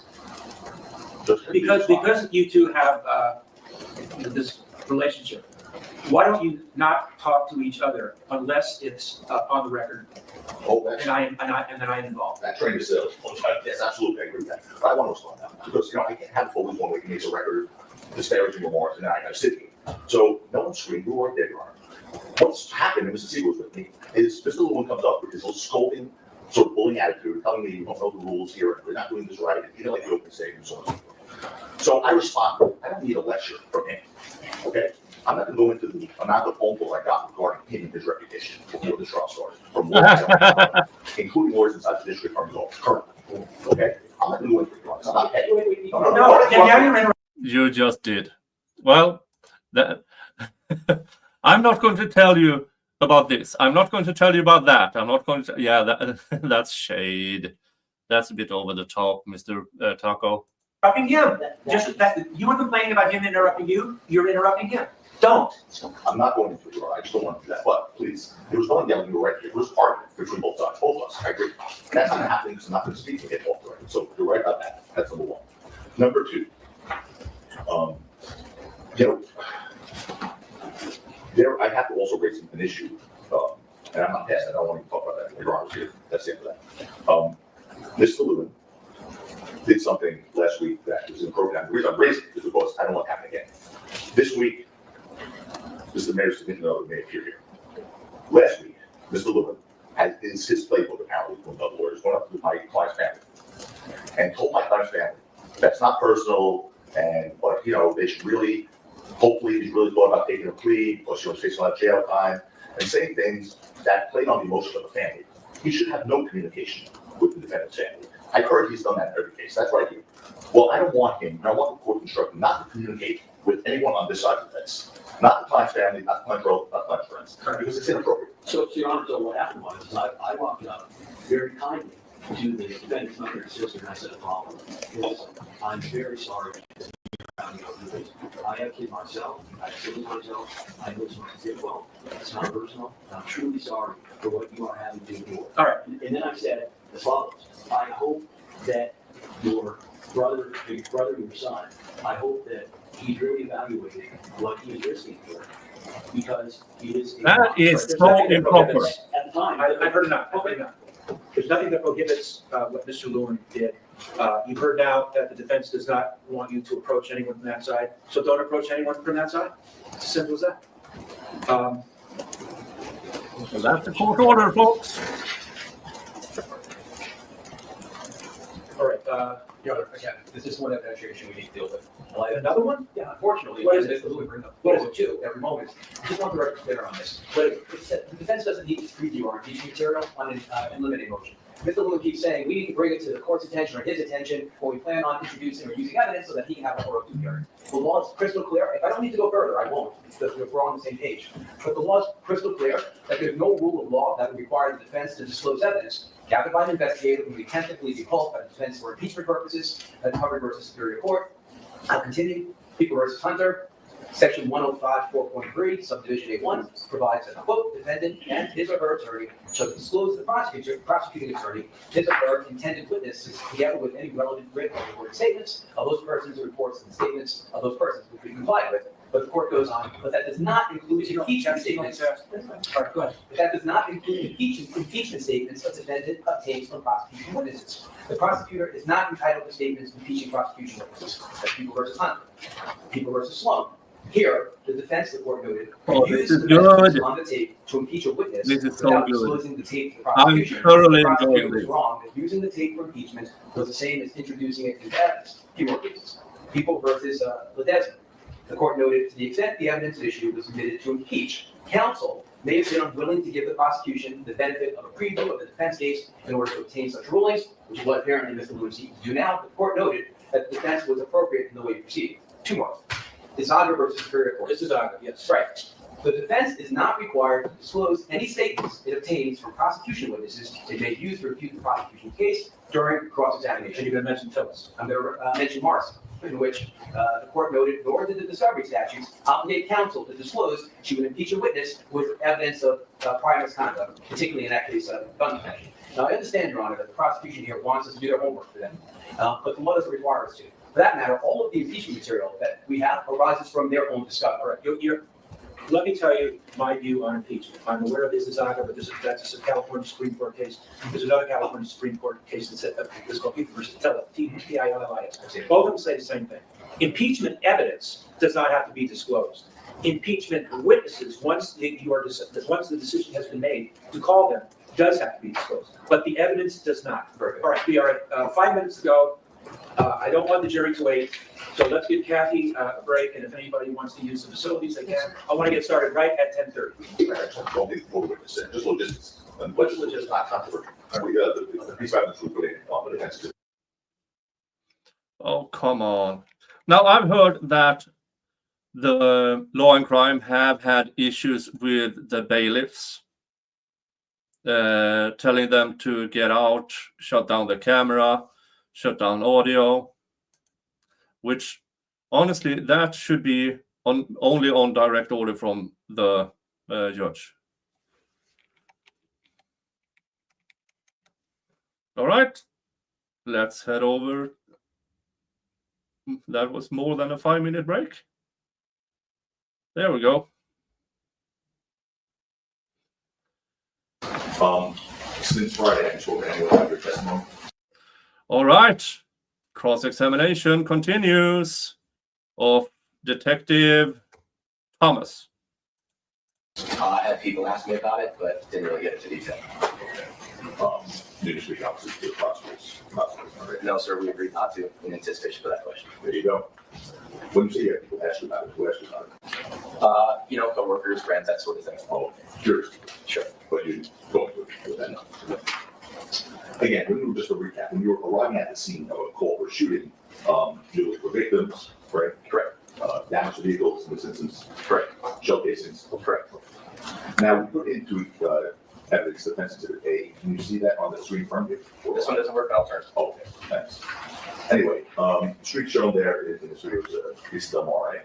Correct. Okay. And the video starts at the end of East Del Mar, closest to Selma, right? Correct, it's right at the intersection. Right. And with the first 15 seconds of that video, you approach a homeless person and ask if he heard a shooting. Do you recall that? I don't entirely recall that. Let's play that one. That's it, fine.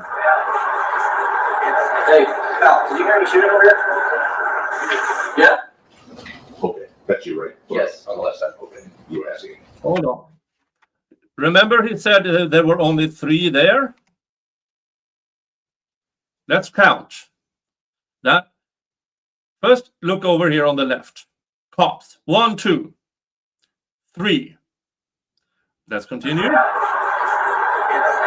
Val, did you hear any shooting over here? 4, 5, plus the man with the body cam. 6 people.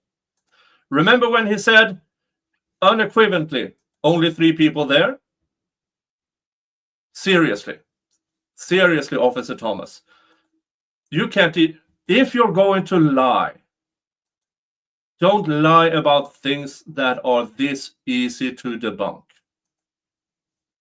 So we now know there is at least 6 officers at the exact same position. Yeah? Okay, that's you, right? Yes, on the left side. Okay, you were asking. You said, hey, Al, you're shooting over here, correct? Yes, that was me. Okay. By the way, why was your body cam not on there anymore? I really don't remember. I don't have the answer for that. Jordan, just for the purpose of going forward here, we have copies of the transcript of this in case you have to refer to that. I have many copies. Alex, could you distribute the transcript to all of the jurors and, yes. I'm going to fetch something to drink, but I'm still going to listen in. I'll be right back. No, yeah. Want me to wait to distribute them? No, sure. Yes, sir. What do you want, this is gonna be D. B, I did a B.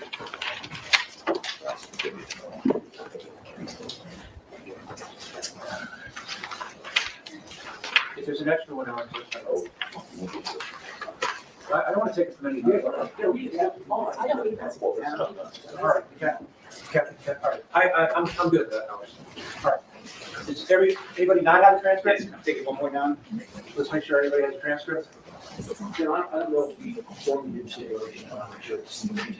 Both sides say that there's audio recorded or video recorded on the video where we have transcripts, but we not take down what she's hearing. Actually, the stipulation is not necessary. There's a rule of court that said that when audio tapes are played, the court reporter does not take it down. I was referring to that rule of order, that's what I thought. I just learned that, 6 months ago. Yeah, there's no stipulation required. They just don't. Well, if it was, we would say. Yeah, thank you for that, for Mr. Jack, and I. All right. So happy once in a while.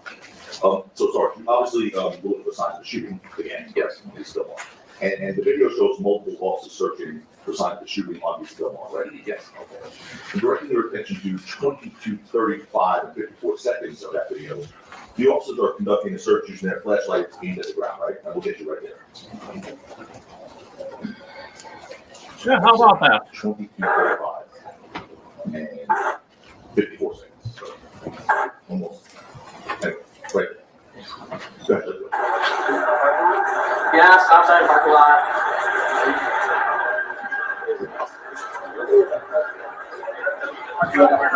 What you said right here? Yeah, that is at least 6 officers looking for the damn shell casings. Experienced people looking for shell casings. They didn't find any. That is people actively looking for shell casings.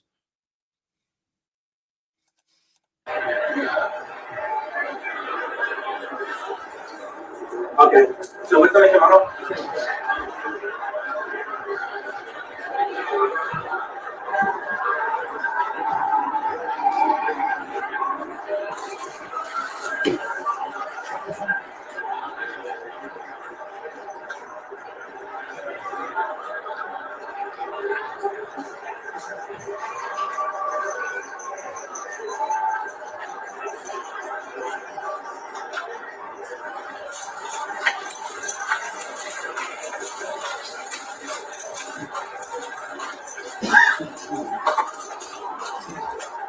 Yeah, folks, this, where those three stands, is the exact spot, apparently, where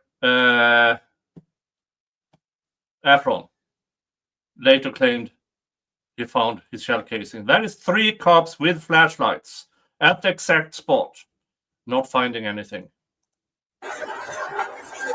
And now 4 cops, 5 cops. All right, thanks. Obviously, everyone has their searchlights out, looking for evidence, right? Yes, sir. And obviously, I think this is something you'd agree with, that you wouldn't have wanted to, and none of you would have wanted to overlook important evidence at the scene or that shooting, right? Correct. So was careful and attentive, and also, were you a sergeant there as well, or since? No, sir, I was a police officer 3, I was a training officer. And then back both? Yes, sir. Congratulations. Thank you. So, as an attentive officer, when performing your duty, you made an opposite point. Be careful and attentive looking for evidence, right? Yes, sir. Now, initially you said you thought there were 3 officers at the scene? Correct, and that was based off of the when my body worn video that we watched. Right, obviously, no problem. But you agree that there's more now, right? Oh, yeah. Okay. As a matter of fact, I just said.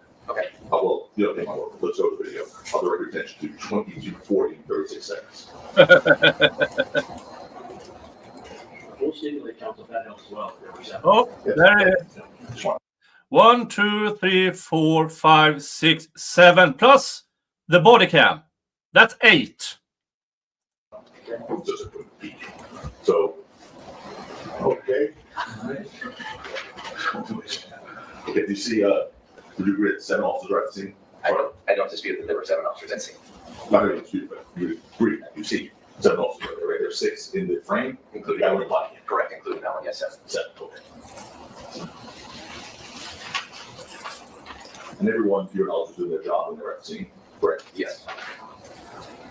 Direct your attention to 22:37:03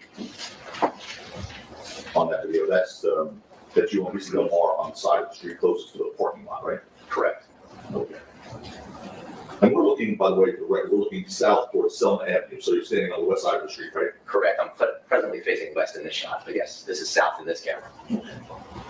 And officers are searching that area for evidence of shooting with flashlights, right? Yes, sir. Okay. And that is directly opposite, Sergeant, that orange portion of that wall there, right? Well, I'm sorry, what's your question? That where the officers are, right there, Right. including you, is directly opposite that orange, whatever that thing is, portion of a wall, Correct. right? Which is next to that adjacent block there, right? Yes.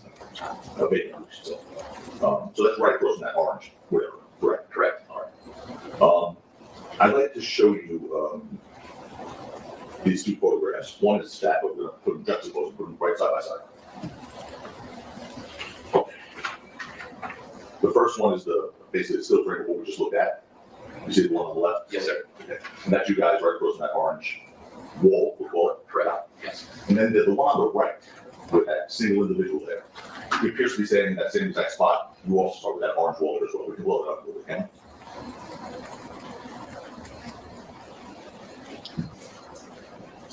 See the orange wall on the other side? I see orange there. I mean, based off this photo, I'll be honest with you, I can't tell much beyond that. I see We'll go back out. There's that vacant lot right there, right? Right. You see Okay. that? Yeah, you know what the driveway on this side, yeah, I see what you're saying. So it's basically where that individual is where those officers are, correct? Approximate, yes, I would say so. Okay. And so just as we talked earlier about the parking lot where your body game was, just as in the parking lot, you agree there was no sign of shooting on the street as well? Correct. No blood, No, sir. no bullet holes, No, sir. no shell casings, No, sir. no physical evidence shooting was recovered at all. No, sir. Directing your attention to 22:37 and 29 seconds. Hold your place, portion, go ahead. We're checking the area. It doesn't look like anybody's ever drinking on that. By the way, the transcript, what were anyone's locations? Sorry.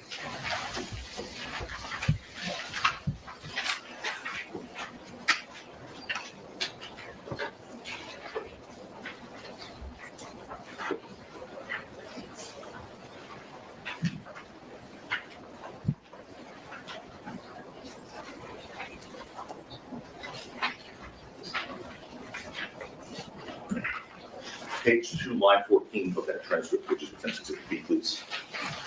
I'm sorry, you have it? I actually do not. Oh, okay. First, I'll give you this copy. It's, you can see page 2. That is it. Okay, we start playing that portion again, maybe go back a few seconds. Okay. We're talking area. It doesn't look like anybody's like that. Okay, so that's one of your, you know who that was speaking? I actually don't remember. Okay, well, one of the officers, right? Yes, And say basically we're checking the area, doesn't look like anyone ever, right? correct. And the record attention to 22:38, which is basically a minute later, 21 seconds.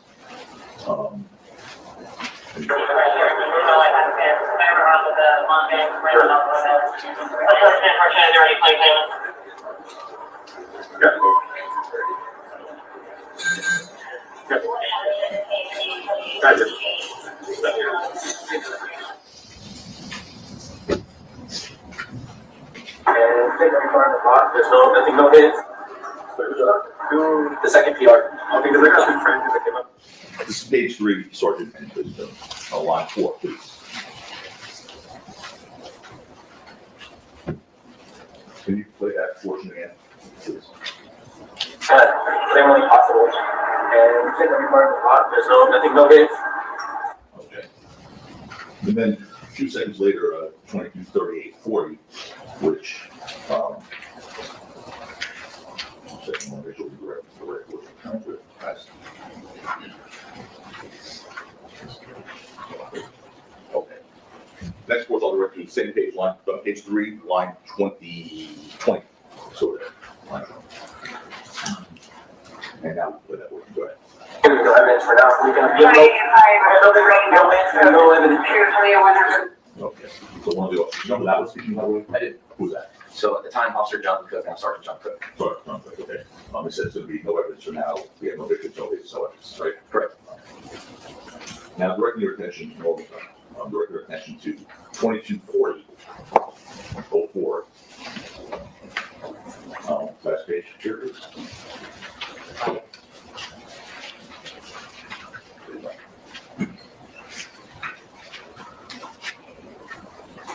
Go to page 5, line 2. Sorry. Page 5, line 2. And go ahead, you can play that one. Yeah, it sounds like someone probably fired a shot in your hair to scare somebody. What? Your Honor, would have an objection on hearsay, overall, it's not going to be overpowered, sir. The judge instructed you. Make the objection. State what kind of objection it is. Then shut up. Prosecution is mentally unable to not make speaking objections. And lastly, direct your attention to 22:40 and 26 seconds, which would be same page, page 5, line 14, sorry. Yes, sir. Okay, go ahead. Well, no victims as of now, so unless one pops up in the hospital, probably just a warning shot. Yeah, you got it. Okay. Who was that speaking? Do you know?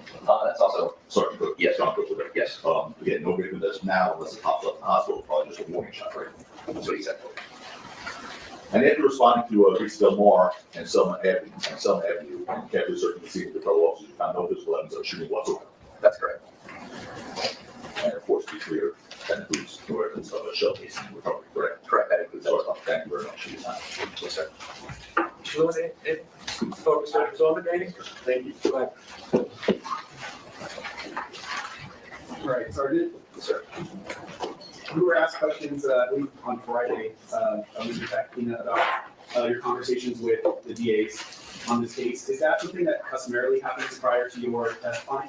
Yes, it is in every case. And this incident specifically happened approximately just over 3 years ago, correct? Correct, yeah. When you first received a subpoena related to this case, did you immediately know what incident you were even called to testify about? Absolutely not, no. Was it of assistance to you in refreshing your memory to be directed to your body-worn video from this specific incident? Absolutely, yes.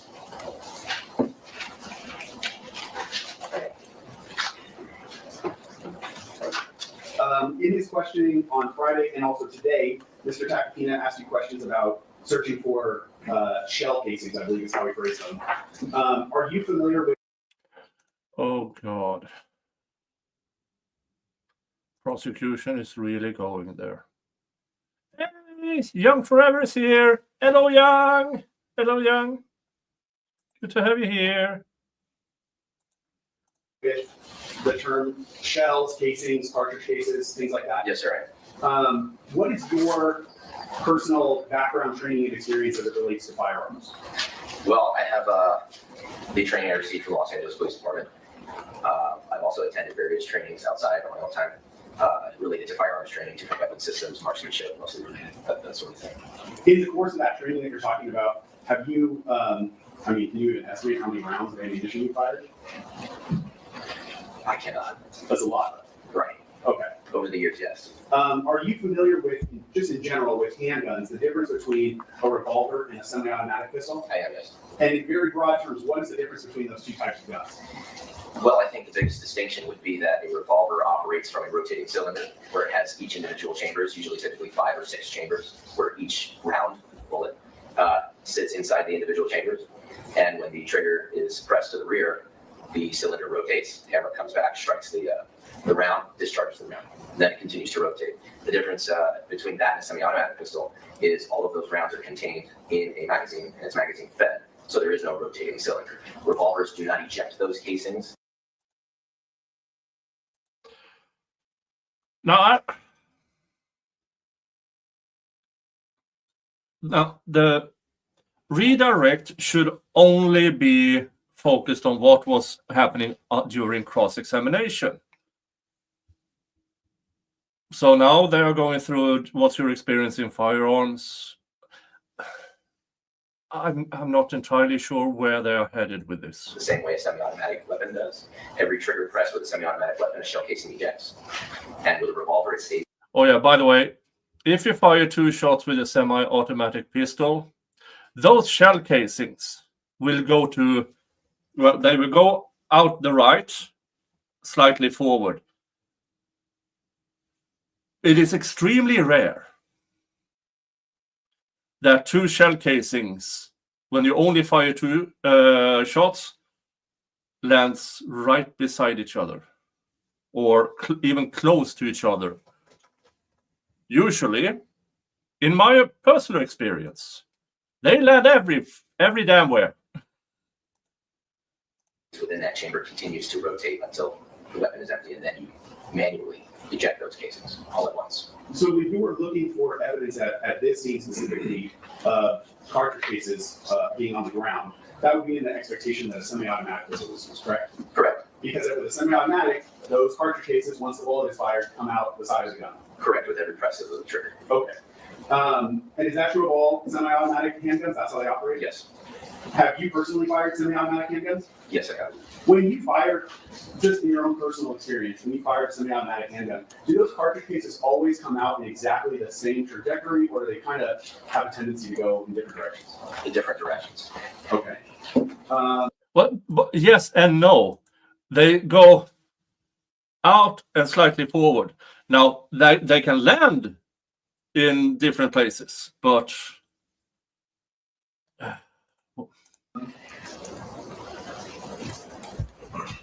and is it those discarded or used cartridge cases that you would have been looking for that night?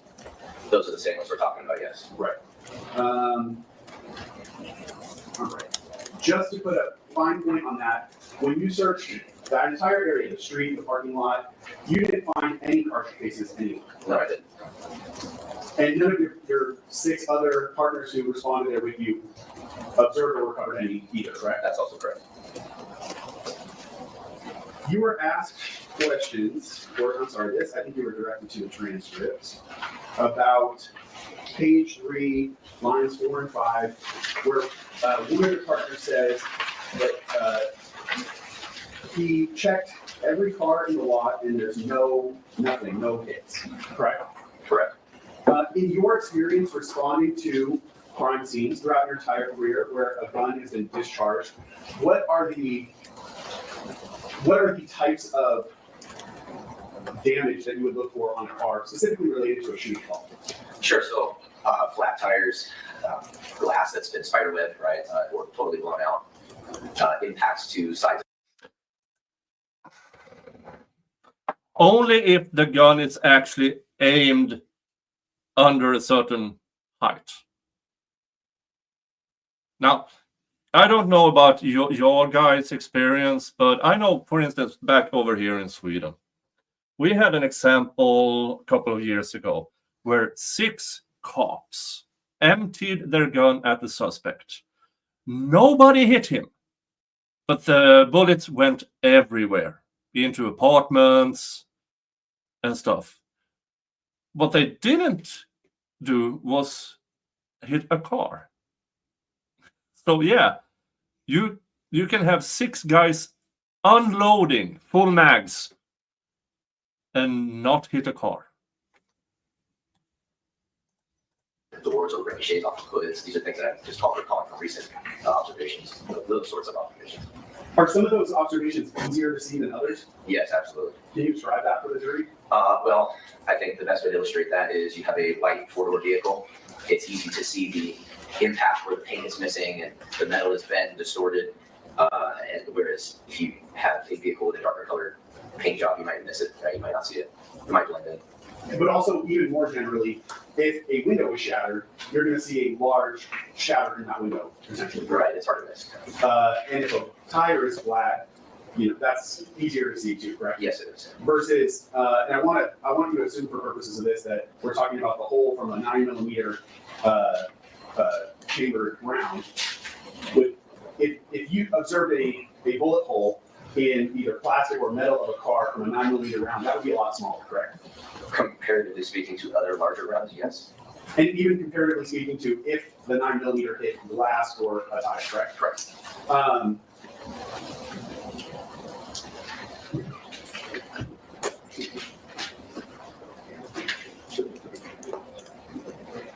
If a firearm was fired in a downward trajectory and struck the ground, would you expect the round would either ricochet up into the bottom of the car or potentially fragment into bullet fragments that would then strike the car? I think both of those scenarios are possible. Okay. Did you? Or they could bounce off every fucking where. This is stupid. This is absolutely stupid. Your partners check the bottoms of cars? No, we didn't. And in fact, to this point of any damage on the cars, were you or any of your partners, to your knowledge at that scene, familiar with the condition of any of those cars before you responded? No, we weren't. So you don't know if any of those cars already had any damage on them? That's correct. Yeah. The prosecution still sounds like defense attorneys trying to introduce or exclude third-party culprit. This is stupid. You do have to stay. Okay. I mean, that's video. Do you have it on a DVD or? Yeah. Oh, I can do it. I can do it on my DVD.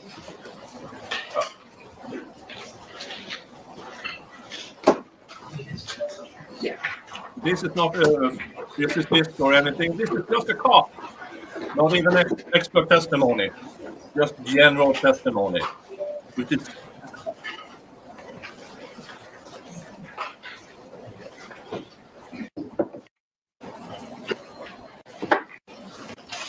Defense A.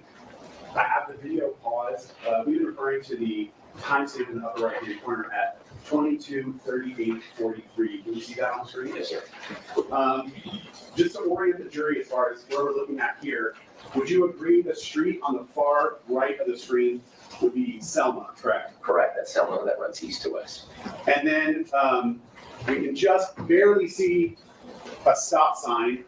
And there's kind of a street directly in front of the officer who's shooting this video, correct? And that would be Vista Del Mar. Correct. That's Vista Del Mar. Okay.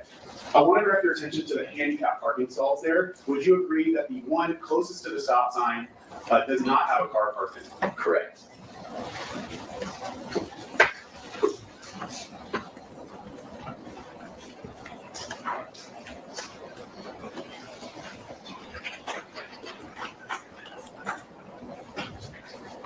All right. I'm going to start this from around the beginning. Hey, pal, can you hear me?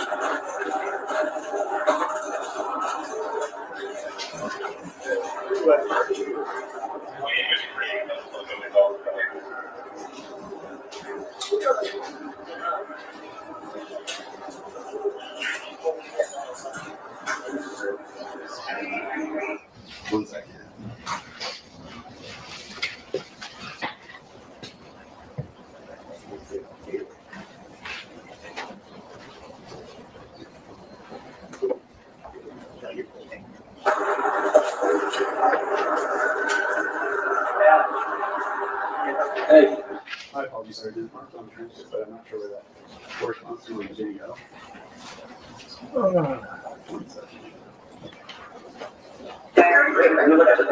Nobody was trying to start it.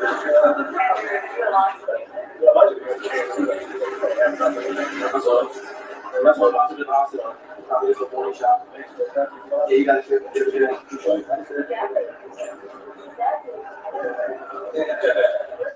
Sergeant, I can replay this section, but can you hear what sounds like a crowd of people in the background of this video? I'm gonna play it starting at 22, 40, 41. I'll play it forward for 2 seconds. Okay.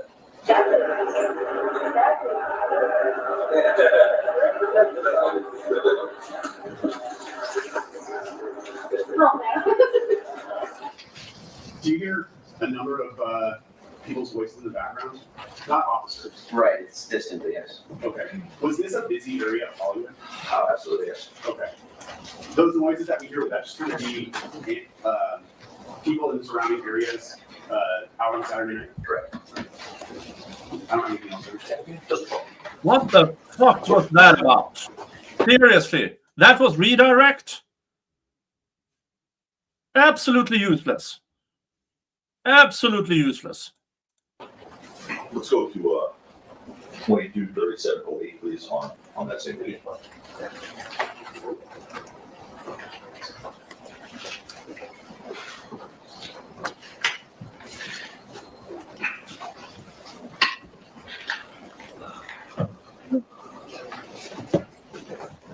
So I'll just take that. There's a famous orange wall over there. You see that thing on the left? Yes, sir. All right. And right across where you guys are searching where that individual was before, right across there. That's cars right next to that, right? Correct. Okay. Bunch of cars on the other side of that orange wall, right? The rider vans here? Yeah. Yeah. Yes. There's two cars on the other side, I'm saying. Of that orange wall, across the street where the office are. Right, correct. Yes. You see those? Yes. Okay. And, okay, you could swoop around if you want. Or, we're done. Okay. So you talked about things that you're looking for, flat tires in the car, broken glass, right? Those two, impacts on side doors. Yes, sir. In any event, you found none of that, right? That's correct. And by the way, you never received a report of a complaint at any point in this case that the car was damaged, did you? At the time when I was at scene, I didn't know. At any time after, you become aware? If somebody had reported it, unless I handled it myself, I wouldn't have knowledge of it, right, if it was after the fact. And one last thing, the Glock is one of those semi-automatics that does in fact eject shell casings, right? Correct, it's a strike firearm, yes. Thank you. All right, Sergeant Sizzle, thank you. Thanks for coming back today. Who's next witness? My next witness is Leah Robinson. Leah Remington is the next witness. No relations to Chandler Remington, I assume.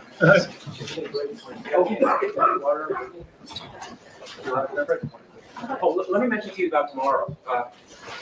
One of the people involved has a commitment that cannot be avoided. So we're going to start a little early and we're going to go a little longer. We're going to go 10 to 12:30 tomorrow, but that's going to be it. And then we'll break about 11:15.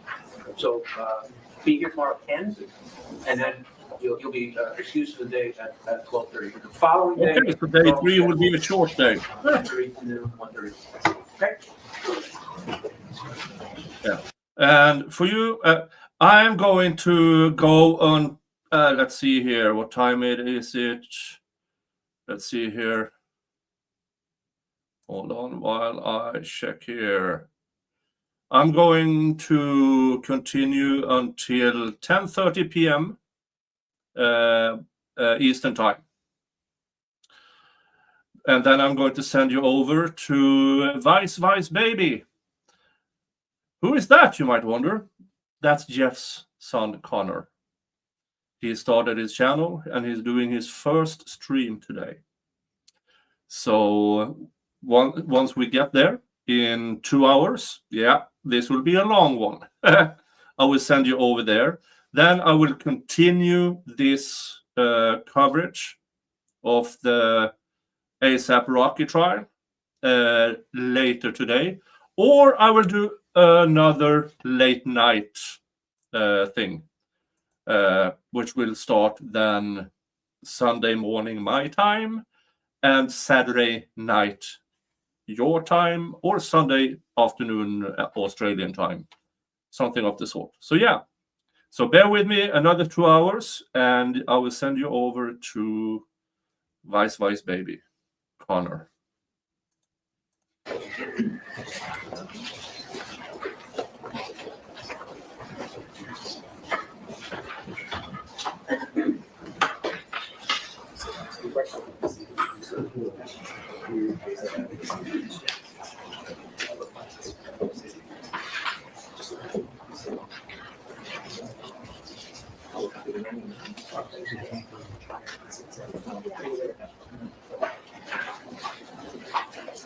You don't mind just raising your arm?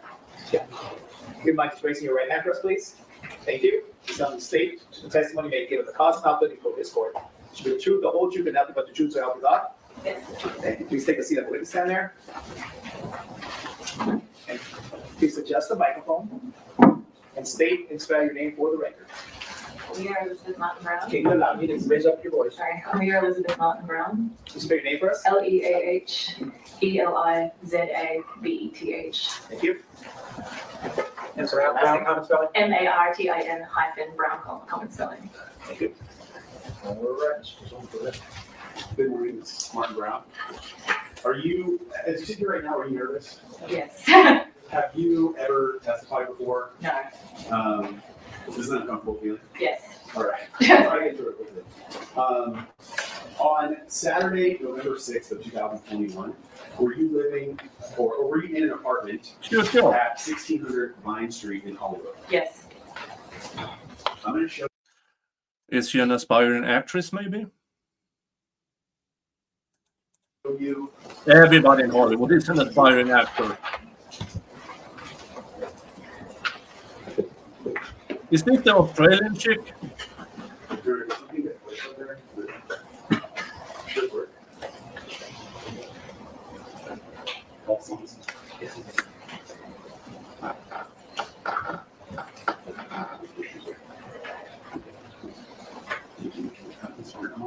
If you don't mind, can I reach over and see if I can turn this on? There you go. What exhibit are you showing us? This is People's Exhibit 1, Your Honor. Yeah. Ms. Martin Brown, showing you what I marked as People's Exhibit 1. I'm going to direct your attention towards the bottom. Do you recognize the area that's depicted in that map? Yes. And is the apartment that you were at that evening depicted on this map? Yes. Can you point to it for us on the screen behind you? And there should be a stick. Okay. All right, and so she's pointing to the northwest corner of Argyle and Selma.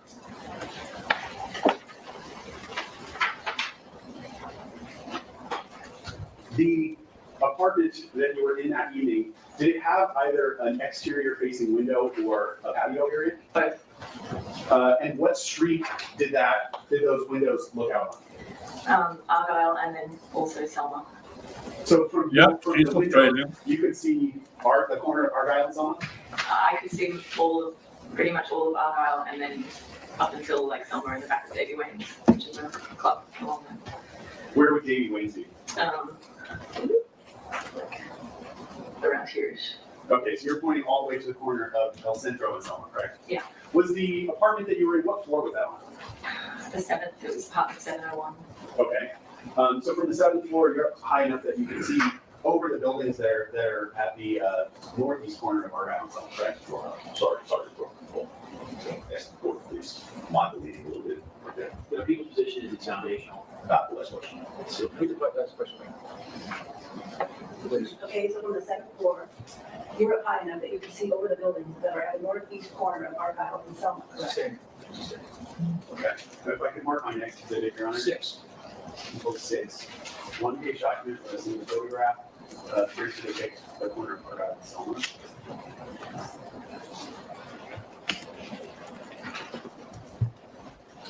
Showing you what I just marked as People 6. Do you recognize that street corner? Yes. And do you see the building that you were living in this photograph? Yes. Can you point to it for us? Great. I'm going to zoom in. You're pointing to the building on the far left of the screen. If I can. All right. The apartment that you were living in that building, was it I'm pointing to the exact balcony. Oh, you are, okay. Yeah. This here. How do you want to describe that? So I would say in the photograph, there are a number of, See, what would you bring it up to alert, sir? can do that. And then put it on the projector. That's good. Let's circle it.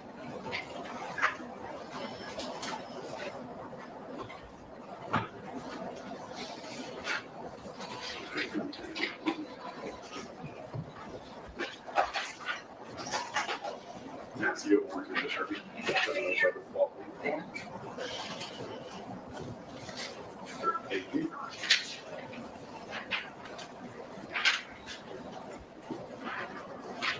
Okay. Putting people 6 back up. The black mark that you made here is the exact document you're talking about, correct? Now, it appears that directly across the street from the building that you were living in, there's a number of buildings on this corner of our island, correct? Correct. From your vantage point, could you see over those buildings? Yes. Taking you back to People's One, you said you were able to see all the way to Selma and El Centro? Yes.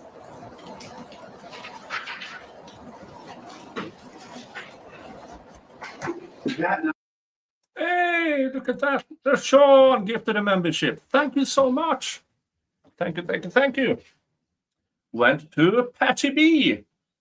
Now, Patty, I think you've been a member before. So now you have access to members-only content, to your own emojis here at YouTube's, and also access to the Discord. Thank you so much, LeSean. Thank you so much. night, so November 6, 2021, at approximately 10:18 p.m., did you call 911? Yes. Why did you call 911? I thought someone had been hurt and I wanted to make sure an ambulance came. How was it that you thought someone had been hurt? I saw an altercation and it appeared that there may have been a gun involved. So I thought if someone was hurt, I didn't want them to die, if that had been the case. But again, I was on the 7th floor. So. How many people were involved in the altercation that you're talking about? 3. Where was the first place that you saw those 3 people, if you remember? Walking down Argyle. When you say walking down Argyle, what street were they walking towards? Selma. And how far up Argyle, so away from Selma, did you see them? Was there some point of reference that you have? The parking garage that leads into the El Centro apartments. Okay.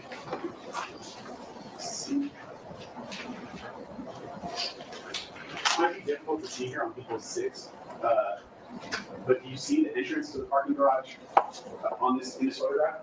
Sort of. Where is it that you sort of see that? It was a little further up here. Okay.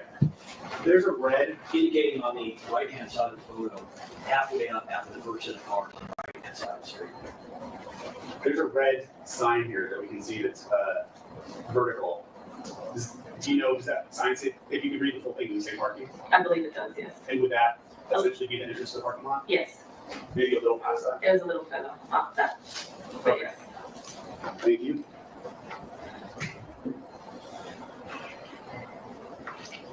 What was the first thing that you observed between the interaction of those people that you described?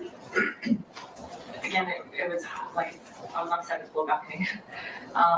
It appeared that they were arguing and they kind of ducked under the parking structure roof and there was like some loud yelling and then they appeared to be fine but went around the corner into the back parking lot and then that's where it appeared that there was another kind of issue and there appeared to be like allegedly a gun drawn and someone appeared to. How did she saw that from that distance? Allegedly a gun drawn? Did you have a meeting with the prosecution who told you this? Okay, I want to start at the parking garage. You said you saw these three people arguing outside of the garage. Did you see a firearm at all while they were outside of the garage? I was on the 7th floor. I understand your perspective. From the 7th floor, did you see anything that Not at that resembled- time. Okay. So the only thing that you observed from the area right in front of the parking garage was arguing, is that what you're saying? They seemed to go sort of underneath the roof. There may have been like something physical, but it was obscured by predominantly it was obscured by the roof. Did you see any physical contact between those men? Very briefly before underneath, but again, I don't want to speak on that any further. Thank you. And I'm not asking you to speculate on anything that you're saying happened when you couldn't see them, but from the point that you could see them, what physical contact was it that you saw? Someone appeared to grab someone.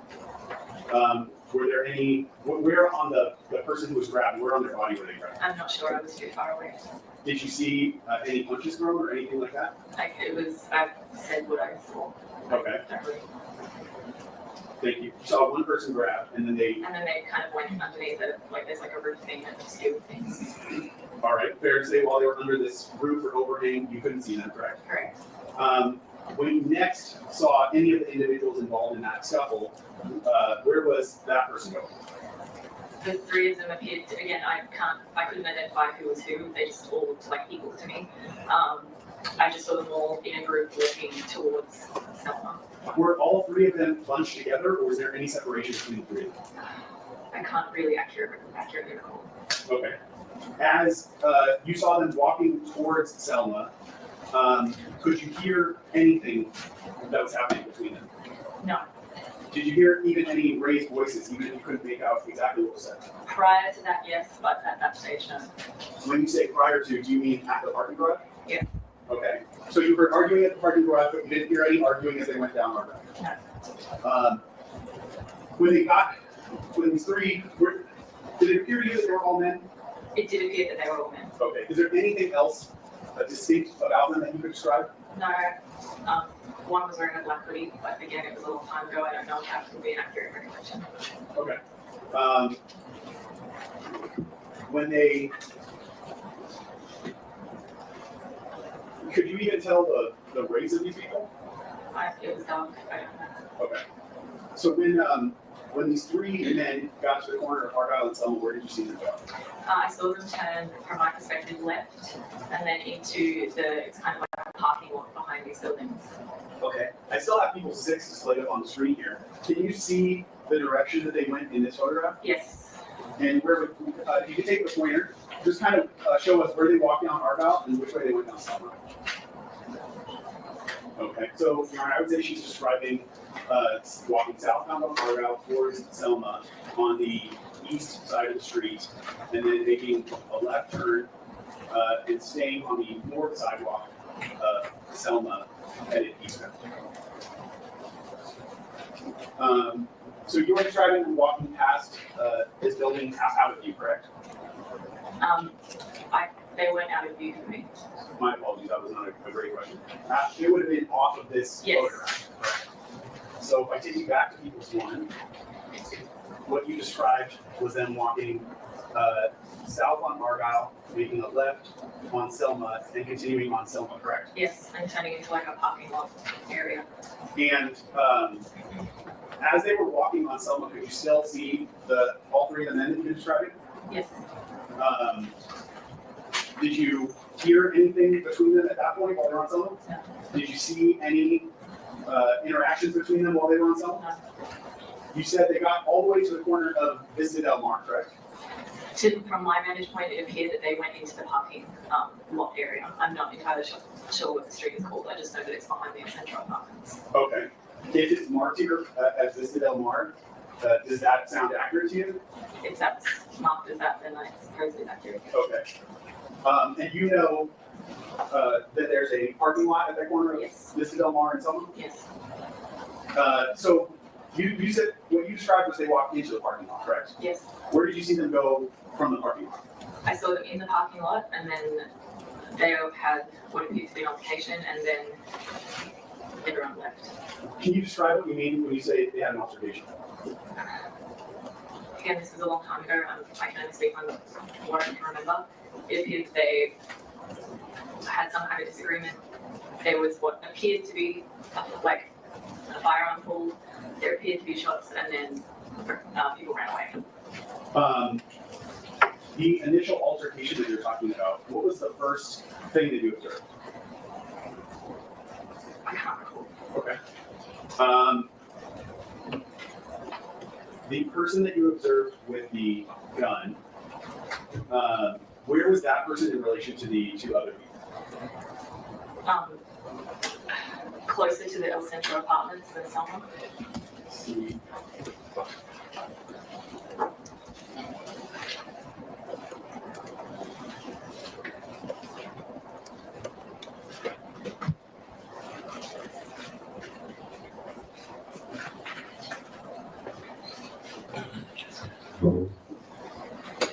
Just so you know, we're gonna break, why don't we take a break now? All right, folks, we're gonna break now. Please be outside the court doors at 1:30, so if that time is possible, we will resume with Ms. Martin Brown's testimony. Please do not discuss the case amongst yourself or anybody else. Let's skip the wonders of Jesus Christ. That's a long break. All right, here we go again.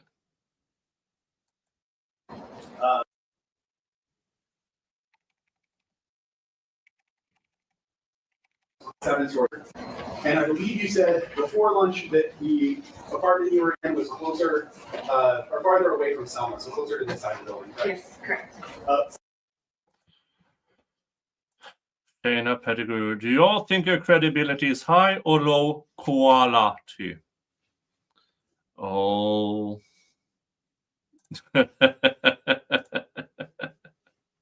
Hey, Gwendolyn is back. Hey, Gwendolyn, you're not late. A Gwendolyn is never late nor early. A Gwendolyn always arrives right at the attended time. 7-story tile. Yeah. Now you had described looking out. Were you on the balcony or were you looking out the window? Both. I started out on the balcony, and then as things progressed, went inside to the windows. So at the point where you saw them then walking down Argyle after the parking garage altercation, were you inside or outside of the apartment? Outside. And then when the men turned onto Selma, were you still inside or outside of the apartment? We moved inside. Okay. So at the point where you described you saw the men arrive here at Selma and Vista Del Mar, you were inside of your apartment. Correct. And what is the first thing that you recall seeing when you saw the men arrive at that intersection? They were in this parking lot, and I couldn't hear anything, but it appeared that there was some kind of, I don't really know how to describe it. You could just tell that the vibe changed, and then they appeared to argue, and then there appeared to be a gun pulled, and then 2 shots fired. It appeared that someone fell down. There were some cars, so I didn't see what happened to that person, which is why I called 911. And then people ran off. Someone ran through the El Centro apartments. Another scouted, and at that point is kind of why I called, because I didn't see the third person. So I was like, I hope they're okay. Okay. Now I'm going to kind of go step by step through what you just said. The first part of your statement that you said the words you used were the vibe changed, correct? Yeah. Okay. And you described there being an altercation. Did you see any physical contact between any of the 3 men? No, it appeared to me that they were maybe exchanging words. Okay. The man with how many of the men did you see produce guns? 1. And what, if anything, did you see that man do? He appeared to be closer to the El Centro apartments, and it was more of like a jump back and pulled out a gun and then fired twice, or appeared to fire twice, and then everyone just walked through the people. This is 4 years later. She was on the 7th floor of a building. She was, what was she? 150, 200 yards away. How can she say, unless somebody's actually doing this, how does she know who was branding the gun? This is a bit too convenient testimony, in my opinion. That I could see dispersed very quickly. Can you keep referencing the El Centro apartments? Yes. Is it possible for you to point the direction you're talking about on this exhibit where those apartments would be? These ones here. Okay. So the direction that you're talking about that person taking on the street, can you kind of show us with the pointer on this exhibit? It happened inside a parking lot, so from this looks different to how it did when I lived there. So, but it appeared that they could access, like, ran through here towards Hollywood Boulevard. So she lived up here somewhere and claims she saw, out of 3 people, she claims she saw who was branding a gun. Generally, are you saying they're running away from Selma? Yes. Okay. And that the first person that you saw heading that direction was the man with the gun? Yes. They kind of dispersed at the same time, and one went kind of through El Centro from what I could see, and the other went, it happened very fast. Okay.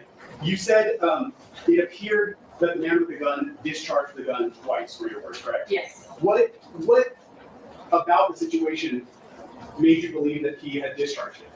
The sound? Could you actually hear 2 gunshots? Yes. Okay. The same time that you saw that man with the gun doing that jumping motion that you talked about? Yes. Okay.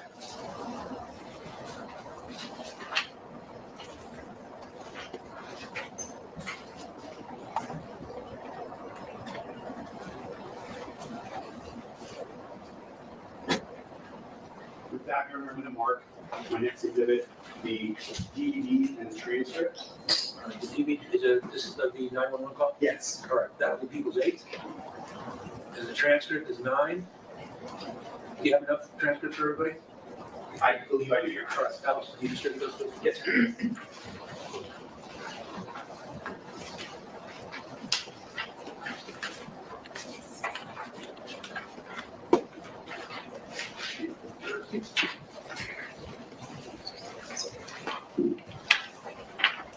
You up for it?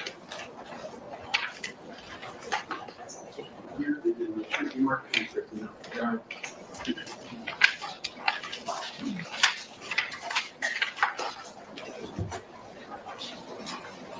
The next one?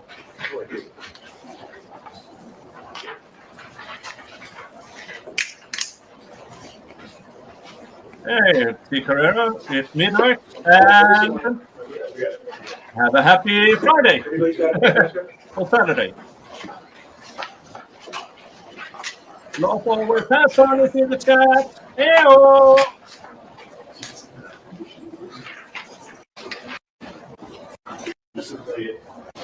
Skipping. It's a student shooting. Okay. Yes. And now we go to the 911 call. There were 4 men, and they were kind of fighting as they were walking along Argyle, and then they turned left onto Selma.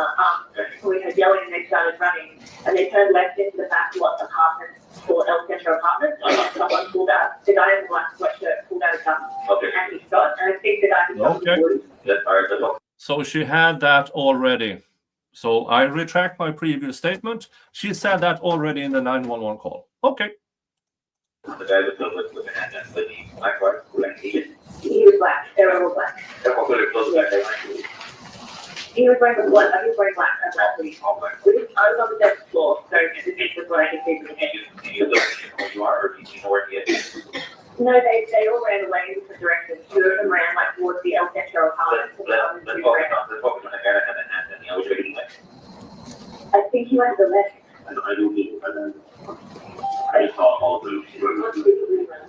Yeah, 3 lanes towards Hollywood Boulevard. Alright, but I really want to go to the direction of go east or south. I think he might north. Okay. I think he might north towards Wine, but I'm not sure. Okay. That's where we kind of ran inside there. Okay. And do you know if anyone injured, anyone took out any medical assistance? We're not sure. I saw someone go down, but they're still getting away. I'm not sure if they ran away. Okay, and what's your name? My name is Leah. Yeah, alright, and your phone number is that? Yes. Alright, and that is confirmed from where you are, where you can't see any victims down, you can't see anything in any of the belongings at all? No, I'm on the 7th floor, so this building is kind of blocked it. Okay, alright, no problem, I'll go in and I'll get the information, then please give me somebody who's going, okay? Alright, thank you. All right, this is Martin Brown in the call. Have you ever heard that call before? No. Is that no? That's no. In the call, you described 4 men, correct? Correct. Fair to say that the day of this incident, as you're talking to the 911 operator, your memory was better because you were observing it? Yes. Okay. The only other question I want to ask you to clarify is, in the call, you said 3 of the men ran towards Hollywood Boulevard, and I put people's one back up on the screen. From the parking lot that you're describing, where would the men have gone to go to Hollywood Boulevard? I assume up the middle of the apartments. This was a very long time ago. Okay, that's fair. But I just mean generally, it would be from the parking lot here towards the top of the page, correct? Correct. Okay.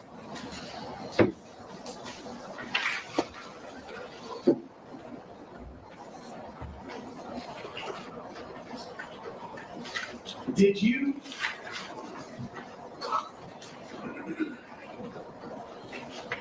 you actually see the police arrive after you called 911? Yes. Did you go down and speak to the police while they were there? No, I said I didn't want to speak to them when they called me back. Why was it that you didn't want to speak to the police officers? Because I absolutely did not want to be involved. I was only calling in case someone was hurt. I should ask too, the female voice that we hear on that call, do you recognize that to you? Yes. I don't have any other questions. Mr. Sexton? Hi, good afternoon. This is Mark Brown. You and I have never spoken to each other, right? We have not. In fact, yesterday, you refused to speak with the investigator who was attacked, correct? Correct. All right.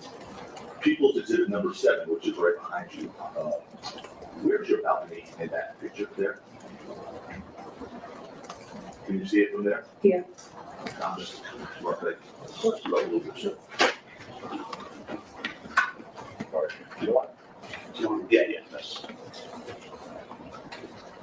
That's all right. Just before you start left this. Which certificate is that? 7 people said.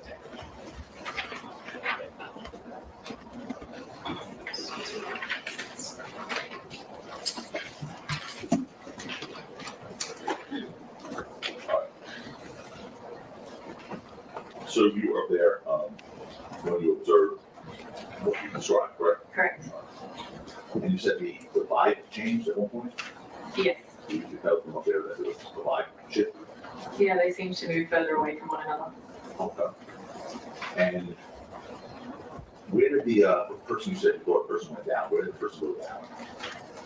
From Take your point. Oh, sorry. It's all right. From where my balcony is, as you can see, there are some buildings. Yeah. So most of what happened was in further towards the center of the car park where there were no cars. When someone went down, they went near the cars, and that obscured my view. Show us at that point where all the stuff happened from you. So in the middle here, and then towards this kind of wall where the cars are parked as well. That So kind of obscured a little bit at the end. just remember, I focus on that one person. So it's your testimony that when you observed from your 7th floor balcony, all occurred inside the car park. The last part, yeah. Okay, the part where there was the scuffling, the sound of the gun, Yes, and 2 people and someone going down. yes, That was inside the car park, yes. closer to the back wall of the car park where that tent is, that tent over there. Indicating of No, it was kind of in this area from what I could observe. It appeared to be This area you want. in the middle. Middle of the car park. Yes. just so the record's clear, first indicated what looks like blue tent towards the back of the building. That's what counsel was asking about. The witness then indicated further up, and she pointed to be thin by a white pickup truck. Is that agree, counsel? Yeah, sure. But that point, Yeah. point that you want. So around here, we're talking about what you saw from the balcony here. Directly in the middle of the area, and then we could see the tail end of the parked cars when it occurred. So that's what obscured the end when someone fell. So they weren't over here on the street, right? Honestly, from that vantage point, it could have appeared that street was part of it, but I thought it occurred in the car park. But again, I was on a 7th floor balcony. Okay.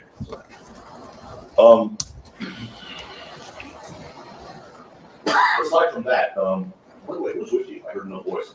My ex-partner and my old roommate. 2 other people. Yes. And what was their names? Do I have to know? Joachim Unge, and then another friend of mine who does not want to be identified.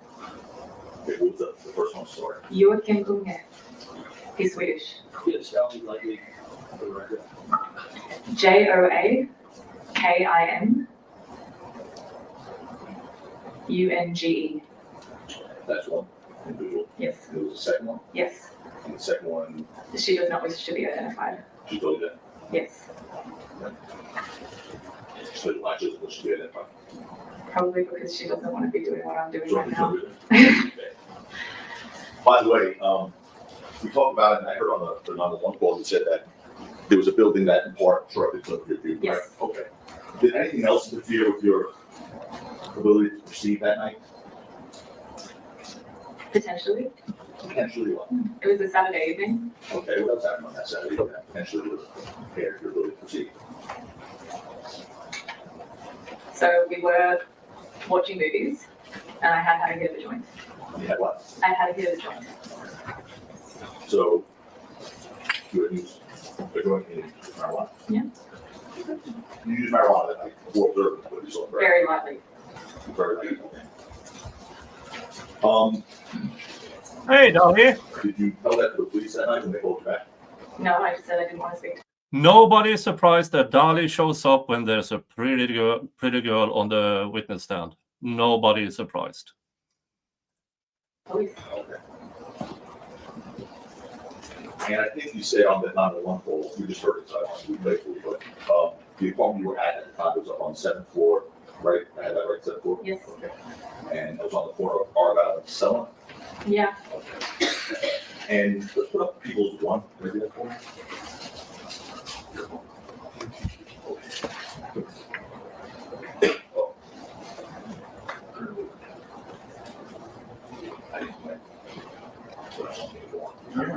It looks like it's working out here, and this is not actually turning to off speed or something.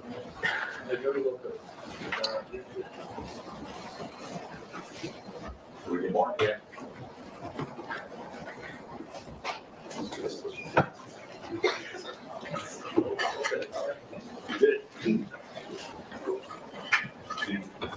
All right.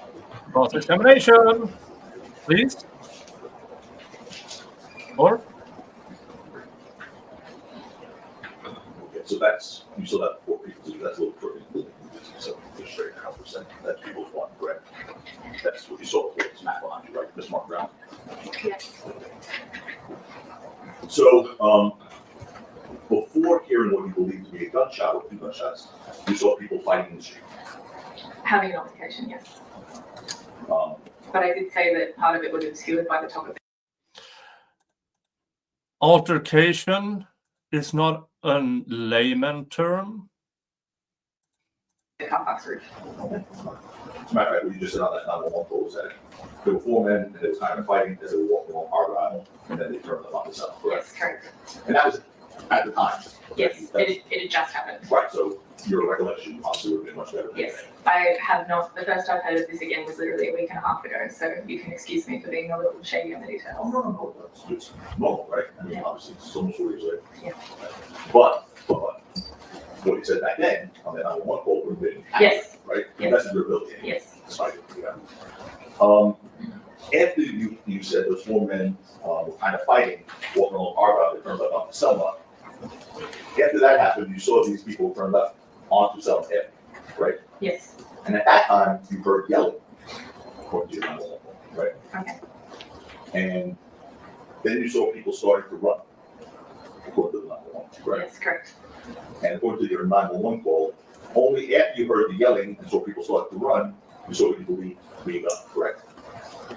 Correct. And you told the police that after seeing someone pull out the gun, he shot. Yes, correct. And to be clear, that happened after the people turned left from Selma Ave. Correct. Hold on. According to the prosecution, the gunfire happened before they ran. Didn't they? Huh. And the street they turned left onto before you heard the shot was East Del Monte. I wasn't sure what the street name was, I just knew that there was like a car park there, but yes, according to that map, yes. Assuming that matters, right? Correct. Right, okay. Obviously, from your central out, you didn't see a bullet or anything come out of that gun, right? You just heard a sound. I saw flashes, Okay. but I heard shots, I saw flashes, but I obviously you can't see from that. Correct. And obviously you didn't see anyone get hit. particular, you thought you saw someone go down, right? I saw someone go down. I didn't know if they'd been hit or not, and that's why I called 911. And you didn't know, by the way, I think you said on the record today, your testimony today, again, I know it was several years later, it appeared someone may have had a gun involved, but you're not sure because you were on the 7th floor. You both saying that this morning, when you were at testimony? Was that when you were talking, when they were talking about underneath the parking structure, or in the actual open? Because if we're talking about when there was the altercation on Argyle, then I couldn't have been sure because it was under a roof and I was on the 7th floor. But when it was in the car park, it appeared to be a gun. Because otherwise, why would it make noise and flash? Okay. Now, your testimony that you saw someone going down with it. Oh, I'm so Your sorry. testimony that you saw someone go down. Yes. All right, according to you, you think the person who was shot was wearing blue clothing? I said that in the 911 call. As of this moment, I do not recall. No, yes, I need to be with this walk around, right? No one suggested you should, that you sit here today, remember exactly what you saw back in November of 2020. I'm basing my question and your answer on your 911 call, okay? Okay, What's sorry. in that 911 call is really what we should be relying on, right? Yes. That's an official question. Okay. Well, let me ask you this, is there anything in your 911 call that was correct today? No, there's not. I have been as accurate as possible with the time that has passed. I'm just here to give testimony and then leave, hopefully. Yes, please. Anyway, going to your 911 call, you thought that person who was shot was wearing blue clothing, right? According to my 911 call, yes. And then you said people ran in different directions. According to my 911 call, yes. And you can't be sure, I guess, the direction you believe the person had a gun, right? According to the 911 call, yes. Yeah, this is quite common with eyewitness testimony. It is unreliable, especially a few years later. What she said in the 911 call, even that, in my opinion, is not that much reliable. Yeah, sure, she saw a few black people. She saw something that she interpreted as a gun. And then she heard boom, boom. But the human brain is quite sneaky. It fills in what you don't actually see. There was a test in a university a number of years ago. Professor, lecturer, a bunch of people, students. And then in the middle of the lecture, there was a guy, he came in. He had a few minutes where he spoke to the students and then he walked out. Later, the professor asked the students, that guy you just saw, what was he wearing? And the answers were so incredibly different. Incredibly different. And they were looking at the guy talking for minutes. So yeah, eyewitness testimony is not as reliable as people think it is. In my opinion, it's good for exclusion, not inclusion. At one point, you're not going to say, weren't sure if the people ran away, right? Correct. And then when did they call you back? Is that what happened? They did call me back, yes. Okay. And basically the officers at the scene at that point already? I can't recall if the officers were already at the scene, but I do know that they were on their way. Okay. And that's when the 911 operator asked if you would meet the officers? Yes. And you declined? Yes, correct. All right, thank you. Walk around a little bit. Thank you. Mr. Zoltan? No further questions. All right, Mr. Brown, thank you for coming in. You are excused. Next witness. All right. Next witness.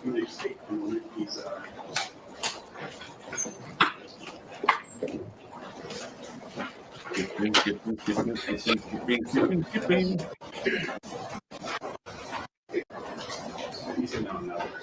I have no idea, as per usual, who the next witness is.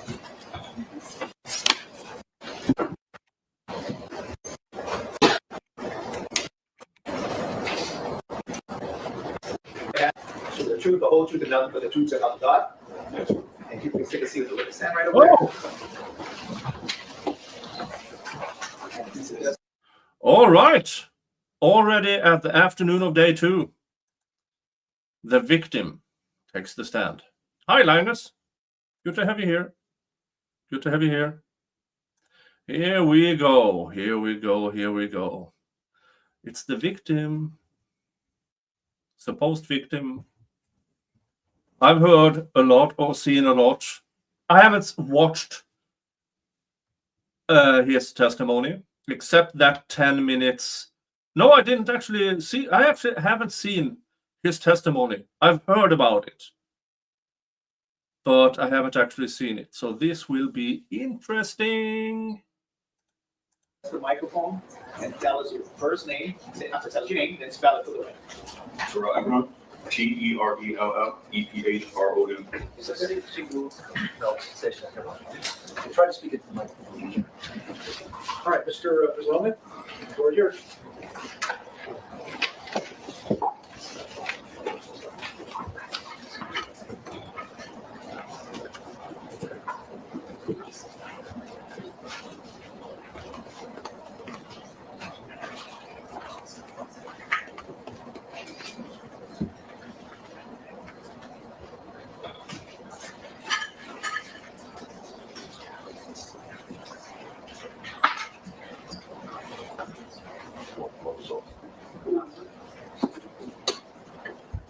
Morning.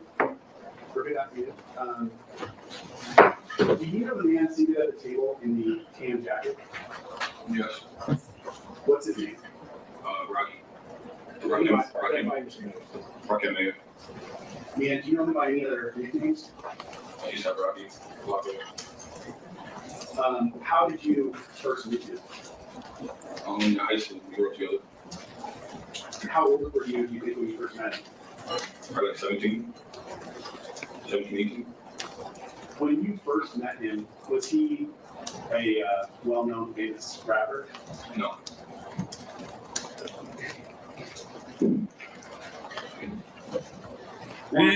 Use microphone. Do you remember approximately, or do you remember how old you were that day? How old were you on the day that this happened? Do you remember? Probably 33, 32. Okay. Would it be fair to say you knew him about maybe 15 years at that point? Yes. Over the 15 years that you knew him, were the two of you friends? Yeah. Can you describe the closeness of your relationship to him? The whole 15 years? Yeah, over the course of your relationship, sort of how it started and then how close you were throughout the 15 years. Well, I mean, we started a collective ASAP, which is a bunch of, how would you call it, a bunch of people from New York that got different down nerves. It's okay. Just take a minute, take a couple deep breaths. The relationship that you're describing in high school, were the two of you close friends? Like, would you see him every day, or was this sort of a friendship where you knew of him but didn't really know him? Yeah, no, we knew each other. We knew each other very well. It was probably like 6 or 7 of us. Probably like 4 of them was rappers. Do you think you'd see him every day? Up until he got famous, yeah. Okay. Like a little bit until he got famous. How long do you think you knew him before? I know it's hard to pick down exactly when someone becomes famous, but about how long do you think you knew him before he became famous? 7 years. And over that 7 years, it was a regular occurrence that you would be with him almost every day, correct? Yeah. Would you describe him at that time, the beginning of your relationship, as someone that was like a brother to you? Yeah. Okay. Now you started to tell us about ASAP. What does ASAP stand for? Yeah, it means a lot of different things, but always strive prosper. Were you a member of ASAP? Yes. Within ASAP, did you have a nickname that you went by? Yeah, really. Yeah, really. Was that something that started when you were in high school? Yeah. What year of high school do you remember? Like, were you a junior, senior? Oh, it was like a senior. Did you know someone by the name of Elijah Lang? Yes. Was he also a member of ASAP? Yes. Did he have a nickname that he went by in ASAP? ASAP Bills. And I'm gonna ask more at my next exhibit. 10.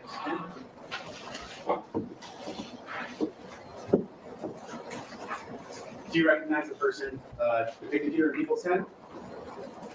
Yeah. And who's that? Elijah. Okay. Is it easier for you to refer to him as Elijah, Hills? How do you want to refer to him? Bills. Hills, okay.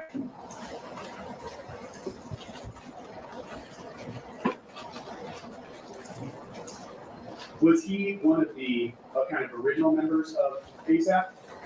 Yeah. How would you describe for the jury your relationship or your closeness with Elijah or Hills? I mean, it was pretty good up until the incident. Would you, up until the incident, would you have considered him a close friend of yours? Yeah. Was he someone that you would talk to on a regular basis? Yeah, I talked to him the night before the incident. I was at his house actually. Okay. Is it fair to say, kind of up until the day of that incident, you've known him maybe approximately 15 years too? Yeah, for sure. Do you know someone by the name of Jamel Phillips? Yeah. And is he also a member of ASAP? Yeah. What, if any, nicknames does he go by? ASAP Bills.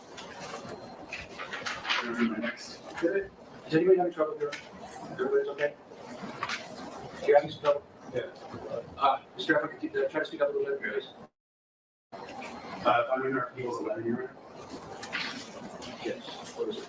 It's a one-page document, a single photograph, taking two people.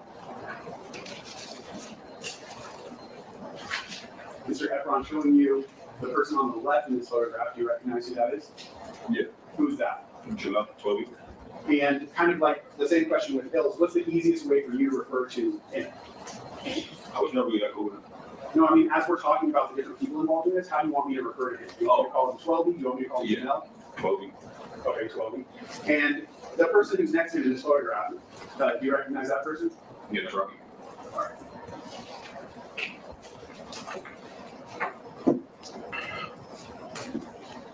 You said regarding 12B that you were not as close to him, correct?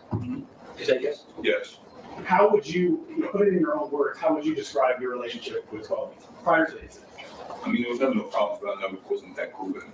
Like, really didn't interact that much. Would you, He wasn't like similar?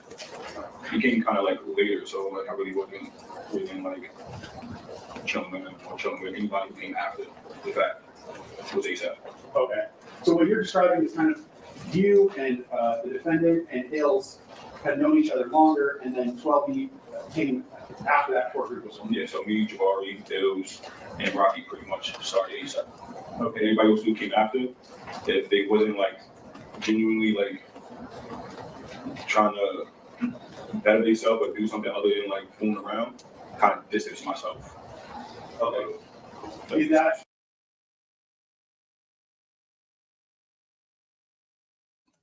Sorry, I was muted. Is this him trying to already? I mean, I've listened to the opening statement. We listened to the before the trial actually started. This is him distancing himself from the people coming later than the OGs. Yeah, but those are the people who made Rockies extremely successful. I think this is him trying to make excuses to why he isn't successful. That's my opinion. Let's see if it is correct. you mentioned Jabari? Who's Jabari? What do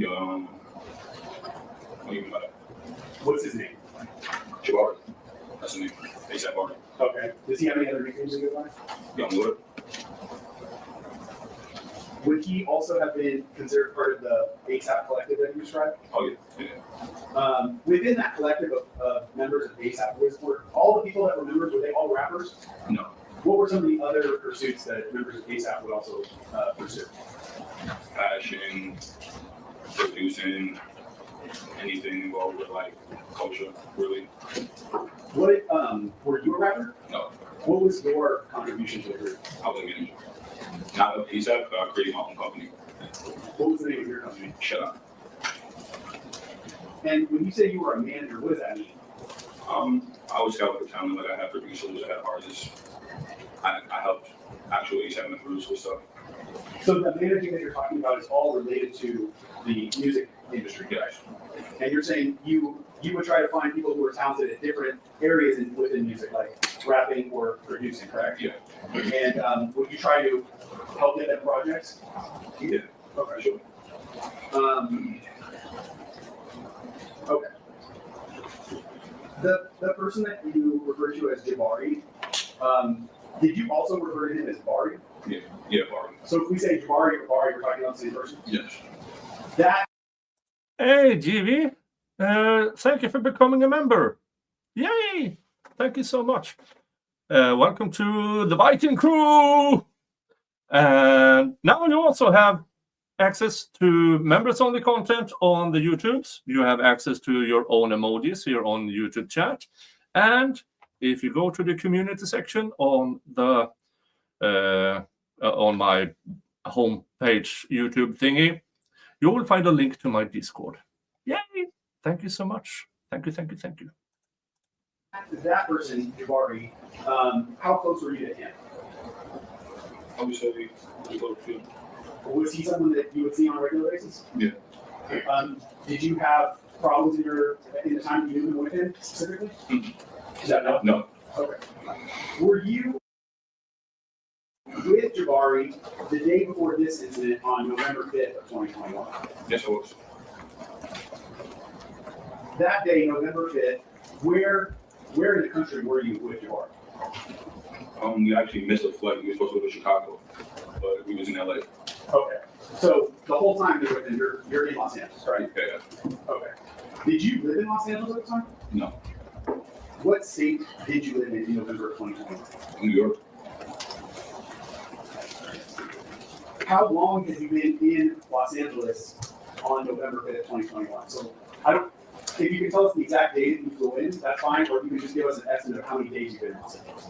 Probably flew in, I think the 5th, So that day. 44th, I don't know. Like, my artist was in town, so he was recording. So I don't know, it was a while ago. I have to look at text messages, something like that. Okay. Would that refresh your recollection? Yeah. Okay. May I for sure? Oh, I'm sorry. You don't have to. Yeah, I apologize. Yeah. Okay. So what days were you specifically in Los Angeles with your artist while he was recording? You see, I give a data. What did you? Hold on. What did you attempt to refresh the recollection? The text message. Is it a screenshot? Yes. I wasn't going to mark it as an exhibit. You don't have to. It's just used to refresh his recollection. It doesn't have to be an exhibit. Yeah, take your time. Yeah. Okay, so what days were you in Los Angeles with your artist? Probably got here the third day. Okay. Probably flew in the third. So I got on the Airbnb. That's pretty close to my hotel. Okay, Troy, I gotta keep your voice. Your voice is soft, so try to speak into it. So what I think you're saying is you arrived in Los Angeles, to the best of your recollection, November 3rd of 2021, correct? Yeah. And your artist, the artist that you were managing was recording music the 4th, 5th, and 6th, correct? I believe so, yes. How did you get to Los Angeles on the 3rd? What do you mean? You're from New York. How did you get here? Oh, When you say you flew, did you fly on a private plane or on a commercial jet? oh no, that was a commercial. No, he flapped his fucking arms, stupid. Did you have to go through airport security? Yeah.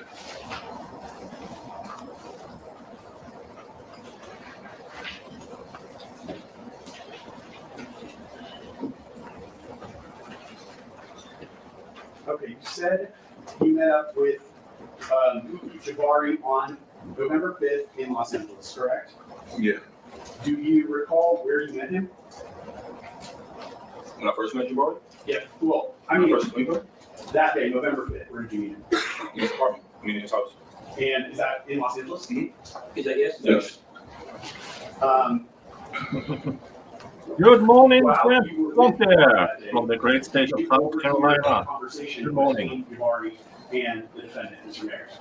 Yeah, we was on our way back from the airport, and he got a call from Ronnie. So the defendant called Jabari? Yeah.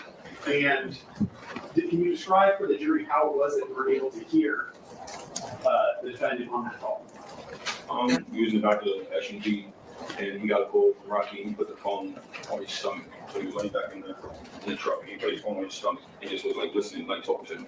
Was the I'm phone on the chair. Was the phone on speaker? Yeah. So you could hear both sides of the conversation? Yeah.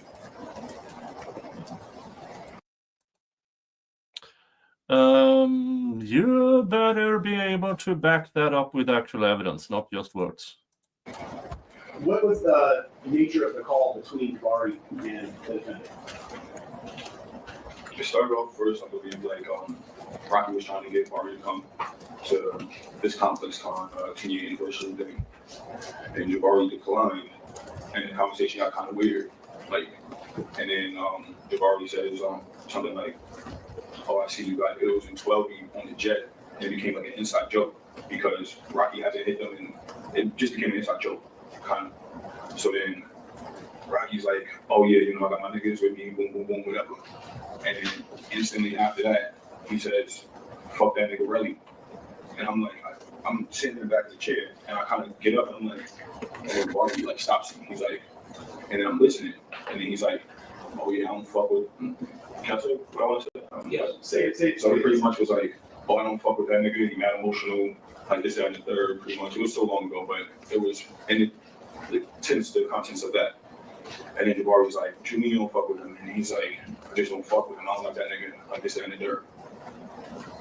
And after he said something about like it's so long ago, but he was like, I'll beat him up or something like that. So, you want to keep going? Let me stop you. You said that you keep saying he said. Were those all things that the defendant said specifically? Yeah. So he was the one that said he doesn't fuck with you, correct? Yeah. Okay, I know hearsay, but I think this must have been handled pre-trial regarding present sense impression and stuff like that. So, yeah. Have you said anything at that point in the car that would have alerted him to the fact that you were actually in the car? No, he didn't know I was there. Did I wanted to say something, but Barry was like hopping his hands aside to like my leg. You know what I mean? And I was just listening. I'm assuming then that Jabari didn't tell him, "I'm in the car with." Oh no. Okay, so as far as So the only reason why he can get these hearsay is because he claimed he heard both parties of the call. That Rocky put the phone on his stomach for some odd reason in order to have everybody hear the call. I call BS. He is making shit up here. you knew, the defendant had no idea that you were in the car. No, he had no idea.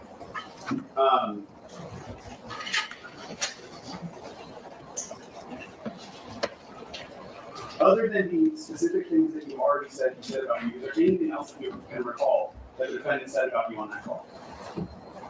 Not at the moment. It was like 2 years ago. So like, got anxiety. Got anxiety right now. So it's like the trauma.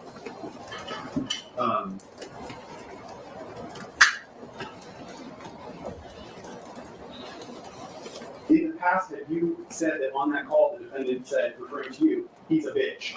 That's absolutely. All right. At that moment, on November 5th of 2021, were you aware of tension between you and the defendant?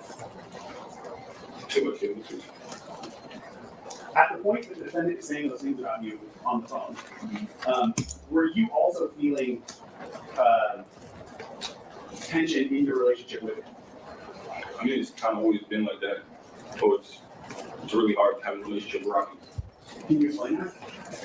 I mean, you want me to tell you my personal experience? Or Yes. I feel like you say, How so? he lies a lot. Like, I don't see him, so it's like, how are we gonna have a relationship? You know what I mean? Is there anything specific that you could think of? Yeah, with like my companies or just anything, like overall. Like, you know what I mean? Like, I had this one joke about going Mr. 6 month man, because I was seeing every 6 months. You know what I mean? But then when you come around, it's like, it's fake. You know what I mean? That's what are we supposed to be in this ASAP thing for? It's all smoke and mirrors. Did you actually voice your displeasure? Oh, yeah. Yeah. How did you do that? Through text messages, but nothing ever like threatening him or anything. Just mostly telling him like, you gotta tighten up. This shit fake. But you would text message him and say, And he won't text me back. He would never text me back. okay. I'll probably see him and we'll have a conversation. He'll be like, oh, bro, you emotional or something like that. And it's inside, you know, shit like that. When he calls you emotional, you heard that as an insult to you, correct? Not really. Okay, how did you take it? Like he's trying to shoot me off. Like using that as like the leverage to be like, not get business done, I guess.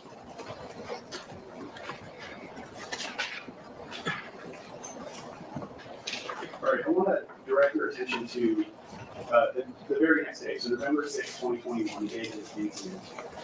Where were you staying at that night in Los Angeles?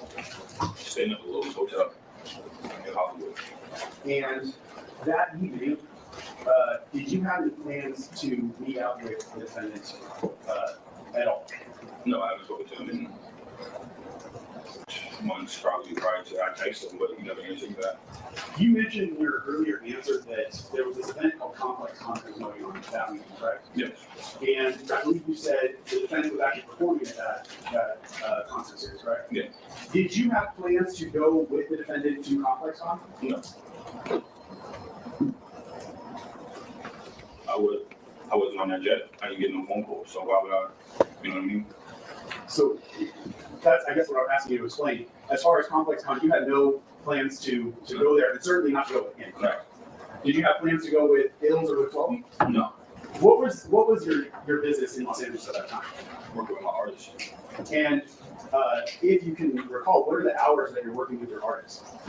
I booked pretty much all day sessions.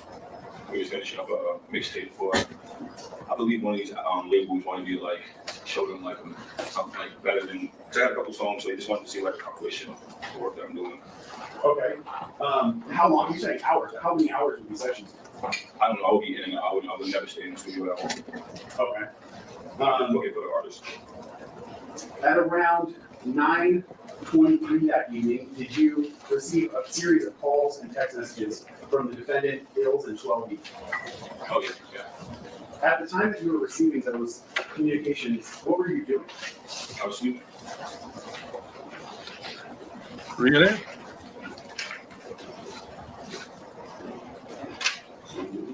That will be interesting on cross-examination. Mark my next exhibit here. Well, it is a single photograph, a screenshot of a call log.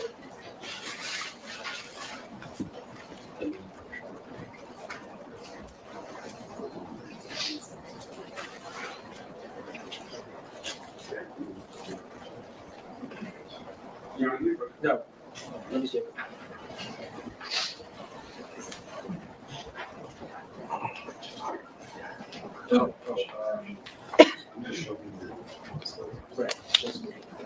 What's amazing here is that there are so far there are no sidebars. Recognize this here.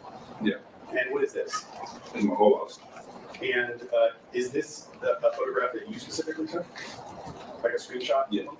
Okay. And what is reflected in your call log here? Okay, all these numbers. Hold on. They are presenting evidence of screenshots he took of his text messages. All of that, the entire phone and its contents, should be in the prosecution's possession. All of it. If it isn't, oh, that's a problem. Turn red. Does that mean anything to you? Miss Cole. And who were the people that you were missing calls from at the start of the conference? Rocky. That's a larger number. That's 12B. Elijah, Rocky. Okay. And did you receive those missed calls kind of in quick succession? Meaning like right after each other? I don't know. I woke up to a FaceTime call from Rocky. So then after I noticed I had all those missed calls, I didn't even like wake up and notice the calls.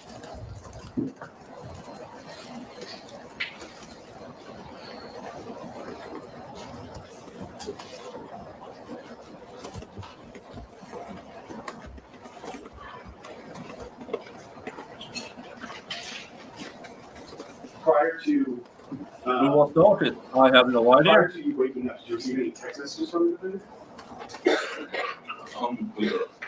So you're saying you received a bunch of missed calls while you were asleep, you woke up, you answered your phone, talked to him, and then you kind of went back and looked at your phone afterwards. Is that accurate? Yeah, this is And you extremely leading. You had a bunch of missed calls. Here's my theory about all the leading questions. The defense knows they will ruin this guy on cross-examination. So they don't object because every piece of information that is extracted, they can use. It's resembling on what they did in the YSL trial. Sometimes they actually let Ms. Love just talk and lead the witnesses because they knew on cross-examination they would ruin it. And Elijah, well, you also have text messages from him. Yeah. You mark my next turn, 13.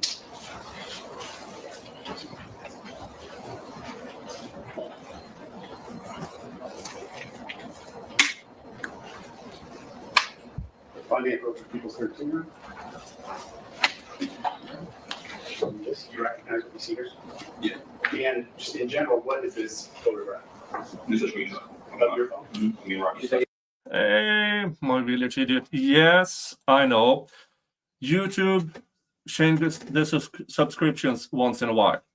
So please check if you're still subscribed to my channel, and or if you aren't, hit the subscribe button. Yes. And is this screenshots, text messages that you received from him that day? Mm-hmm. Yes. You say yes? Yes. All right. I can't believe they are presenting screenshots of text Yeah, messages if you can, try to see. when the prosecution So there are 3 messages that should have access to all of them. them. You or those from the defendant? That's from Rocky. And if you would read them one after another, what do they say? When you have a question mark, let's get to it. Stop ducking my calls. Okay. Thank you.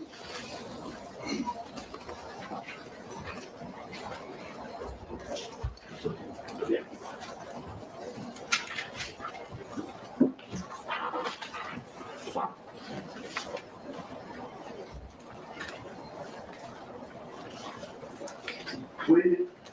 When he texted you, specifically the phrase, let's get to it, did you know what he was referring to? I mean, I had kind of an idea that he wanted to probably fight or something, or just argue or something. What gave you that idea? The day before his conversation. Do you still have that conversation that he had with you already in your head at the time you read that text message? Yeah, that conversation spoke volume because I never heard him talk like that. And open up the whole, I mean, 3 years I know him, I told him a bunch of times, if you ever had a problem with me, let me know, because shit's not adding up. Okay. When you said that you thought he wanted to fight you, what do you specifically mean by that phrase, fight? Like, Wanted to fight you? I'm quite sure you started it. Yeah, like an argument, Mr. Efron. maybe like a physical, I don't At know. least that was what the video showed. Yeah, I don't know what he was saying. Did, at that point, were you wanting to have a physical fight with him? No.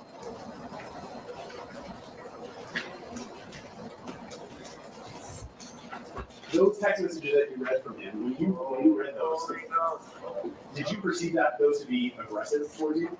Yeah. Now, you said also when you woke up, you talked to him on FaceTime, correct? Yeah. What was your conversation with him about? He was just more so like, okay, so he was like, where you at? And I'm like, huh? And then he's like, where are you? Like, kind of like broke down. And I'm like, instantly, I don't know, for some reason, I just told him, W. You know what I mean? And he's like, no, you're not. That's a bum ass hotel.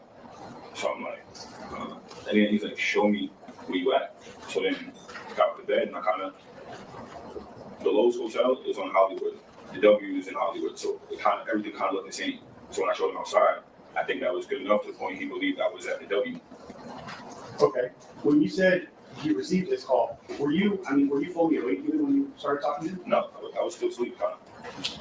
And you said, he first asked you, where are you at? And you said, I think you said, Yes, And then you said, he broke it down, where you at? no, where are you? Like, where are you at? Where are you? Like, kind of like with force the second time. Like, Okay, that was my question. What was his tone of voice when he said, where are you?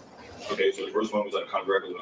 After I said whatever. The second one was just like, wait, like, you know, it was a problem. Like, where are you? Like, where you at? Like, you know what I mean? And you said that after you told him you were staying at the W, you called your room a bum-ass room? Yeah. What does that mean? I guess it's what they look like a W. Like not as nice? I don't know. How did you receive it? Yeah, pretty. Like, I was still asleep. I didn't care. I just wanted to show him outside the window to figure out what the hell is going on. You know what I mean? We're link up, like, what's going on? What's the purpose of this call? At the moment you're talking to him, did you have any idea why you wanted to meet up with him? No.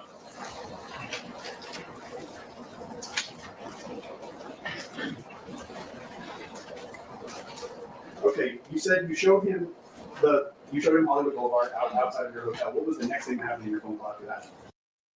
Hey, Cadnor Williams in the chat. Ayo, gifted memberships. Ayo, to Gwenin Garnett, Chicken Poo, Lone Star Living, Walter Waller, and Little Darker. Hey, thank you. Thank you. Getting our grand total up to 18 new members today. That is a decent number. I haven't had those numbers in weeks. Thank you, Kat. Yeah, you showed up just in time. I'm going to go for another 50 minutes. Then I'm going to turn you all over to Vice Baby, who is Legal Vice's son, who has started his YouTube channel, and today is his first stream. So I will be redirecting you to that one as soon as it starts, and with a natural pause in this proceeding. And then I will continue either later today or with a new night owl stream tomorrow. Tonight. I think he said he'd be right there.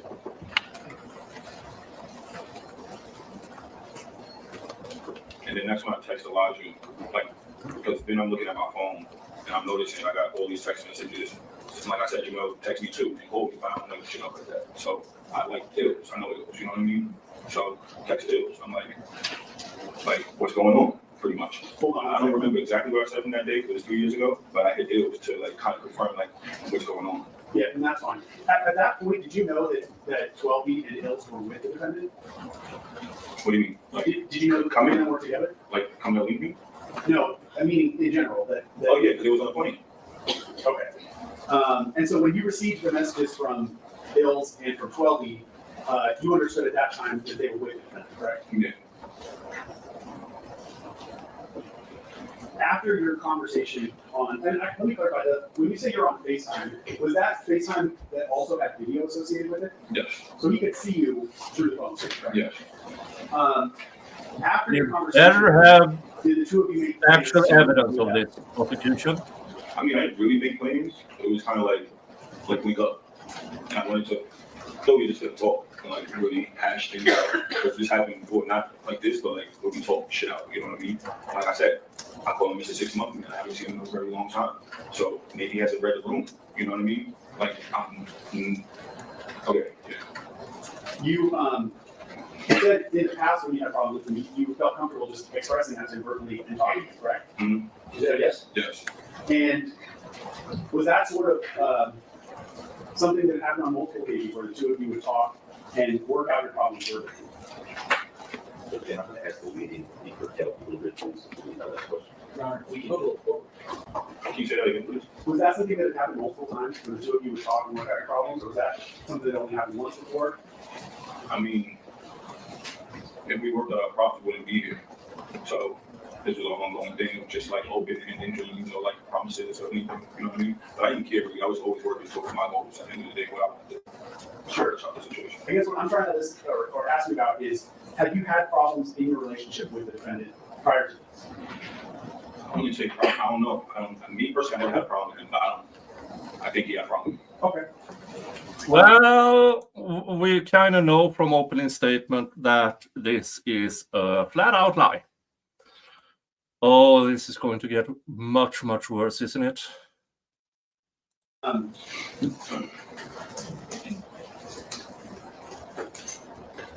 You say, I think the words that you used to describe. Well, I actually do know he had a problem with me because in the text message, he says that I got cut, like I let him get cut. I didn't happen a year something. So that means you're holding on a grudge and something I didn't even have nothing to do with. Okay, we'll get there. Hold on. I feel like that was our whole relationship, like just weird. Oh, this is a bad witness for the state. Mr. Shut up and listen to the question. That's all you have to do. But I don't think he is capable. Grudges. Oh, I don't know. Okay.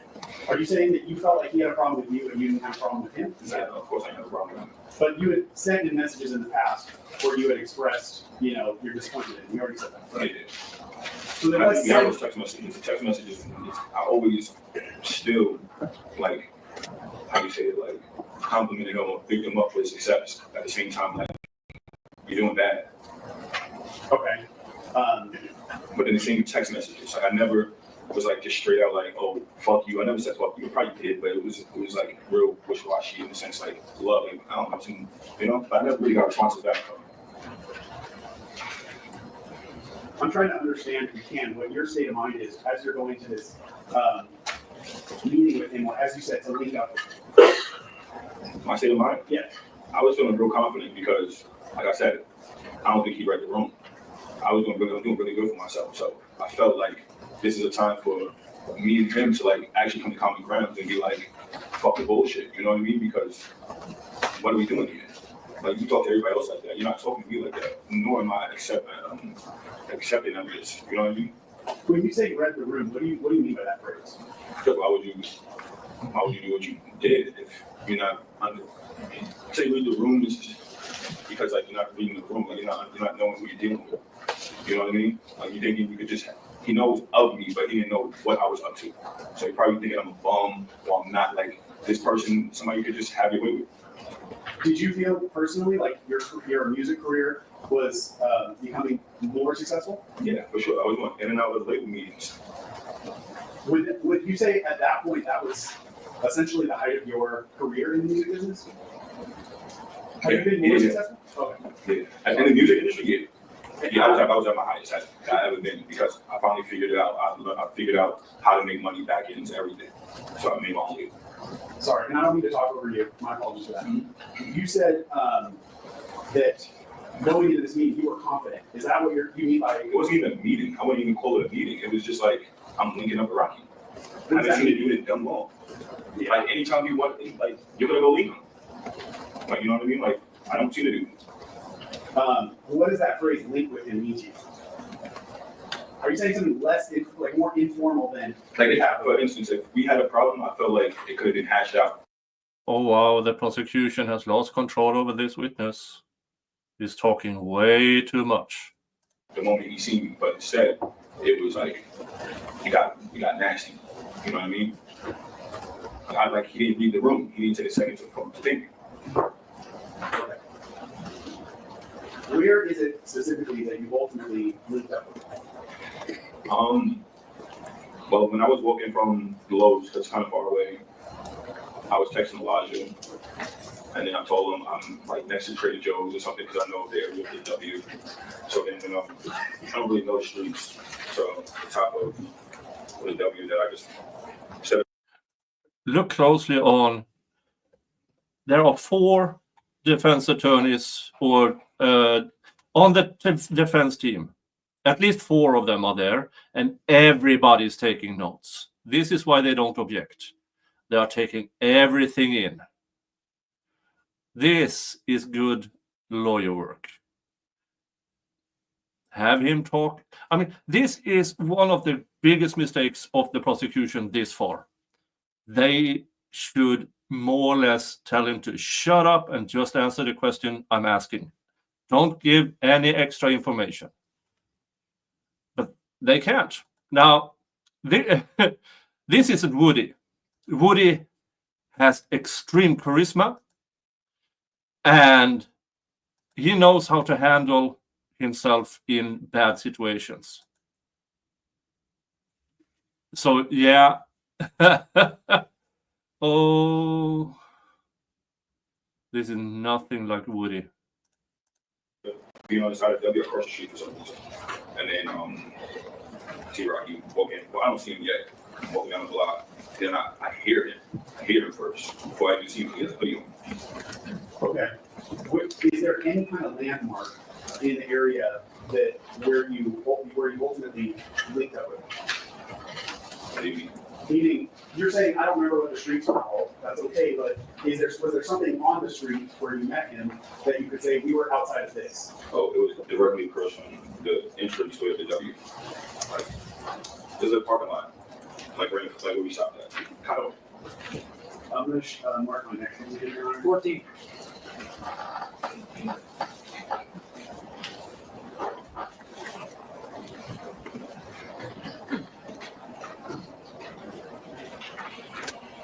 Sir, I'm showing you he was 14. Do you recognize what you see there? Yeah. And do you see the entrance of the parking lot that you were talking about?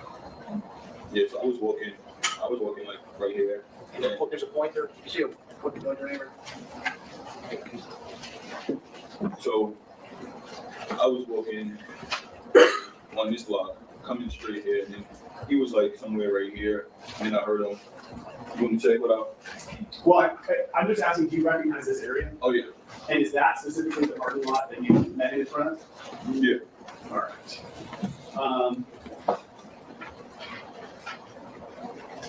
Oh, by the way, folks, if you haven't subscribed to Cat Not Williams yet, you should.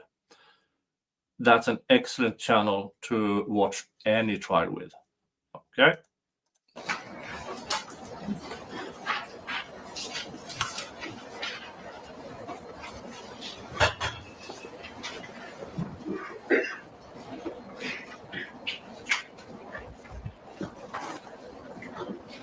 You said you don't know the streets in that area very well, but did you know where Hollywood Boulevard was?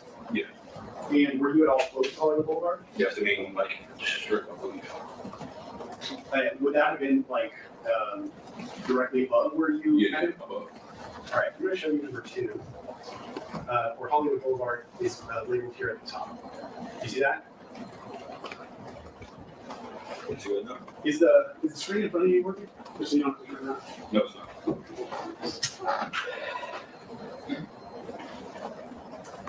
Is that better? Yeah. Okay. Along the top of this page, I know there's a lot going on here, but you see, you recognize this to be Hollywood Boulevard at the top? I'm not from LA, so I wouldn't really, but that's how we build already. Let's go to Eagle Exhibit 2. This is clearly marked. Oh yeah, yep. Sorry, people's mind. Thank you. The street that you came down was next to the W Hotel, correct? That's fun. He's no Woody, more like the bark. I know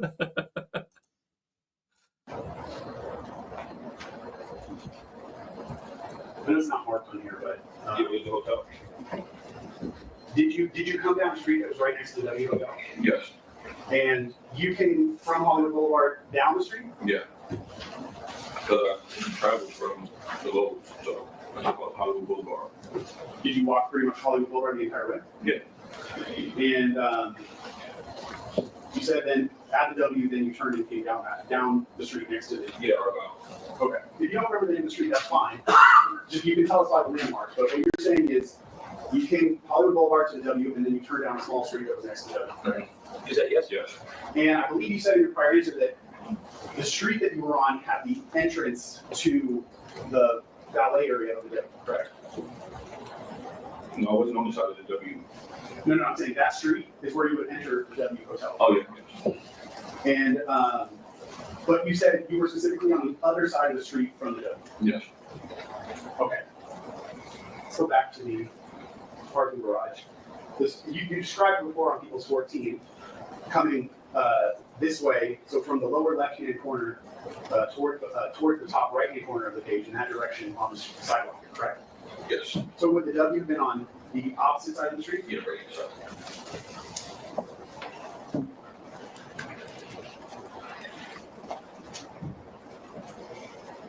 And as you were walking down that street, what was the next thing that you remembered that caught your attention?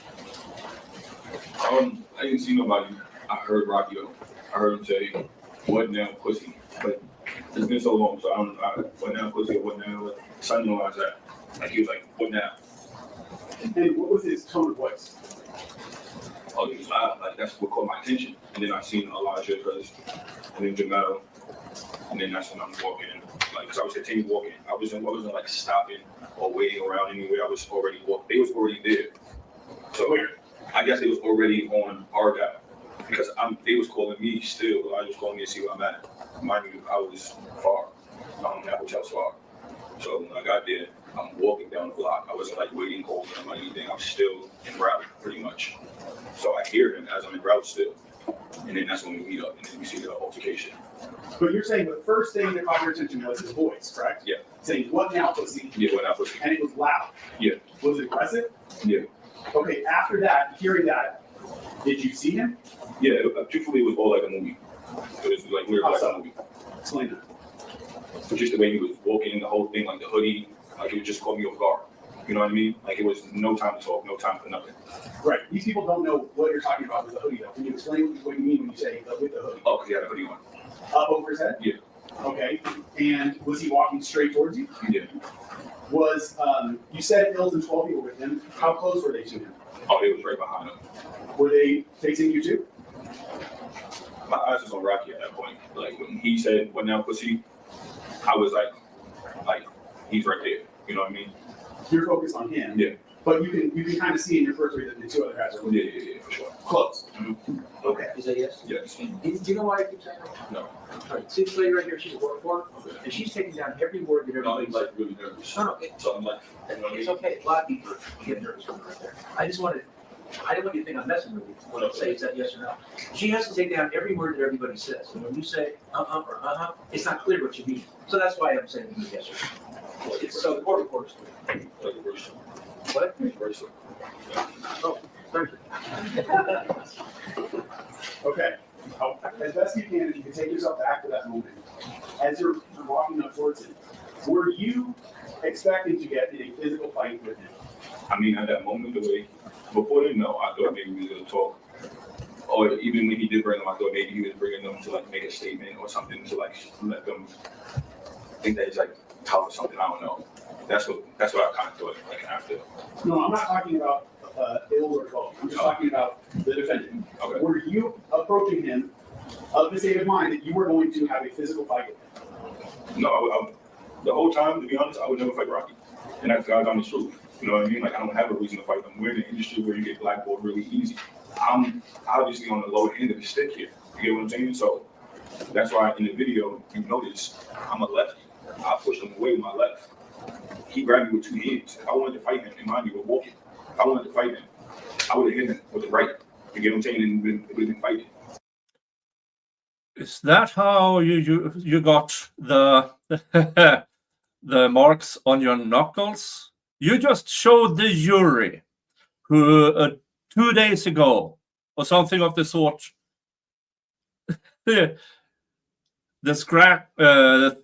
the scratches on your knuckles, which you claim for some moronic reason is from gunshot. Yeah.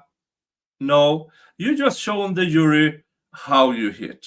Now they can say, oh, that's how he got the scratches on his knuckles. Jesus Christ, this, yeah. Like, I stopped him with my left. And in the video, that's when you see Elijah, like, kind of like bringing it up after. Before we talk about the video, we get there, I want, if there's any other way that you can explain that to the jury, what it would mean for you to get in a physical fight specifically with the defendant at that moment. The only thing that would make me fight Rocky is if I'm physically like hurt, like he punched me. Then I would consider getting him a fight. But I would give him, just because who he is, like I think he used that to his benefits or like whoever famous that whoever that shit is. But like I wasn't gonna fight him. What would it mean for your career if you got in a physical fight? Oh, it would be over. How so? It would be over. Can you Literally explain over. You don't have a career. that? Was that in your head? I'm like part of a conglomerate, like a group. So if I fight Rocky and I beat him up, or we fight or something, I'm already not liked, and people don't like me and shit like that. So if I'm fighting him, I'm definitely getting blackballed, and all the labels like him and work with him and do this. You know what I mean? Like I'm just trying to swim my way in. You know what I mean? So if that comes to like light that we fought or something like that, I'm pretty sure it won't go good. Like nobody would do business with me or other things like that. You know what I mean? Okay, I want to ask you just about a couple things you just said in your answer. You mentioned ASAP in that. Was the defendant kind of the most successful member of ASAP at that point? Oh yeah, for sure. By far? By far.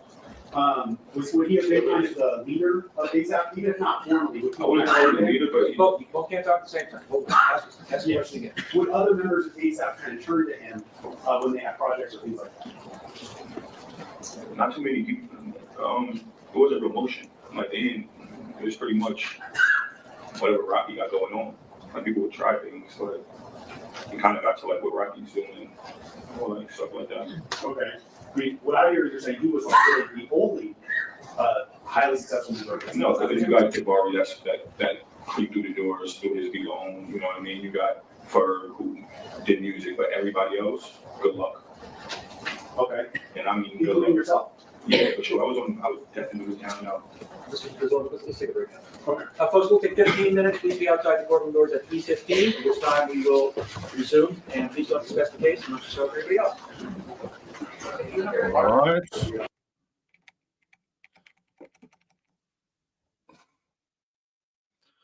Dun dun dun. Dun dun dun.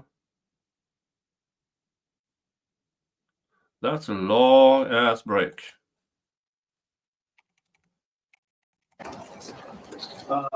Okay, it seems like we are getting this day done by the time you get redirected to Connor's first stream. Connor is, as you know, Jeff's kid, Legal Vices, who passed away before Christmas. And now his kid he's in his 20s. Now he started a YouTube channel. And so with a little help from all of you, he can reach monetization really, really fast. See it as a gift to Jeff.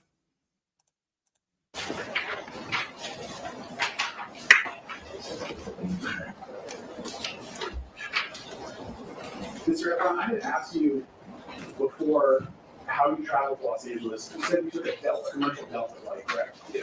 Did you bring any weapons with you when you took that flight to Los Angeles? No. Specifically, did you bring a handgun with you? No. All right. Right before we broke, you were talking about what it would mean for your career, or as you understood what it would mean for your career if you got into a physical fight or physically attacked the defendant. And you talked about ASAP already, but in your early... Yeah, for one, that's an extremely stupid argument. If anything, a rapper's career, if you have an active feud, improves the damn career. Earlier answer, you said there would also be a consequence with record labels. Is that correct? Yes. What can you explain that just in more detail for the jury so they understand what we're talking about? I mean, I wouldn't know if it would be direct consequences, but I'm pretty sure it would be out there that we fought and people would just pick sides. Like right now, you get what I'm saying? Like he's famous, I'm nobody, pretty much. Have you had meetings with record labels before this incident? Oh yeah. And since this incident, have you continued to have meetings with record labels? No, the moment it became public everything changed. How so? I mean,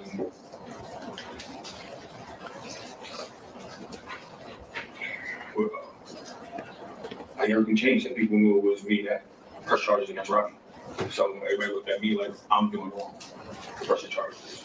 And did some of the deals that you had set up, did those go away?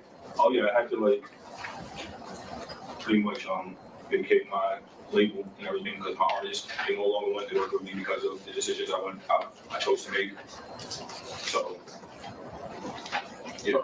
So not only the record labels that you were meeting with, but also the artists who you were managing no longer wanted to work with you. Yeah, because they felt like many different reasons, but one, they felt like I don't have no credibility no more. One, and two, I'm getting labeled as, I guess, a snitch or something like that, you know? Okay. Now, those are real consequences that have happened to you since this incident. But did you have? Yeah, that's a really weird statement because of the decisions I told the state. And why wouldn't you be labeled a snitch? Had you just walked away, nobody would have known. And then you walked into the precinct with these made-up shell casings that you probably planted. You're not even a snitch because you didn't even do this to save yourself. This is worse than snitching, in my opinion. Before you met with him at the parking lot, that something like that would happen if you got into a physical fight with him? Wait, say that again? Yeah, did you know going into this incident that if you got into a physical fight, that it would likely be the end of your music career? Yeah, that's why I want to fight Robbie.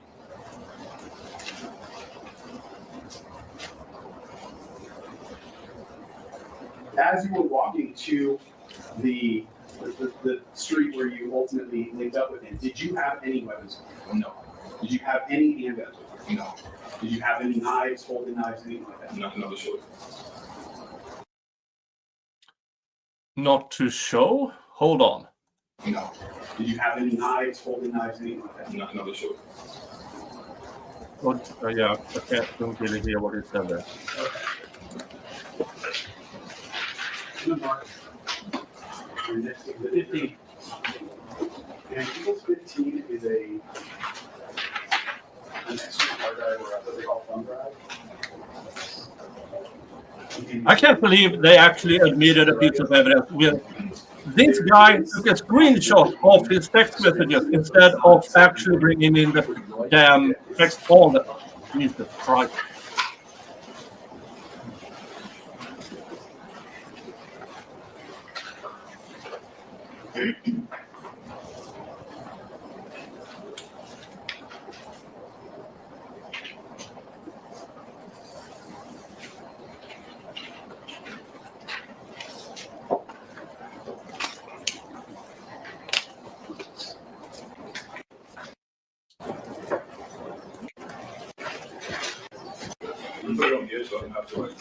Yes. Yeah, the defense does not object to this on purpose. They are gathering information to use it. Okay, skipping. We mark this as cache 15? The thumb drive? Yes, 15. On Eagles 15, it's the file that I'm playing is labeled sequence surveillance video. All right, Mr. Efron, I'm going to play just a few seconds of this video and I'll ask you some questions.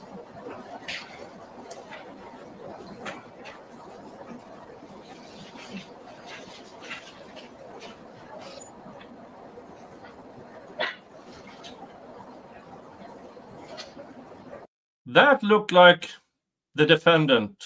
The guy on the stand was the first aggressor. Didn't it?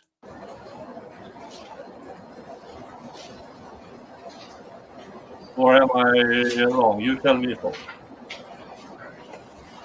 And I'm stopping that. What's that? It's really small to read. That's 30 seconds on the video player. Did you recognize what was captured on that video in those 30 seconds? Did you recognize what we saw there? Yeah.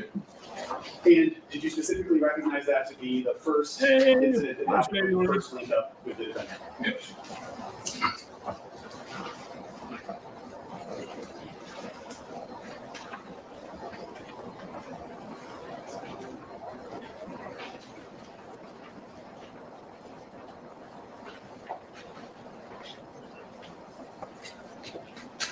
Did you recognize yourself in that video? Yes. Play it again to the beginning, and I'll stop it. Okay. I think I stopped it at 6 seconds, and I can read that from here. The first person that we saw walking down the sidewalk on the screen, who was that? The person that Play it again? the person that I seen? Yes. Yeah, that was right. No, the first person that we saw coming down. Oh, that's me. That's you, right? Okay. And I'll play it forward a little bit from here. And pause it at 11 seconds on the video. Now, the second person that we see in the screen looks like they're, physically right in front of you. Who is that? And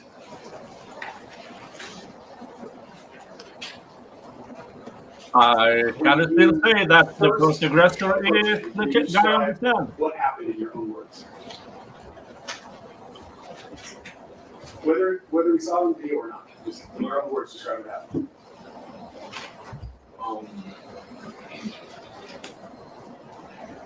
So when he came up to me, like from the video from what I can see, it was saying shot all over. It was like 3 years ago. You know, another video. But I was stopping a little. Like I see, I was stopping a little. Like I said, I'm lefty. I'm righty. Stopping with my left, trying to like back him up. You know what I mean? And then No, that is you reaching out your left hand so you can get some kind of free range with your right hand. Absolute moron. This is a case of don't believe your lying eyes. Believe this jackass on the stand. Jesus Christ. Let me stop you for 1 second. That interaction that we see, would that have been right after he said, I don't remember what your exact words were, but what's up now, pussy? what's up now, pussy? Probably like 10 seconds later, he's still walking. Okay. And could you see his face as he was walking towards you? Yeah. How did he look? Oh, angry. So could you tell as he was approaching you that you were headed for a physical confrontation with him? His hands wasn't up. It was more so walking. So when we got to each other, he initiated him, like trying to like grab me or try to like grab me by my collar. That's why you see like that, and I like grab him off. You know what I mean? So as best you can remember it, he was the first one who grabbed you by the collar, Then he grabbed me by my collar. and then you raised which of your hands to My left. your left hand to separate from him. Yeah. Okay. And as he grabbed the collar of your sweatshirt, what did he do? That wasn't what I saw on that video. You know, Elijah, everything happens so fast. You know, Elijah gets in the middle. You walk with your left hand in front of When you you say to he's walk. talking at you, do you remember anything that he Right? said? Like I said, it was 3 years ago. But I could see what I said. Hopefully, I want to say something that I don't like vaguely remember. That's fair. But so as you sit here right now, today, 3 years later, you don't specifically remember the words he said. Is that what you're saying? Not the words so much, except for like towards the ending when the gun came out. I remember that. I remember the words that came out when the gun came out. As best we can, I'd like to go through it step by step. So when he first approaches you, you're saying he's saying words, but you can't remember the words. I don't remember. Do you remember the tone that he had said these words with? Oh, at that point, like, we pretty much came there fighting. Like, he's saying what he's trying to get, I don't know. Did he sound angry to you? Yeah, for sure. Okay. Were you saying anything back to him? Yeah, I don't remember. You don't remember your words. Do you remember your tone? I was angry because he touched me. I was just like, the fuck with me or fight like. But then, mind you, the gun came out seconds later, so then my tone got really angry after. Because, what the fuck you got a gun for? And that's what I said. Okay, so you kind of move forward. You remember being angry because he's tugging at your sweatshirt. Mm-hmm. Then he had a gun in his hand. You see where the gun came from? It came from his waistline. Okay, so Came his waistline. this might be clear to everybody except me, but can you have Mr. Eckhart identify on the screen who's who?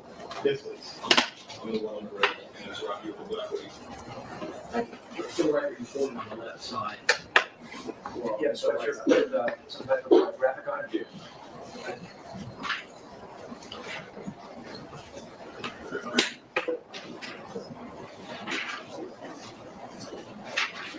Here I have some photographs of his clothing.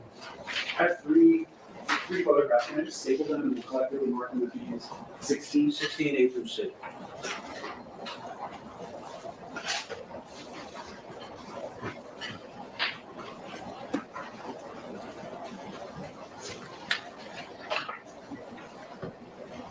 Okay.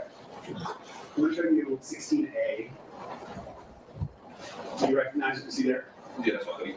Is that the same hoodie that you were wearing that day? Yes, it is. And is that the back of the hoodie? Yes. And then 16B, do you recognize that? Yes, in front of my hoodie. Same one you were wearing that day? Yes. And then 16C, Yes, my sweatpants. same one you were wearing that day? Yes. Okay. So your sweatshirt or hoodie had that graphic on the back, correct? Yeah, yeah. So back to the video. If I can remember where we left off. So you, that's too long for the video.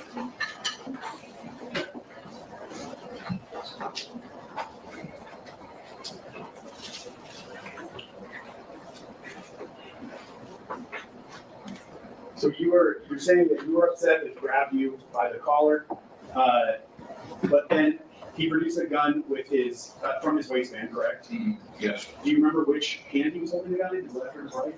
Probably is right. Do you remember? Or? No, I don't remember. Okay, you just remember he had a gun in his hand. I just remember we had a gun too. Did you? And I don't mean the incident that you saw it, but throughout this incident, could you see the gun clearly? Oh, yeah, yeah.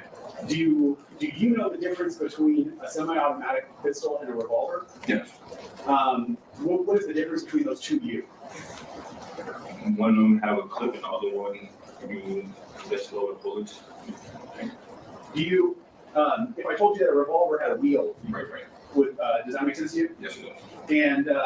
And This is Shanna. This is really interesting. He was only forthcoming when he randomly offered up that he's a lefty. When he grabs shirt, he says he lefty, I mean a righty, and lead with my left. To grab him, proceed to flap shirt before. Here's the thing. Depending on, I'm right-handed. If I'm solely defending myself, I'm grabbing with my right hand because it's the most powerful to keep somebody away from me. If I'm attacking, I'm using my left because I want my right ready to strike. Does that make sense to anybody else but me? Yeah, and it's not a clip, it's a magazine. gun that you saw him with, was it a semi-automatic, as you say, with a clip, or was it a revolver that has a wheel? It's a semi-automatic with a clip. Okay. Do you remember what color it was? Black. And do you remember anything else about it? No. Have you ever seen that gun before? No. Did you know the defendant to carry guns regularly? Not really. I think one time he said, I seen like on his wallet, he had like a firearms in New York one time or something like that, but I don't remember ever seeing like, or knowing, like physically knowing. Okay. I mean, like, did you personally see him with a gun on occasions before this? No, he has a lot of security. Okay.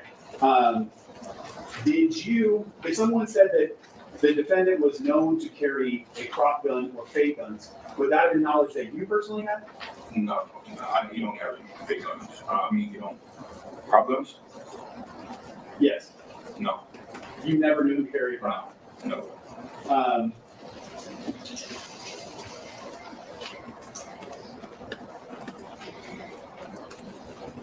Did you ever know him to have any guns? And I don't mean Now I want to kind of broaden it. So not that he would carry in public, but guns that he would have either at his house or anywhere else. Not to my knowledge.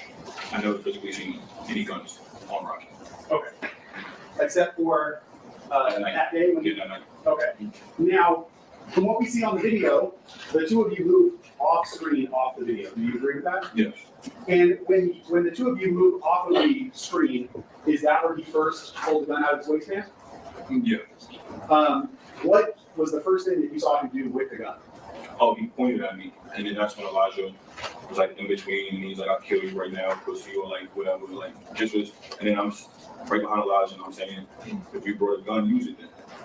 Like, the fuck you brought a gun for, pussy? That's the words I was saying to him.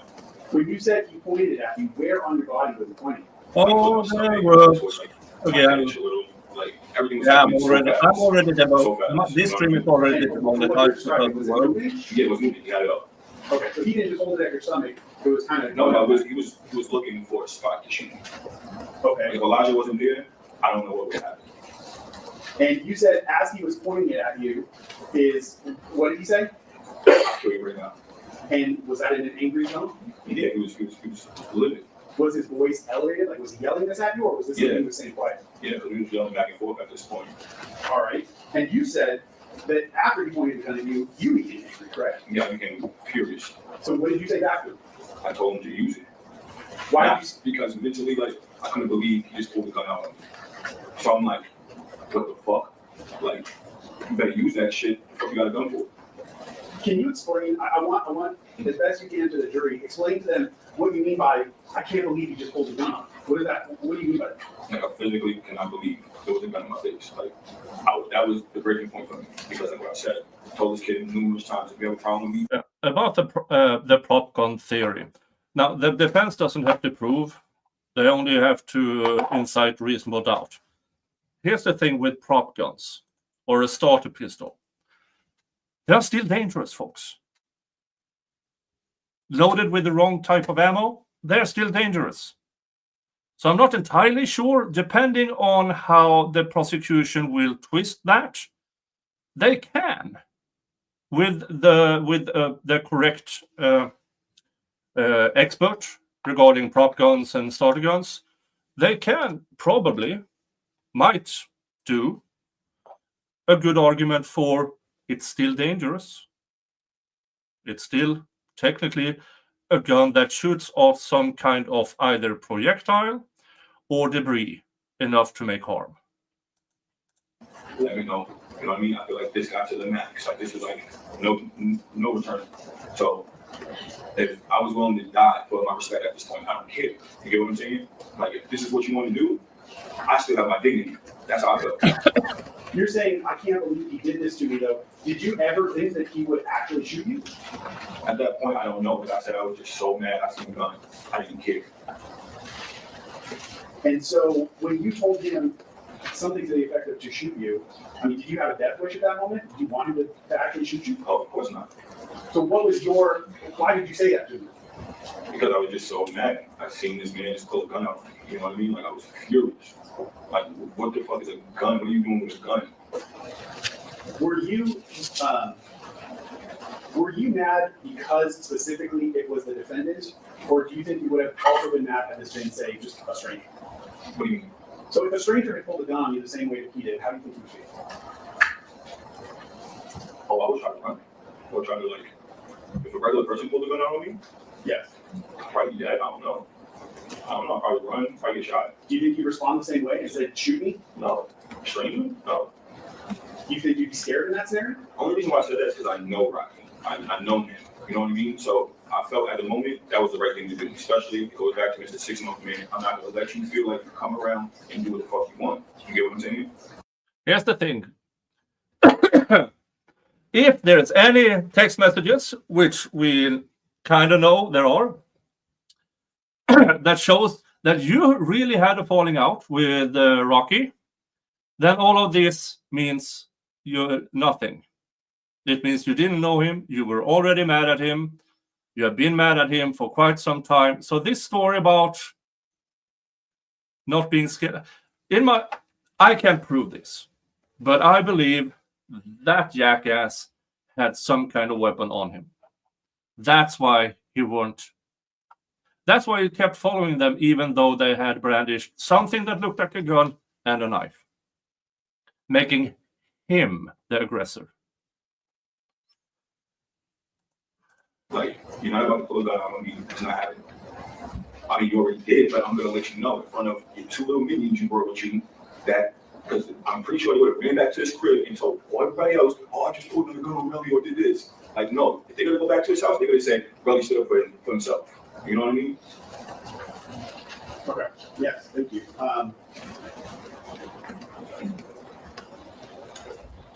So I believe you said that Hills was the one who got between you, correct? Say what now? Hills was the one that got between you and the defendant. Yeah, yeah. All right, let me play this forward a little bit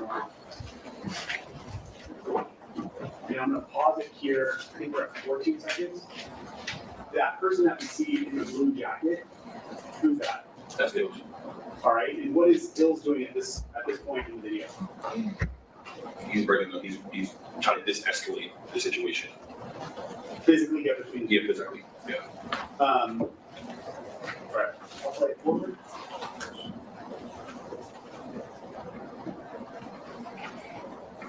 Now, I can go back if you need me to. I paused it at 23 seconds on this video. The very bottom left-hand corner, we saw someone with a red kind of jacket. Do you agree with that? Yeah. Yes. Who was that? That's Jamal Twelby. Okay. What, if you remember, what was Twelby doing during this interaction? He was off to the side the whole time. He was not trying to, like, everything happened so fast, like, somebody could remember. He was just, like, looking. That's why I said, like, even after everything, like, I don't care if he was on talk, I still love the kid because he put himself in between everything, you know what I mean? And I'm 12, he was off on the side. He was just looking, like, and then when I definitely seen the ills intervene, that's when he kind of intervened, but I don't think he would have did anything. Okay. Is it fair to say that when you're having this interaction with the defendant, you're focusing much more attention on him? Oh, yeah, for sure. Very far less so than whatever 12 is doing. Yeah, yes? Yes. Okay. All right, I'll just kind of play through here. Yeah, sounds like. And I'll stop it where it's. I agree. So, Because branding of weapons, or everybody's branding weapons. part of their body comes back into the frame. Did you recognize who that was? I can go back if you need me to. Just a few seconds.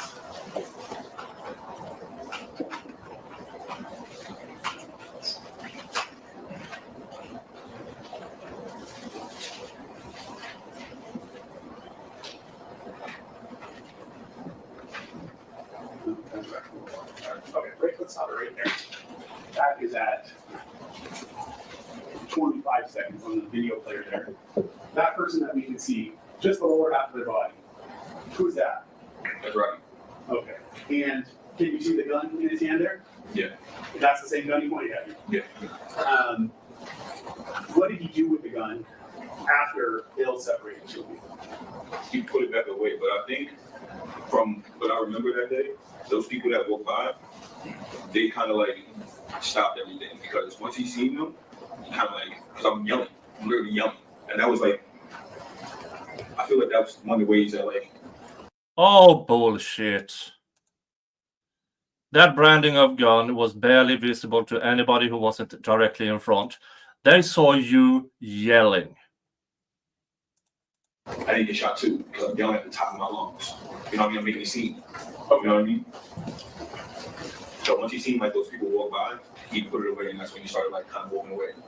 The people that we see walk by, they had nothing to do with. So that was just a couple, I believe. That was just a couple walking by. Like I recently seen them off my peripheral. Okay. So after he puts the gun back in his waistband, you said he walked away. Where did he go? He was going down the same block that he came from. Now, the landmark street that you know is Hollywood Boulevard. Was he walking towards Hollywood or Argyle. I guess that's Argyle down. he's walking down Argyle? Yeah. But away from Hollywood Boulevard? Yeah, away from Hollywood Boulevard. Okay. 1 second.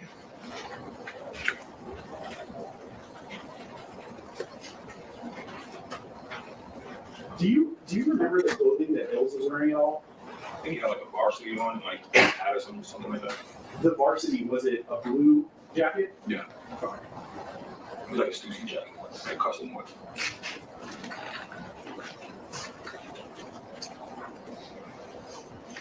Before I move on from this, at the first point where the defendant is pointing the gun at you, how far away from your body was the end of the gun?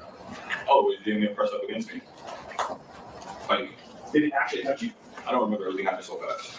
But if it wasn't actually touching you, it was very It close. was very close. If anything, I'm pretty sure it probably touched the because that's how close it was.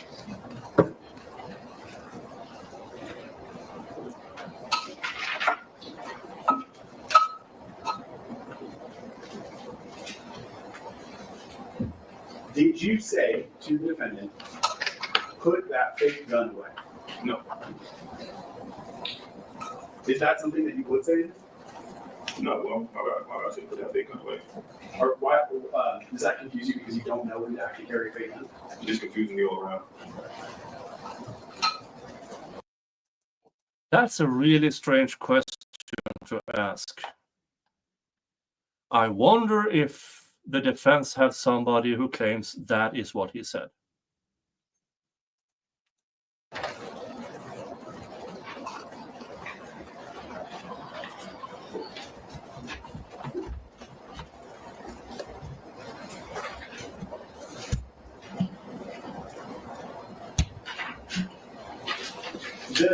The incident that we see as it's captured on the surveillance video, from the time that the two of you first come to each other to the time where he puts the gun away and walks away, is that the total amount of time that this incident took?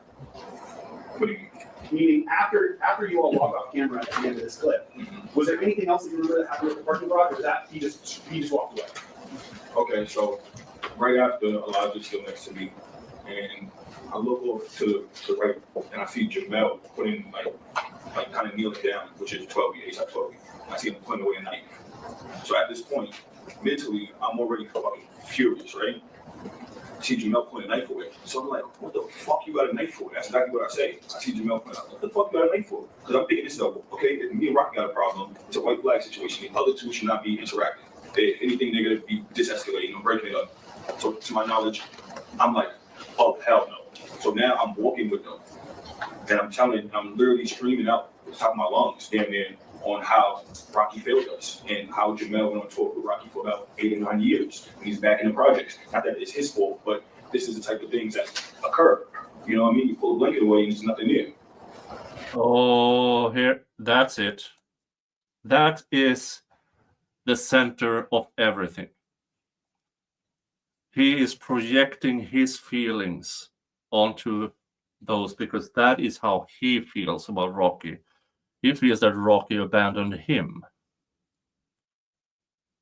If you agree with me, just tell me. If you don't, tell me that as well. I'm all for constructive criticism. Okay. And then I'm saying other things too. I'm just verbally expressing how I feel. You know what I mean? Because I know I would never see this dude again. You just pulled a gun out. You know what I mean? Like, I probably would have walked away if I didn't see Jamel with a knife. Because I'm still with ills, like right here, kind of. But when I seen that, I'm like, oh, fuck it. I'm just going to talk whatever the fuck I want to say. Okay, I'm going to ask you some follow-up questions on that and break it down a little bit. Okay. From what you're describing, the additional interactions that you had with parking garage were seeing 12, correct? With the knife? Oh, yeah. But had the defendant, had Rocky walked away? Say what? Had Rocky walked away? Everything was happening fast. So he was not quite far away. He was not even it's probably He was walking away from you. You pursued him. That makes you the aggressor. a little bit from like where you at. And I'm sitting right here. In 12, he's probably like, everything's so close. You know what I mean? And it was just still kind of like backing me off. Approximating 15 feet.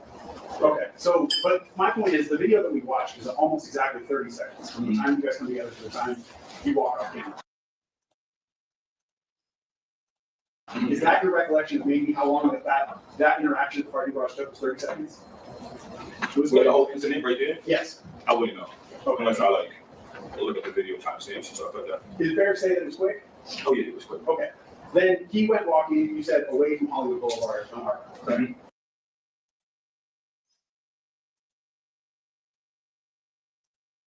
Sorry? Yes. And he was about 15 feet away from you. The defendant was about 15 feet away, and that's when you saw 12B. Yeah, his back was turned, so he was like kind of walking already. 12B, no, Rocky was kind of walking away already. It was still next to me, like, because, you know, we just broke up the situation, and 12B was putting a knife away. How close you was 12B? I wasn't, probably like about, if I was to skip, probably like 3 skips away, because after I said, what the fuck you got a knife for? 3 12B kind of like kind of walked a little faster to Rocky. I've had a lot of people estimate using different things. I've never had anyone estimate skips. How far do you think a skip is? Or That's what I was thinking, because I was physically thinking, I was thinking about punching 12. You know what I mean? Like, what do you got a knife for? But how close was he? That's what I'm trying to figure out. He was about 3 or 4 skips away. What does it get me? Like, how far does it skip? You know what I mean? Like, No. How far does it You skip? can point to something in the court. like it's in the middle of where that line is at, like Like here. That's Approximately, yeah, a little more 7 there. feet Yeah, from, like right there. Okay. 7 to 8 feet. Yeah, a little further actually, because he's bending down, so I'm like, he's putting the knife away. So then when I see it, I'm like fuck, like what am I gonna do right now? Let me stop you though. The knife specifically. What did the knife look like? I don't know. I just seen it quick. Everything happened quick. I just seen him putting away the knife, and then he said it's not like that. He said no, it's not like that, and then he's walking towards the rock. What is putting a knife away mean to you? Like, is it a folding knife or he's I holding guess it? it was a folding knife. Okay, not like Okay, so here's the situation. Scuffle, branding. They walked away. They are putting the things away. You walked after. Now you are the aggressor. Textbook. he's wearing a sheath and he's tucking it in his waist. No. All right. So he's folding the knife. He puts it in his pocket. Yeah. All right. No, I think he put it in his coat. Like, he kind of like, as soon as he seen me, observed him putting the knife away, he kind of like put it away, kind of scurried off to Rocky. Like towards Rocky. All right. So if the defendant was the first person to walk away, is 12 the second person to walk after? Yeah. And then you're standing with Ills. And I'm walking with Ills pretty much, and Ills is still telling me, yo, okay, go, and I'm just letting them have it. Like, just telling them whatever I feel like. You know what I mean? But you're kind of side by side with Ills. Yeah, I'm side by side with Ills. Because that's why I was able to, like, grab him or whatever. You used a couple terms in your answer before. You said this was like a white flag situation. Yeah, What does that meaning we're all ASAP members. So if one person has a problem with another, not expecting anybody else to intervene, or like, you know what I mean? Other than like supporting the person that came with, which they did. They scored it right. It was in LA for the conference. Did you feel like, and I don't want to put words in your mouth, so this isn't how you felt. Let us know. But did you feel like this whole situation, this whole link up, as you described it, was a setup? Oh yeah, but nothing. I don't think the other two. I think they was just because Rocky had everybody in his house. I was looking on social media. And I noticed everybody was in his house. So you talked yourself into a corner. To LA, I'm You're pretty sure he's not in his absolute hotel. moron. So I'm pretty sure he's in his house. I didn't interject. I was leaving a question. It was leading and it's also non-responsive. Let's take a break now, folks. We'll resume. Remember, tomorrow's 10, not 10:30. So please be outside the courtroom doors as close to that time as possible. We will resume with this reference testimony. Go ahead and leave all your materials on your chairs. Don't discuss the case or yourself or anybody else. Please don't look at anything. Let's see if they have anything. Nope. All right, folks. This was the first 2 days recapping the ASAP Rocky trial. And oh boy, this is turning out to be a complete fustercluck. Wow, this is bad. This is really bad. Now, I'm not sure if I'm going to do day 3 and 4 later today or tonight your time. I'm leaning towards tonight your time because I'm going to watch the Royal Rumble. So yeah, folks, everybody, thank you for being here. Thank you to Steve Keat, gifting memberships. Thank you for being a member for 7 months. Thank you to LeSean for being a member for 6 months and gifted 1 membership. Thank you to GV for becoming a new member, and thank you to Catnot Williams for gifting 5 memberships. Thank you so much. I will send you over to Connor, Legal Vice's son, who is doing his first stream today as we speak. So everybody go over to that channel, press all the buttons, the subscription, the thumbs up, everything. do it as a favor to me. And I will see you tonight with day 3 and 4 of this rocky trial. Again, thank you for allowing me to do this. Thank you for your support. And remember, hug your family. Unless your family is crap, then screw them and give your love to the people who deserve it. Okay? See ya. Bye-bye.